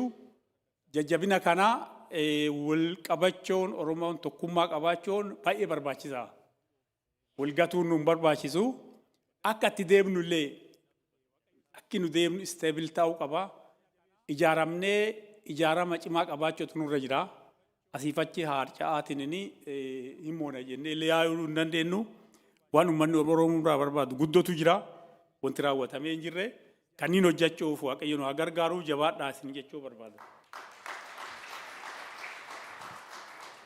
Baay'ee fayyaa ta'u bolataa ergaa nu dabarfataniif yeroo kanatti dhumarra gaheera sekshiniin kun jabiisaa Maammaa Argoo obbo Maammaa Argoo fiizikaalii as dhufanii waa jechuu waan hin dandeenyeef akka waan gabaabduu daqiiqaa tokko jabiisaa yoo jiraatte jabiisaa Argoo afoo kana dhufiiti ergaa gabaabsii nu dabarsi xumuraa dhiyaataarra.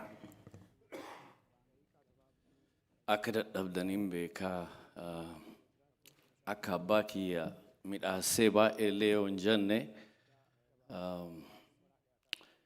iddoo asii argame baay'ee natti tola ture because warri kunniin akka hagam akka wal jaalatan isni himee hin danda'u. Inni haga ofii haga danda'e matsaafatti irree barreesseeraallee hennaa maroollee hennaa Hamdeessaan naannoo kenna dhabamu soqee ka fidu abbaa kiyya ture innaa baay'ee.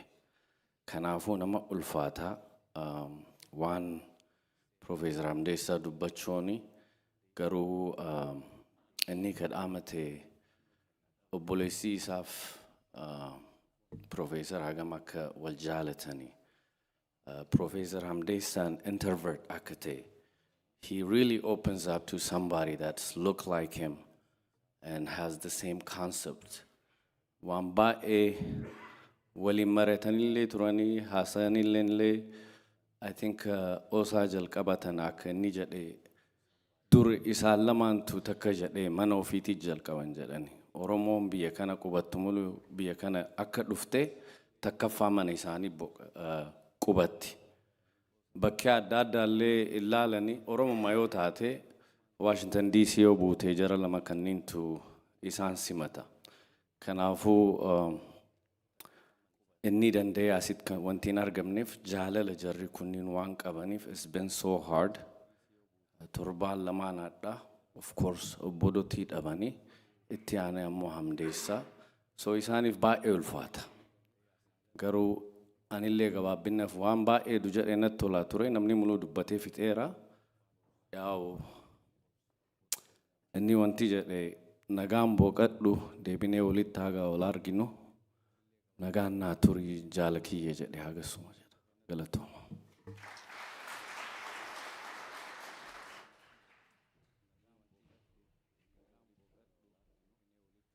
Baay'ee galatoom jabiisaa ergaa nu dabartee bakka gaashmaan buuteet yeroo ammaa kana sagantaa itti aanutti lufuu fi namooti lamaan wajjin raawwatu jira. Yeroo kana obbo Tashitee Waaqoo afoo kanatti affeera. Namoota hagoo afaan lamaan jedhaniitti sagantaa kana xumuraa deemna fayyaa ta'a.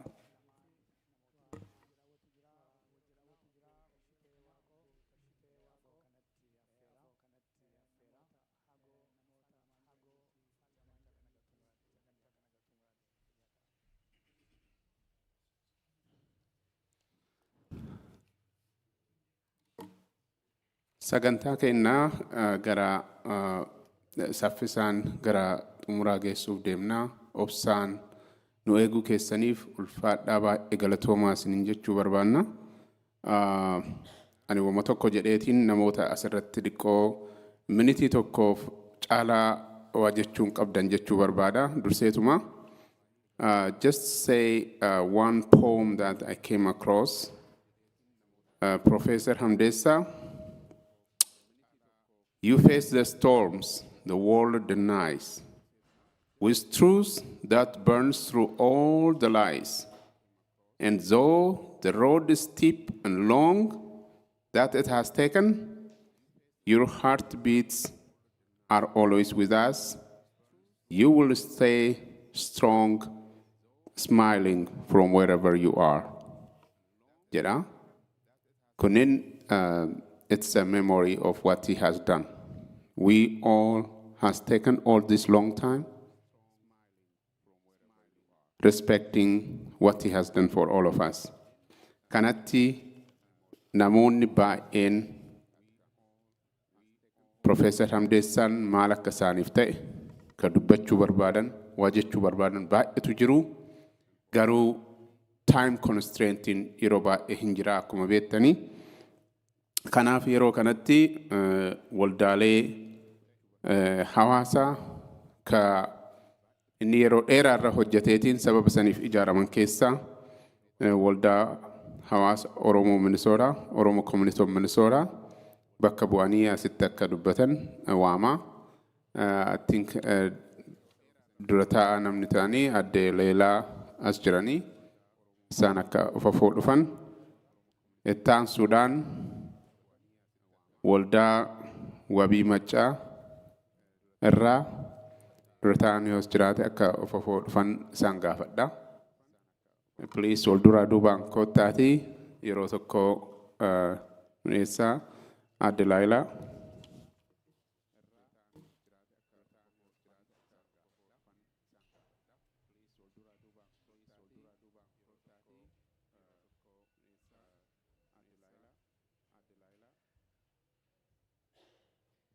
Akka moltanii hundi keessanuu maatiin firoonni haaliin hundinuu Waaqayyo jajjabina isaa isiniif haa kennu jechuun barbaada.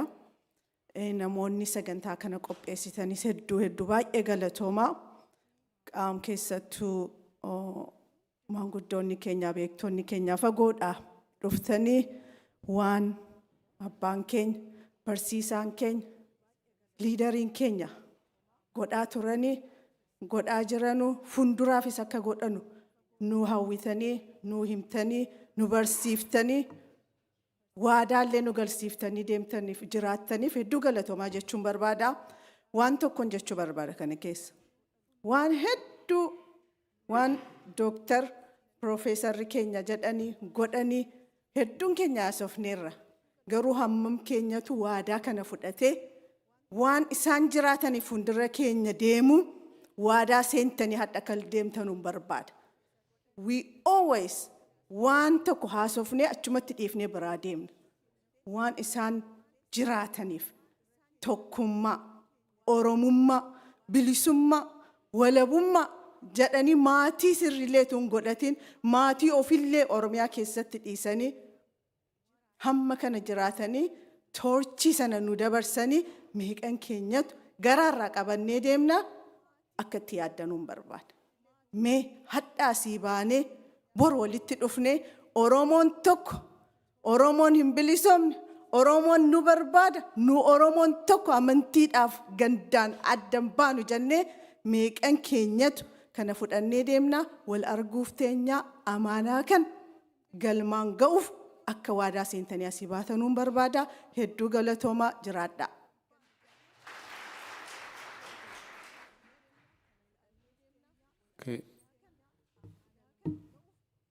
Durataan waldaa wabii maccaa yookiin immoo namni bakka bu'u yoo jiraate. Ittaan Suudaan wal durumaa duubaan waldaa Sikkoomandoo Association obbo Feesaa.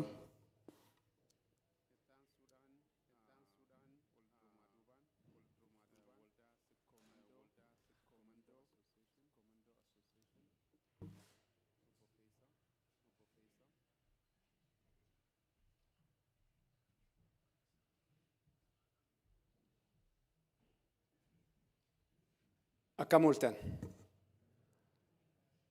baay'ee dhugaa ulfaadha.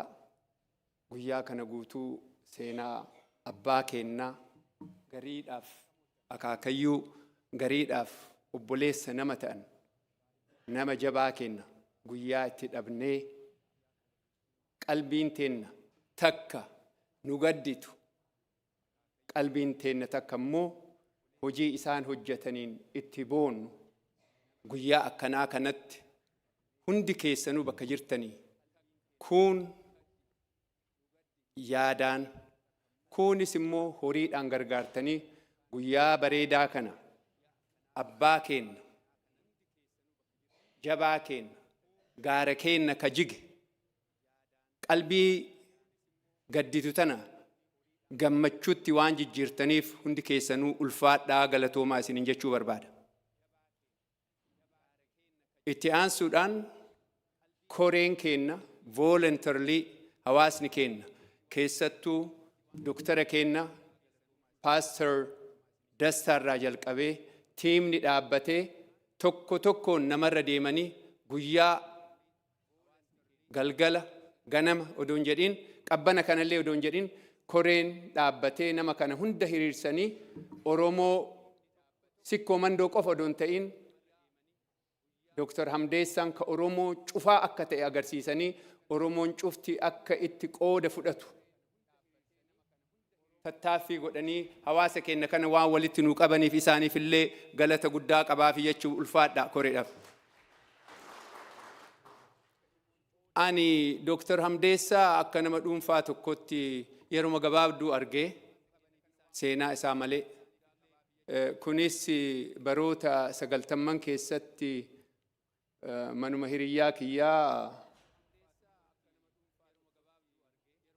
ennu Mustafaa Waaqotti argee waliin teenneetti wayitaasoynu wanni isaan jedhan dhuguma waan namni nutti himaa ture san namaaf akka jiraatan nutti himan. Wanni ani isin gorsu isin har'a waa hojjettanii biyya keessan keessatti firaa fi daabboo erguu yookaan immoo tuyyuu biddeena nyaachisuu odoo hin tahin hawaasni kun akka of danda'ee nama ta'ee jiraatuuf ofii keessaniin haga dandeettaniin baradha. Ijoollee teessan barsiisa. Hawaasni kun jijjiirama dhugaa akka argatuuf immoo gandaan odoon dhaabbatiin tokkummaan dhaabbatanii Oromoodhaaf qabsaayuun dirqama keessanii dirqama hawaasummaatiin hun jedhan dhugumatti akkasitti nulleen bakka jirrutti hawaasa keenya gargaaruun hawaasa keenya ijaaruun ammallee barbaachisaa akka ta'ettiin amannaa akkasumatti itti fufnaa jechuudha. Kanaaf ani baay'ee dheeressuun barbaadu hawaasni keenya har'a wanni hojjenne kun akka Oromootti Dr.Hamdessaan ka Oromoo cufaa ta'us akka kennatti immoo haaqni haqumaa ilma sikkoo mandooti we proud of him nu boonsaa itti boonnaa ammallee akkanumatti hawaasni keenya jabaatee jagna keenya kana seenaan isaa akka lafatti hin banne waan har'a asirratti waadaa irratti galan kana hunda hojii irratti akka jijjiirru abdii qabaa ulfaadhaa galatooma. Guddaa galatooma. Kanattaan sun gabaabaa daqiiqaa miniti tokko tokko kana booda please akkasitti akka nu xumurru isin jedha. Oromo Soccer Federation of North America boardii fi akkasumas trustii bakka bu'uudhaan Dr. Bariisaa akkas ufafoo nu dhuftu gaafadha.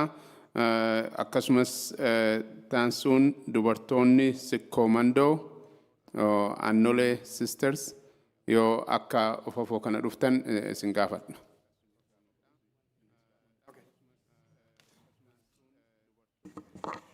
One minute naan jaaranii dhiifama guddaa.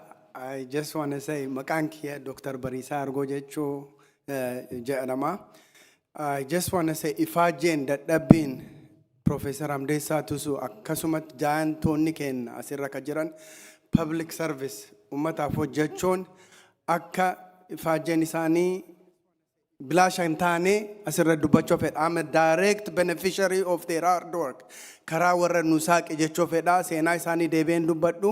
I just want to thank organization garagaraa Osaa Liyaatoo hawaasa kennallee waan gootaniif ulfaadhaa san jechuu callaa fedha. Dubartoonni dhuftanii toos. Wait.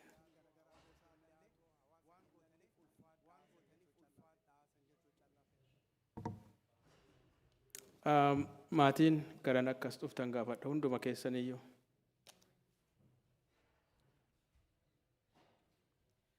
Akka moltanis hin jedha. Waallee hafanii fi miti akka dubartoota sirkoomandoo bakka bu'eetiin hiiroo kenna kana galatoonfatu barbaadee ture.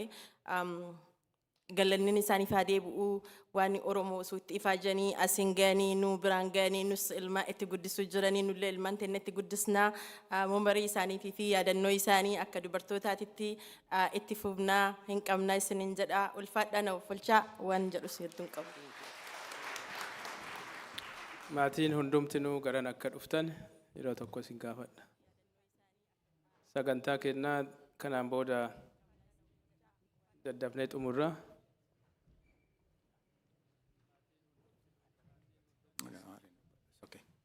Baay'ee galatoomaa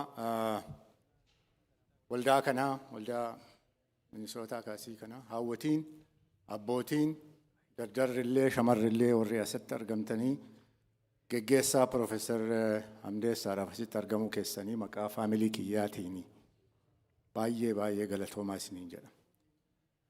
Waan xiqqoo waan fofoolla'e tokko irra deebinee haasa'uu nu barbaachisu. Garuu muuxannoo nu barbaachisa waan akkanaa kan hin geggeessinu.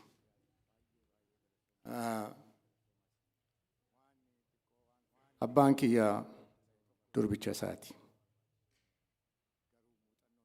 Waa'ee isaa na gaafata. Yeroo baay'ee na gaafata. Maal ta'ee akkam jira? Anillee gaafa riippoortii arguu ismatteerra. Maqaa isaatiin ani Profeesar Dr. jedheen hin beeku. Tusuma jedhaan. Akka hiriyaatitti wal argina. He's a role model to me. Deebinee immoo har'atti immoo mucaa isaa waggaa meeqaa maqaadhumaan argine asitti arguu kennaa fi baay'ee gammadaa. 2003 Washington DC'tti xiqqoo nu harkaa dhukkubsate yeroo waa'ee yubootaa dubbannu san. Barii isaanii fi obboleessi isaa Gashmaammaa achi turanii fuudhanii Poortilaandi galanii halkan san taa'ee waa'ee jireenya isaa waliin haasaa ture garuu inni nan dhagayu. Isaan boonnaa uummanni Oromoo waan inni godhe qabsoo inni godheef waa tokko irraa barateera jedhee abdii qaba. Andrew, thank you for coming. Thank you for being here. Could have done a lot of things, to remember your dad, but you chose to celebrate his life with us here. I'm deeply honored to know you, to meet you, and hopefully we'll continue from now onward. I thank you.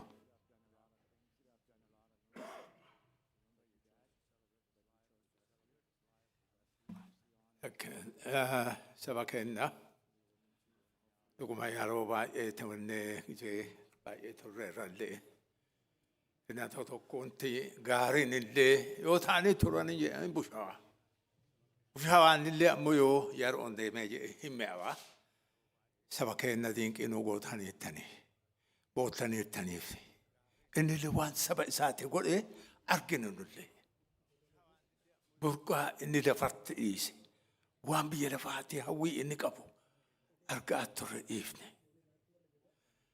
Duraan durisoo gizeen balleessu jedheeti haa huyiqee kennatti mishineerin nu erganiiti nama nu erganii qe'ee kenna barataa turre abbaa kadhannee abbaan kenna abbaa dhaqee kadhatee ijoollee hedduu qabaa isaan keessaa isa kana nu kenne inni illee baratee nama guddaa ta'ee nama biyyaaf quuqamu ta'ee baay'ee nu gammachiisaa ture.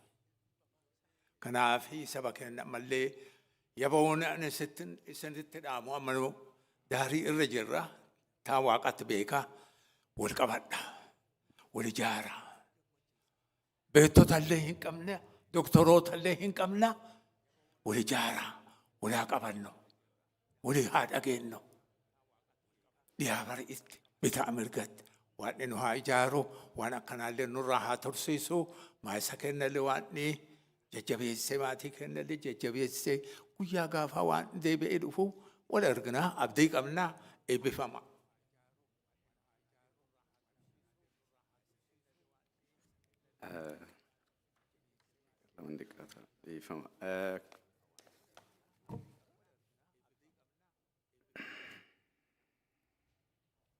jalqaba guyyaa Profeesar Hamdeessaan eessumoo yoo jedhuun gammada inni. Kanaaf eessumoon guyyaa boqoteerraa kaasee daqiiqaa tokko lama keessatti hawaasni Oromoo addunyaarra jiru miidiyaarra oduun gaddaa cambalaqee gadda nutti garsiiftan nu waliin qoodamtan sun jajjabina guddaa nu ta'eera. Ulfaadhaa isiniin jedha. Daqiiqaan lama nan ga'u dhiifama immooshiiniin waan itti makamuu fi xiqqoo akkasuma barbaachisa. Walumaa galatti hawaasni Oromoo addunyaarra jirtan qoodamni ga'een isin wajjin taphattan guddaa. Hawaasni Oromoo Winnipeg sa'aatii dhumaa sanitti sa'aatii ulfaataa sanitti warri nu bira dhaabattan ulfaadhaa. Carraa kanaan gaafsan achi hin jirtu please eessumni kiyya nama ol kaasuu jaalata yoo dubbatu. Shuumii ukaa mee ol ka'i please. Eessumni kiyya yeroo dhabamu achi turte yeroo inni dhabamu balbala dhooftee humnaan isa to'ataa turte abbaa manaasii waliin. Abbaa manaasii bakka inni jiru galateeffadhee jira. Winnipegitti isee as jirti. Ani jagna kana tajaajiluun is my privilege jettee humnaan balbala dhadhaa turte jechuudha. Ulfaadhu obboleettiitii yallee waliin guddannellee waliin barannellee shuumii asumaan jechuu barbaada. Walumaa galatti hawaasni Oromoo Ameerikaa kaabaa gaara nu jigee hin raafamtanii hin sochootanii kanaaf gadda keessallee gammachuun akka jiru nutti garsiiftan waan ta'eef ulfaadhaa namoota maqaadhaa ilaa akka hin fixu waan ta'eef na offolchaa isiniin jedha. Ariitimaan irra utaalaa waan dubbachuu barbaadu cufaa maqaan kiyya Guddataa Bookiiti. Biyya Noorweerraa dhufe. Profeesar Hamdeessaan eessuma kiyya ta'uu isaa daa'imummaarraa dhagaa guddadhe. Waan namni baay'een asirra hin deebi'u barannaan yoo barachuun hin oolle akka Hamdeessaa Tusoo yoo jedhan daa'ima ta'ee gara nanaa ture. Haati tiyya maqaa isaatiin dhaadatti ture. Maandhaa isaati isiin. Jidduu isaanii nama tokko jira jechuudha. Ittiin dhaadatti ture. Kenna obboleessi bargama jiraayyuu jetti yoo namni tuttuqaan jaalatti ture.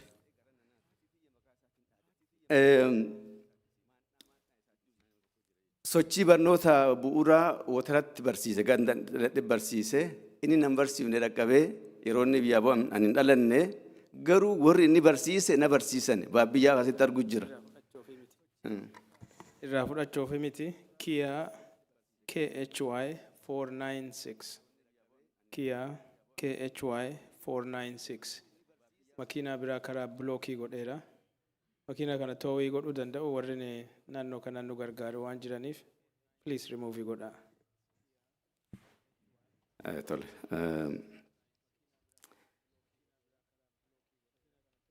Ijoollummaatti waan heerumteef haati tiyya haluu tiyya naa baasa akka obboleessa kiyya baradhaa ija banadhaa nuun jetti ture. Guyyaa tokko mee seenaa gabaabduu tokko isin himaa gabaa kuyyaraa hin beektan kuyyaraa galbitti baaqelaa feenee haadhatii waliin kutaa 3 baradhaa. Gabaa yoo dhufnu ayyoo baaqelaa sinti noo jennaan birrii 100 jetteen. Maal inni irgixuun tanaa garii ይህንን ገለባ ይዘሽ ነው 100 ብር የምትይ ማለት jettee wacce namittiin bituu dhufte jennaan gurbatti dubbadhu waayifuu si barsiifataaraan aan jette jennaani አይሆንም jedha afaan gabaabaa beeka waan tureef aawoo አይደለም አይሆንም qofa beennaa jennaani akka waasi dibara arge ammaa barattaa moo irrifatiin aan jettee dhofteeti maal jettee yoo ati jetti cufallee hin dhaga'an jirre jettee namitti itti fuula garagaltee mataa ol kaafattee galabaa jettu dhaga'u jira. Itti fuurree itti dafqinee qonnee finnee jirra bittuun bittaa minyi qinjee deem jetteen. Jechaadha xiyyaate jechaan jedhee miti kun. yoo barbaadde afaan diinaa jetteen yoo san I'm sorry to say it bara san akka jedhama ture yoo barbaadde afaan diinaa waa keessa yuun jirtu kenna obboleessi baargamattu afaan faranjii dubbataa jetteen hagan ittiin boonti ture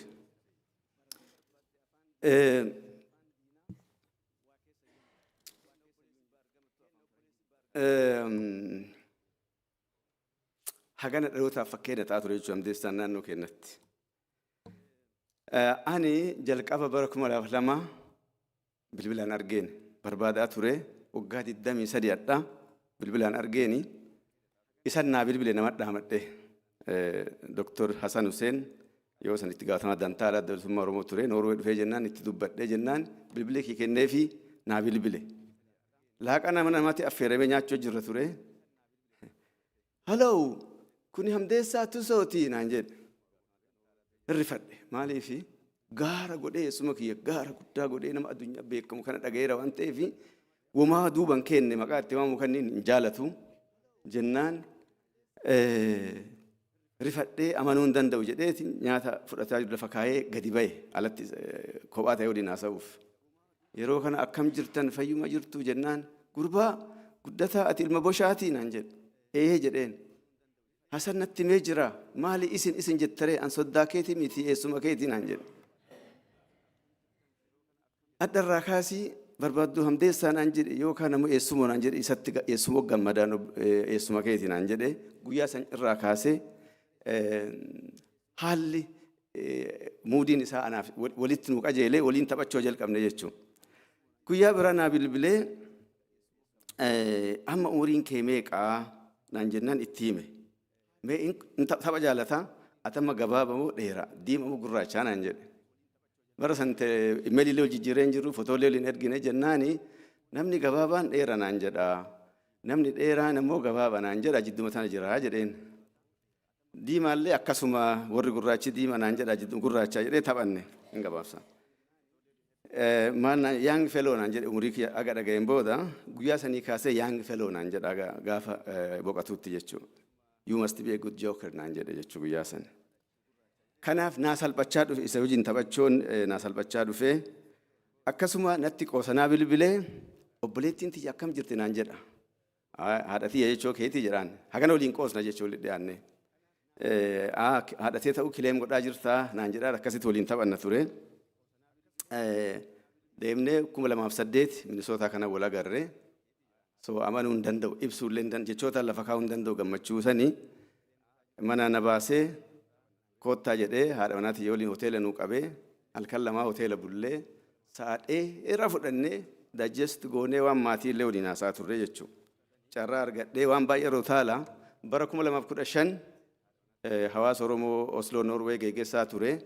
Carraa kana gargaaramee maaliif nama jabaa kana affeeree hawaasa keenya akka barsiisuun goone waan jedhuun waame horii kenninaaf moo maal goona nama guddaa kanaa jedhanii koreen na gaafatannaani amala isaa hin beekaa gaafadheen gurbaa Oromoo irraa horii nyaadheen beeku ani tikeetii ufuma muradhee dhufaa naan jedhe lakkiin ta'u tikeetii ammoo sii muraa anas sii muraa jedhe akka na bira turu waan barbaadee fi guyyaa 12 akka deemu mureef halkan 11 mana kiyya bulee yeroo jalqabaatiif mana namaa deemee hagana dheeraa jiraadheen beeku haganas gammadee jiraadheen beeku naan jedhe ijoolleen tiyya grand uncle jedhaniin ture baay'ee jaalatanii ture jechuudha. Guyyaan 11 kun hawaasa keenyaaf barnoota guddaa ture hiriyoota kiyya kana dhiyaataniif halkanii guyyaa dhufanii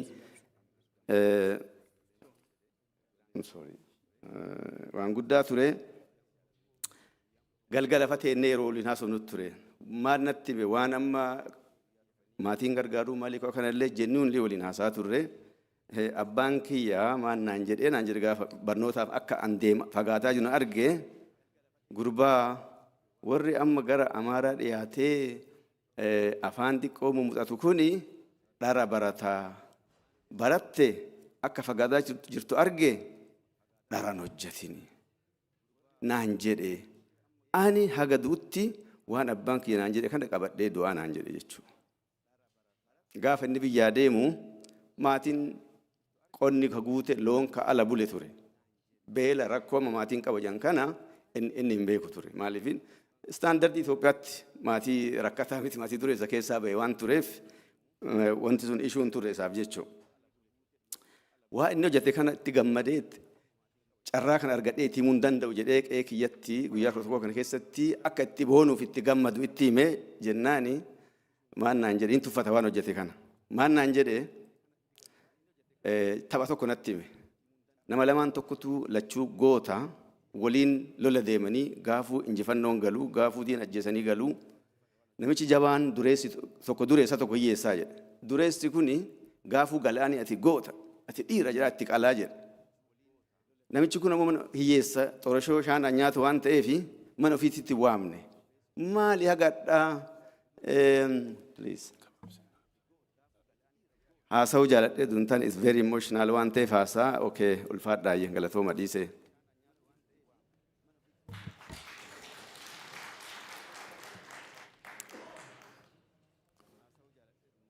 Namoota as jirtan hundumaafu yeroo gaddaa yeroo hundumaayyuu xumura irratti sa'aatiin baay'ee nu rakkisa.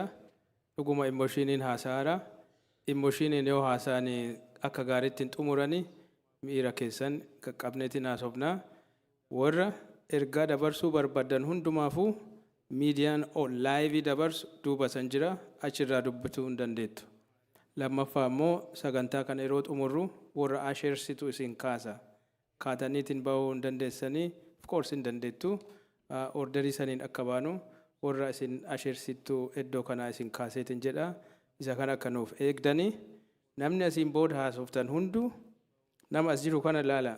Ani hin barsiisa. Everybody moves is a message for me. So kana laalu isinirra jira. Andrew, I want you to speak. And Andrew, Babsa is going to speak, but Andrew come. Yeah.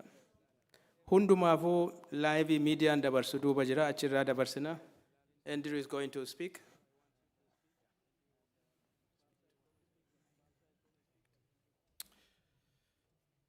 I wrote something down in this time, so just bear with me so I can read this to you guys. Thank you to all the friends, colleagues, family members, and community organizers who have come together in this memorial service. Your presence means so much to me. The stories you shared, the comfort you offered, and the care you showed helped us feel supported during this very difficult time. We are deeply grateful for the love, kindness, and community that you have surrounded us. My father was a man guided by a strong belief in integrity and seeing so many people whose lives were touched by his decency. And steady character meant more than I could express. Thank you for sharing your remembrance of him. To the scholars, thank you. My father's hope for the future lives on through resilience and connection in all of us. Our family is comforted by knowing that his legacy will continue in the community he cherished. Thank you for your effort and your presence today. May God bless you all. Babsa.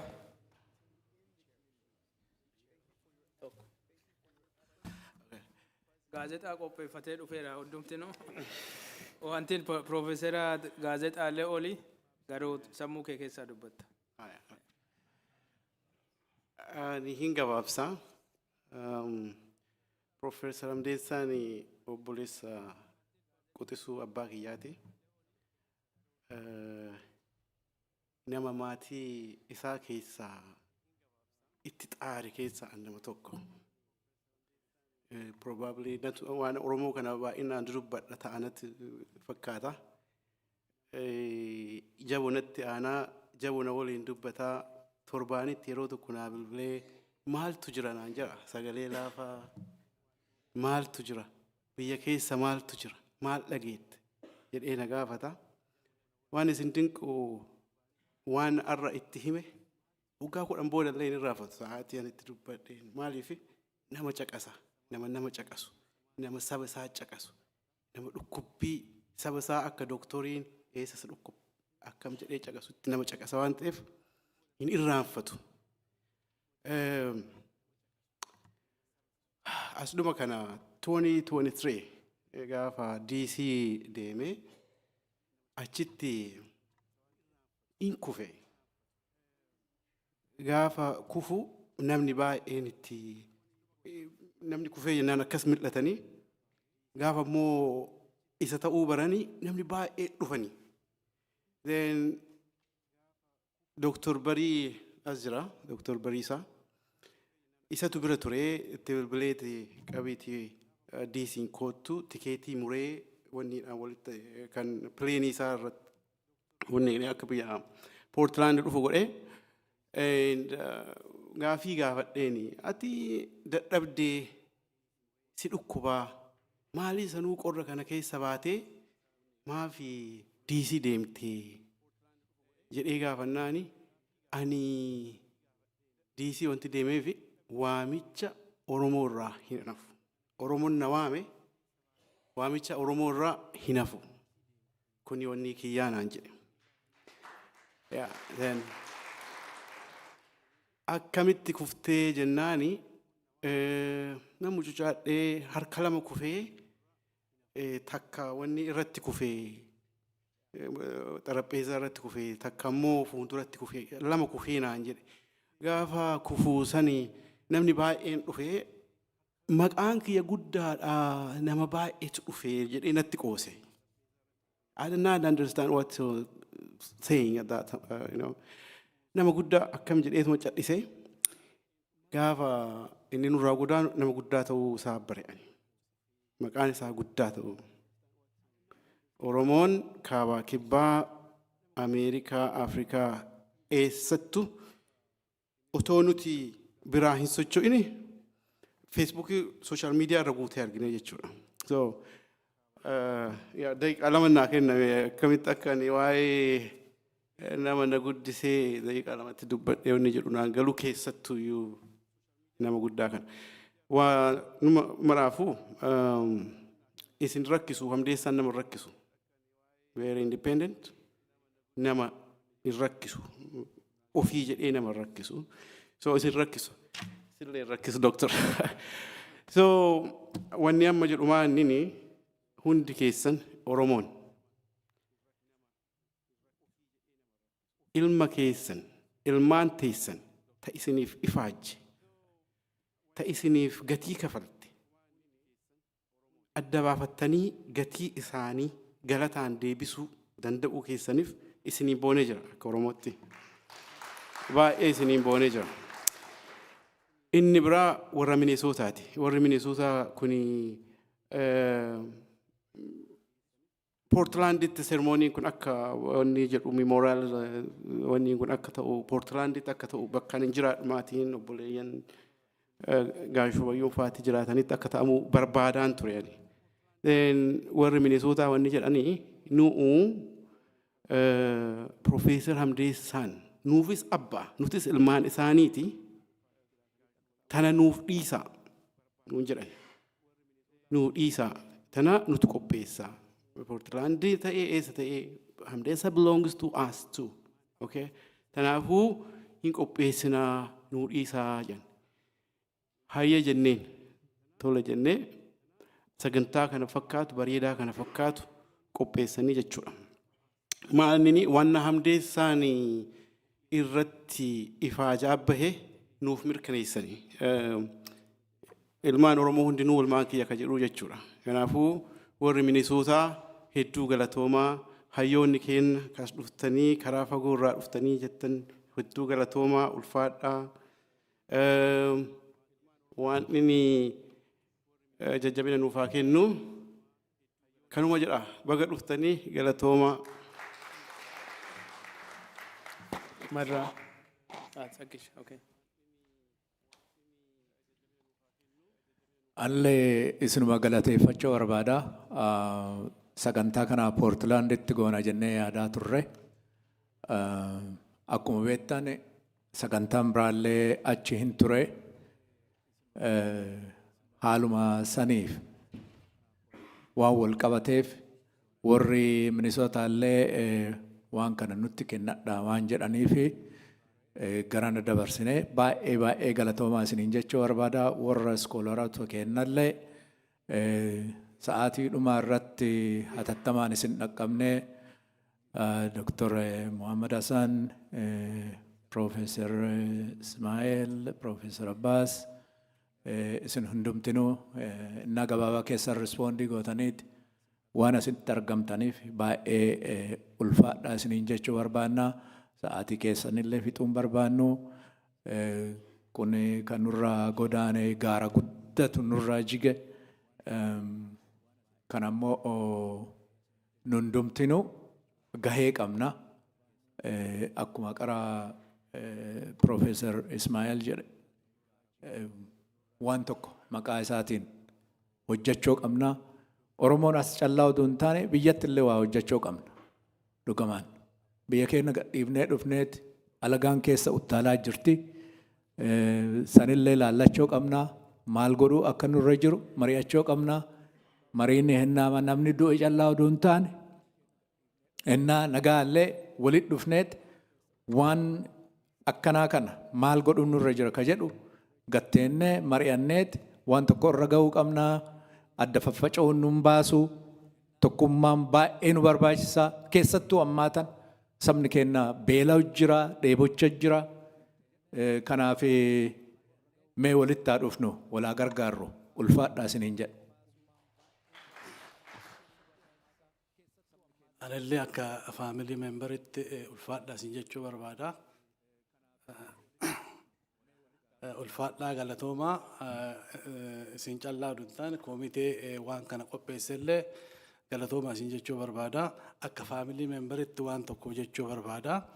Nu ennaa ijoollummaa irraa jalqabneetiin waa'ee Professor Hamdessaa dhagaatiin guddanne. He was very inspirational for us. Akka iskoola deemnee kolleejjii deemnee akka barannuuf motivationii nu ta'ee jira Professor Hamdessaa. Haadhallee hin dubbisaa yeroo san yoo haadha dubbisu fa'a inni gaara jissaa jira nuun jetti nutti himte yeroo san.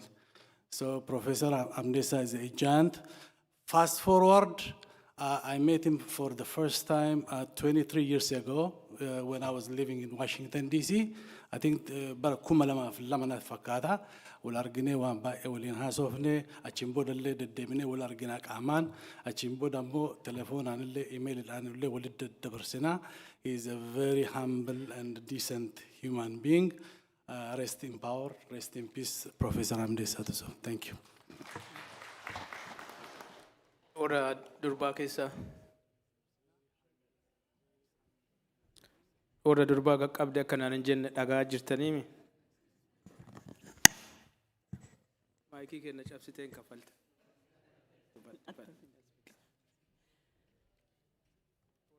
Anillee waan baay'ee jedhuun qabu garuu galatoomaa warri nu bira dhaabattanii dorbicha abbaa keenya akka ta'e hin beekna gaasha Hamdeessaa jennaani garuu inni nu dideellee hin beeku akkasuma waamnaani nurra irraa immoo orma hangafoota keenya waliin haasaya innaan biyya kana dhufe amaadhel bira na fideeti wal nu barsiisee wanti inni na hime takka gaafa an biyyaa baawati dhalattee hin jirtu naan jedhe sanii yaadadha. Nama easy ta'ee nama waliin haasa'u nama jabaa tokko dhabne so kanaafi numartinuu jajjabaachuu qabna. Waadhii numaraayyuu jajjabeenyaa kennu jedha. Thank you galatooma. Kamaatii asirratti dhaabsisaa I think namni hamsisee hin jiruyyuu isin teettanii warri organizing committee dukaatanii dhaabattanii I just want them koreen organizing keessa jirtan fixaa jirra warri maqaan keessanii waamamee utuu hin dubbanne haftan laayivii miidiyaa irratti nama as jiru qofa oduun ta'an hundumtuu kadhaa'utti recorded darbaa kanaaf ergaa keessan dabarsuu hin dandeettanii koreen kun sagantaa kana qopheessuu fi yeroo guddaa itti dabarseera. Kanaaf koree kanas baay'een galateeffannaa. Sa'aatii maaneejii godhuun sagantaa keenya irra baay'ee ulfaata.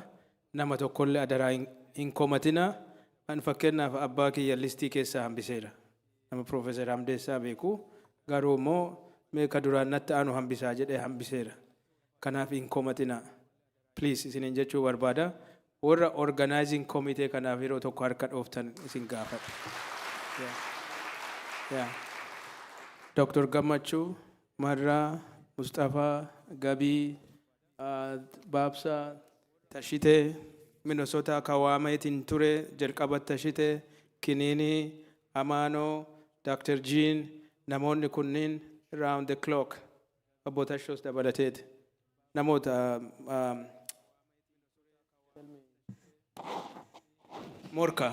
morkaas dabalateeti. Maqaatu na jalaa badaara. Yoo dhiifama naaf godhaa namoonni kunniin sagantaan kun akka ta'uuf irratti ka hojjetaa turan namoota baay'ee kanneen hundaanuu baay'ee galatoomaa jedhaa. Ani karaa kiyyaan konkuluudii si'in godhe jedhanii paartii kiyyallee fixeera cufeera organizing committee dabarseetiin tsalootii godheetiin achiin xumura. Marre, just as a final note, namoon individually isi waameet hin dubbattan jedhee promisii isinii gale, I'm so sorry. I really feel bad. Dhiifama guddaa naa godhaa. We tried in good faith. If we fall short, just forgive us. Don't make a big deal out of it. Okay? So, amba kenna isinin bonna akka gaar iggeegessine janna kenna Dr. Hamdessa promising nugal seenaa isaa himu to proclaim his legacy. The legacy continues, the story continues. Kanaaf ulfaadhaa asiin booda ammoo sagantaa nyaataatitu jira. Please tokkochi keessanillee akka nu biraa hin deemne ka hafe achittillee waliin haasa'uu hin dandeennaa.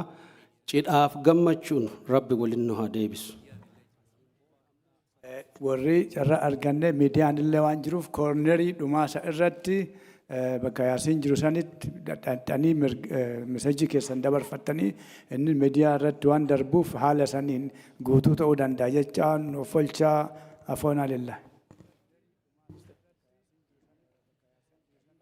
Wanti hedduu haasawameera biyyatti illee kana caalaa bareechee geggeessaa isaa akka ta'u irratti hojjetamaara hordofuu dandeettanii sunillee akkanuma cidha isaa geggeessaa mishaanii gara fuula Rabbii deema. Galatoomaa isiniin jedha. Baay'itii irratti duraan durseetiin keessummoota baa'u warri asheersii kun as jiranii keessummootatu daayirekshinii isiniif kenna. Yeroo kana hundaa waliin dabarsineetiin wanta itti aanullee waliin dabarsinaa adaraa keessan nuuf obsaa keessummoota duukaa bu'aa. Waaqa galateeffannee sagantaa kenna xumurra. Waaqa ardiif samii uumte. Yeroo kana kanuuf kennite nagaa tasgabbiin akka xumurru kanu gargaarteef galanni siif haa ta'u. Nyaata nuuf qophaa'es nuuf eebbis. Namni as dhufe hundumtinuu karaa nagaatiin deemee akka galuu fedhaaf jaalala kan kee haa ta'u. Kana hundaa akka nuuf dhageetteef maqaa Yesuus Kiristoosiitiin. Amen. Ushers, please take over. Warra keessummeessitan. Duuba akka hin baane